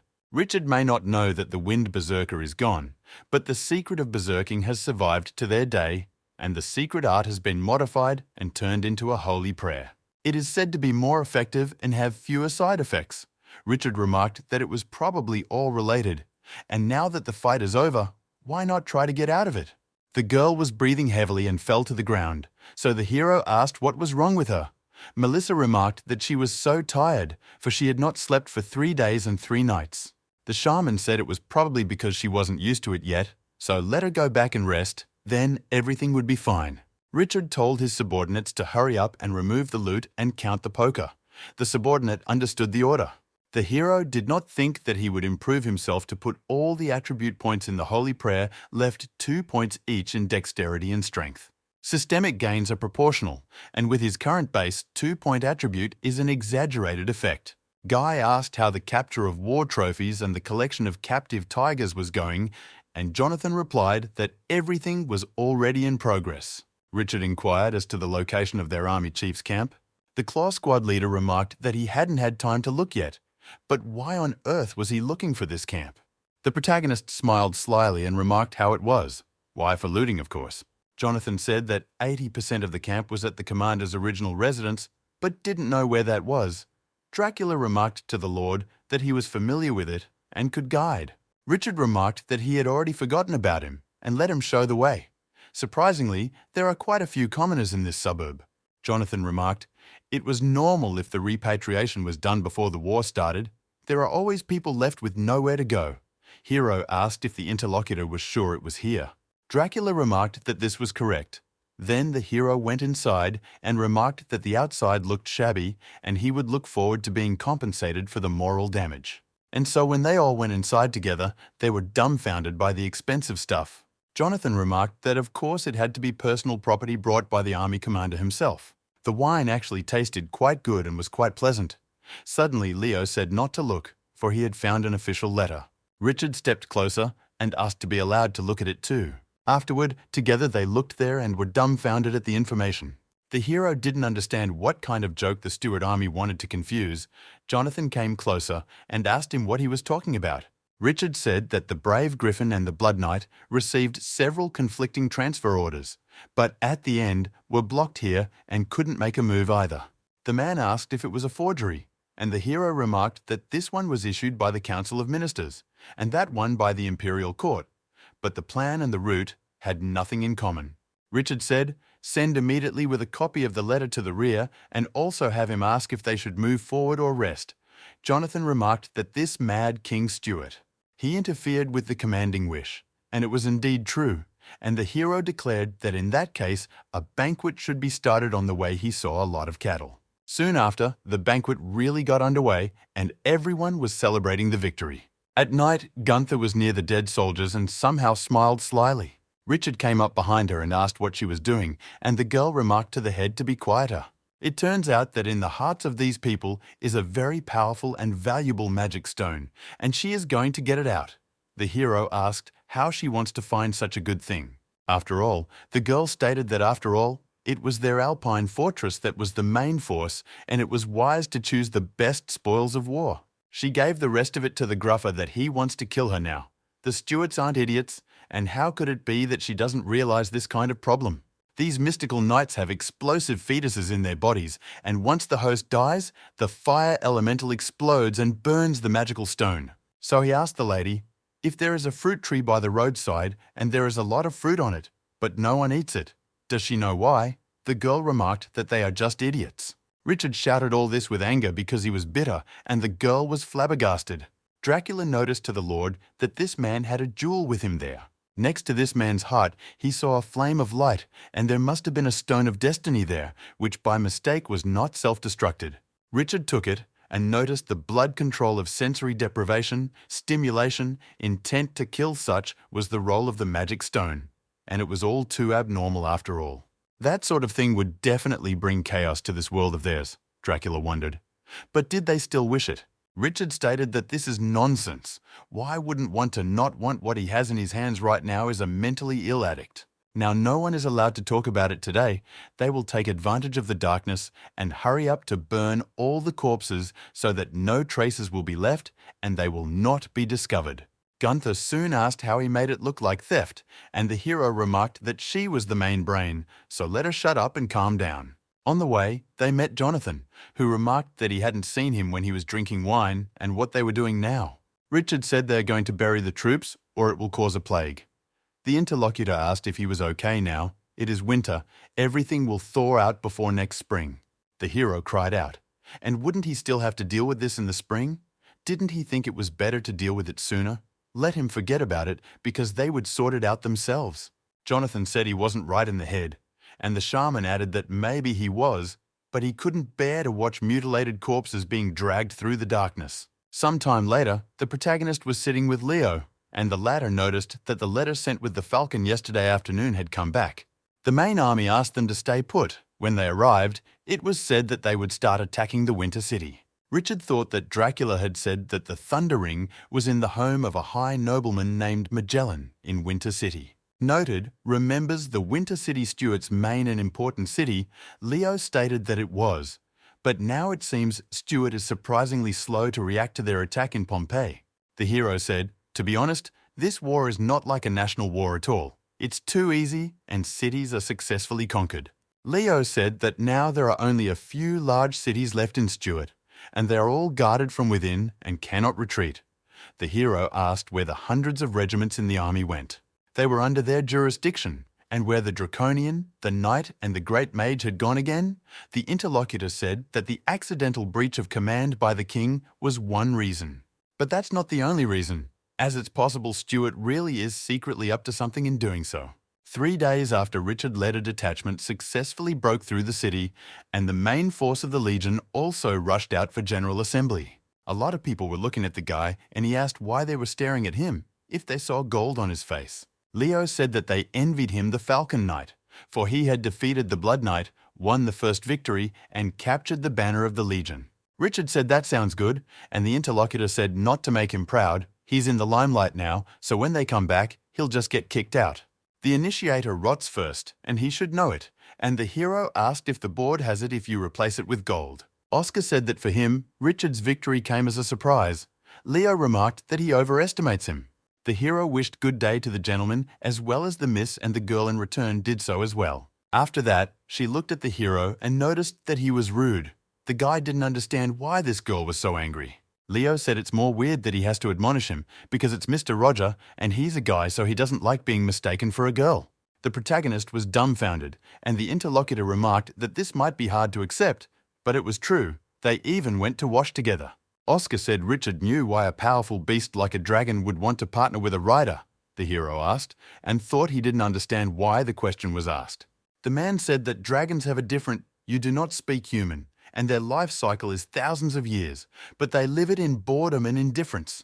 Dragons don't mind spending a decade traveling with the personalities they are interested in, and the hero now understands. Leo noticed that there were special evocative chants that touched the soul or relied on appearances. Richard was shocked again, and asked if he meant to say that the boy was a dragon rider. Oscar said it was so that the dragon was ready to take the initiative. He wants to download the contract because of Mr. Rogers' appearance in terms of aesthetics. There is no significant difference between humans and dragons, and beauty is beauty. He had heard that after the defeat of friendly forces, he had taken responsibility for attacking the enemy army again. Mr. Roger recognized his fearlessness, and so he came here on foot rather than riding a dragon. Soon after these words, a rather strong wind picked up and the creature soared into the sky. Oscar said that this is just the Lord's dragon, and the name of this wind dragon is Asterix. Truth be told, it's the first time since Asterix and Roger's contract when they got out on a sortie for Pompeii. With the exception of the dragon, 9 Falcon Knights are also present, and they have amazing maneuverability. Richard remarked that he marveled if he ever got a sled-flying beast one day, it would fly over the heads of other sledders and shit on them. In one of the towns of Stuart, a man asked if there was no word, and the subordinate stated that no word had been received. The old man said, "What are only the tops thinking? They themselves declared this war, so now they pretend to be dead." At first it was good, because their city got a lot. Provisions were plentiful, but he doesn't know for some unknown reason reinforcements from other provinces from afar were moved all over and supplies stopped. It was, after all, obvious that the war would affect the fate of the state, but they were acting after their sleeves. The man remarked, maybe they should think carefully about how to use the power of the provinces to fight back. Another remarked that they had only 3,000 city guards and 1,000 volunteers among the civilians, while the Pompeians had as many as 2,000. The old man remarked to Bernard not to be angry, for not often is accompanied by stupidity and excessive aggressiveness. The subordinate agreed with his judgment and apologized, but the Lord put his hand on his shoulder and told him that they would do their best and leave the rest to the God of Light. There was a rather large number of birds flying around the city the protagonist was in, and soon there were riders on griffins. Lily asked the leader if he thought they could take this city by storm, and the city walls here were much more majestic than before. The hero said there shouldn't be a problem, but Leo noted that the books on the art of war said that it might take more enemies to condemn a city. The guy looked through his telescope and saw the girl, so he thought, who is it from the clothes it's hard to tell? And it's probably the Stuart pastor. Richard was well aware that she just had a gorgeous figure, and to put it in modern terms, she was a MILF in the midst of MILFs. Leo asked what he was watching for, and the guy said he hadn't noticed anything strange so far, just the usual security and patrolling. Suddenly came the report that they had completed their reconnaissance inside the city walls with nothing out of the ordinary spotted. There, in the equal step of dilapidated buildings and low walls, they don't have many weapons and crossbows to counterattack. Leo ordered them back into formation, and Lily turned to the leader and asked how soon they could occupy Stuart after the intelligence report. Richard remarked that if there were only 2 countries on the mainland, things would go much easier. But here is the reality that, with the exception of Stuart and Pompey, there is now a west of the Holy Lotus.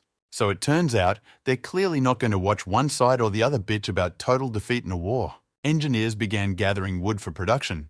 It took 10 days to install the massage equipment, and those days were the calmest before the battle. And it comes out that one side is preparing siege equipment. The other is backing up against the wall and preparing for the battle itself. After all, the big battle is finally underway, and Pompey's heavy armament is ready. The warriors lined up below the city, waiting for further attack. Jonathan told his subordinate to keep up the pace and maintain formation. Everything was actually ready to attack, and Gunther asked from the boss if they were being too secretive. It seems to her that the others have seen them for a long time, Guy. Asked what she was thinking. Let them mobilize the troops and be ready to defend themselves. There must be troops on the city wall now too, determined to die in battle. One of the knights stated to Leo that they were ready for the attack and all in position, and the man stated to wait for the command and be at the ready. Shortly thereafter, he began counting down the countdown to when the fight would begin. The countdown ended, and he ordered everyone else to head for further attack.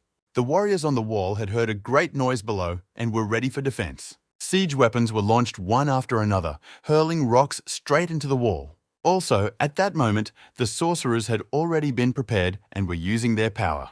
They conjured large fireballs and directed them towards the wall as well. Of course, because of this combined attack, the city was in danger. Therefore, the sorcerers who were on defense said that they should stop all of this sooner rather than later. Eventually, they used their power and started counterattacking. Due to the resonance of the force, bright flashes appeared in the sky as if they were fireworks. Richard was surprised and thought it was an eye for an eye. This war is really shocking. The knight remarked that these waves were getting tiresome, and Jonathan added not to worry, for he had done nothing to breach the walls. They purposely throw in firestones into the walls to ensure that the defenders have no place to run to. The hero thought that surely he could use his intelligence to the maximum and could intelligently organize everything, even killing allies. Jonathan ordered one line of fighters to head into battle, and so they ran with enthusiasm and said they should continue to attack them. This city should realize who the Pompeians are. And somewhere in the city, an old man was sitting near a fireplace in a house. The man remarked, if they were to be attacked by air, they were at a disadvantage. so there should be an investigation of the enemy. The gentleman stated that is not necessary, he is too panicky. When it comes to aerial reconnaissance at high speed, only blurred colored spots are visible and it is impossible to distinguish details. Instead, they can use a good opportunity to pass on false information. Ballooning is taboo for them to win. They need heavy firepower on the ground and let them stay at higher altitudes just scouting.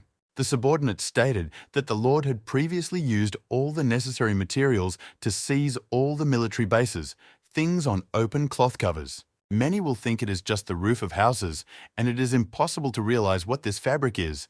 The barbarians that climbed out were dumbfounded. The man said that the rooftops were actually their nirvana. One of the barbarians asked how such a thing was possible. Their aerial reconnaissance had not reported it, and no one had said they had such firepower. The lad asked my lord why exactly they are relatively weak and the city defense army is guarding this fortress. The man stated that they are generals and they are the brains of the entire army. All they have to do is just think. They are in the province to fight against the country, so the city wall will definitely not be guarded. People are definitely going to rely on preemption, suppression, and wall defenders to help their Pnyota climb the wall. They will definitely do it, and it's good steel to use the blade. Their troops use a weak army of volunteers to guard the wall as bait. It's merciless, but they have no room for friendship. Jonathan asks what's going on. Have they really given up? The Lord said that the war has officially begun, and they will take the initiative. The rest of the Lynx let them leave the fight. Soon he ordered his men that it was already time to counterattack. One of the warriors under the wall looked up. Something odd or thought was going on. When he looked up, he saw his fallen soldiers down. Next he went to one, and the wounded fighter stated that they're siege, heavy weapons, and throwing towers. The man asked how it was so, because the report did not mention it behind the wall. It was just houses. The main characters along with Steele noticed it too, and he shouted that they were villains. Jonathan stated to be told when they attack the wall, even if they get blown to pieces, they have to take the city. The subordinates of the war heard the order and furiously began to attack the wall above. But to the upper tiers of the wall at that time came the rest of the defenders who said that they should kill them. Jonathan asked where the Manhwa was. We should hurry up and give support on the front lines. The old man stated that it was time to let the Ma act as support. Wizards who defended themselves used a fireball, a water spiral, and a sharp wind blade. There were a large number of them, and they turned to God and asked that the ice wall be blessed. And a clash of magical powers appeared in the air once again. Richard saw the whole thing and stated that it is wrong. They have been fighting for a long time and still can't attack them. What do the others have to say to that? Leo said it's because the city has equipment called magical extraction. It's Stuart's biggest credit, and it's the kind of equipment not everywhere has. You can run it with magic-wielded energy, and this one saves magical powers, Richard asked. What about theirs? Don't they have one? Jonathan said, this device is too heavy and the structure is also very complicated. Wouldn't be able to carry it. It's like two kids wrestling with each other. Richard said they used it for the siege in the beginning. But what about the fire trebuchet? Leo remarked that you can't win just like that. They need success. At this moment, everyone is here and needs to take a break to restore their magic power. The hero asked if the unexpected advantage was still in force and if it was possible to win that way. The layout as well as the strategy is so precise, and I wonder who is in charge. Richard added that the siege is really a big deal. Because of that, it turns out that they're really failing now. Suddenly, a dragon appeared in the sky above this city. Gunther saw this and remarked to the man in charge to look at him. Richard remarked that I actually had a few dragons at that point. They attacked a city that was defending itself to aid Pompey's forces. Towers that had been conditioned to exceed because of this were destroyed. The dragon riders, meanwhile, continued to fly over the city in search of new targets. Suddenly, one man noticed, demanding, from which headed straight in their direction. On the other hand, he noticed the boy who was with them, shouted to him to report the situation and retreat first, let them move back to a safe distance or else go back. The boy asked what it was like to go back. Richard asked what it is, how easy it is to walk away after an attack. This elevation is estimated to be 3,000 yards, and it is no longer considered a return. Jonathan said, there is no way, and he can only buy time, let them temporarily retreat, and this battle is considered lost. An emergency run was ordered. Leo noticed that they seemed to have retreated to their camp and should be allowed to go see. The main character remarked that he would go too and together with the guy they went there. The boy turned to the old man and noticed that he had ordered him to return. But why would he want to retreat? Leo asked Zed what had happened. The man stated when he didn't descend far enough, he saw the city from the inside, and it comes out that they have many dragon hunting tools. The boy asked what other weapon he remembered. It was the idea of a brilliant alchemist from San Jose, a magical weapon in John's hands. He was fascinated by his hydrogen system, giving an ordinary arrow a speed far greater than that from the bowstring and making it spin harder. At the same flight speed, a high-speed spinning blade tip can pierce armor, and that's not cool at all. Richard said that there can't be so many dragon hunting tools at most. Only 5 of them are authentic, unless you have to pay a lot of money. The boy said regardless, he is not on high ground and it is impossible to tell which ones are real and which are genuine, so he says, bullshit. Richard realized that the brat was arrogant. He asked what happened to the commander. Wasn't he responsible for the attack on the city? The guy figured that if he was responsible for leading the team, it was still possible to lose. And so the next day came. The man said the lad's team would be involved the next time they attacked. Lord Richard should know that soldiers must obey orders. They have no choice but to obey. Looking at him, it seems like there's still a lot he doesn't understand. A man should be serious about him and reminds him of that. If this siege fails again, something terrible must be waiting for them, and it will be a disaster.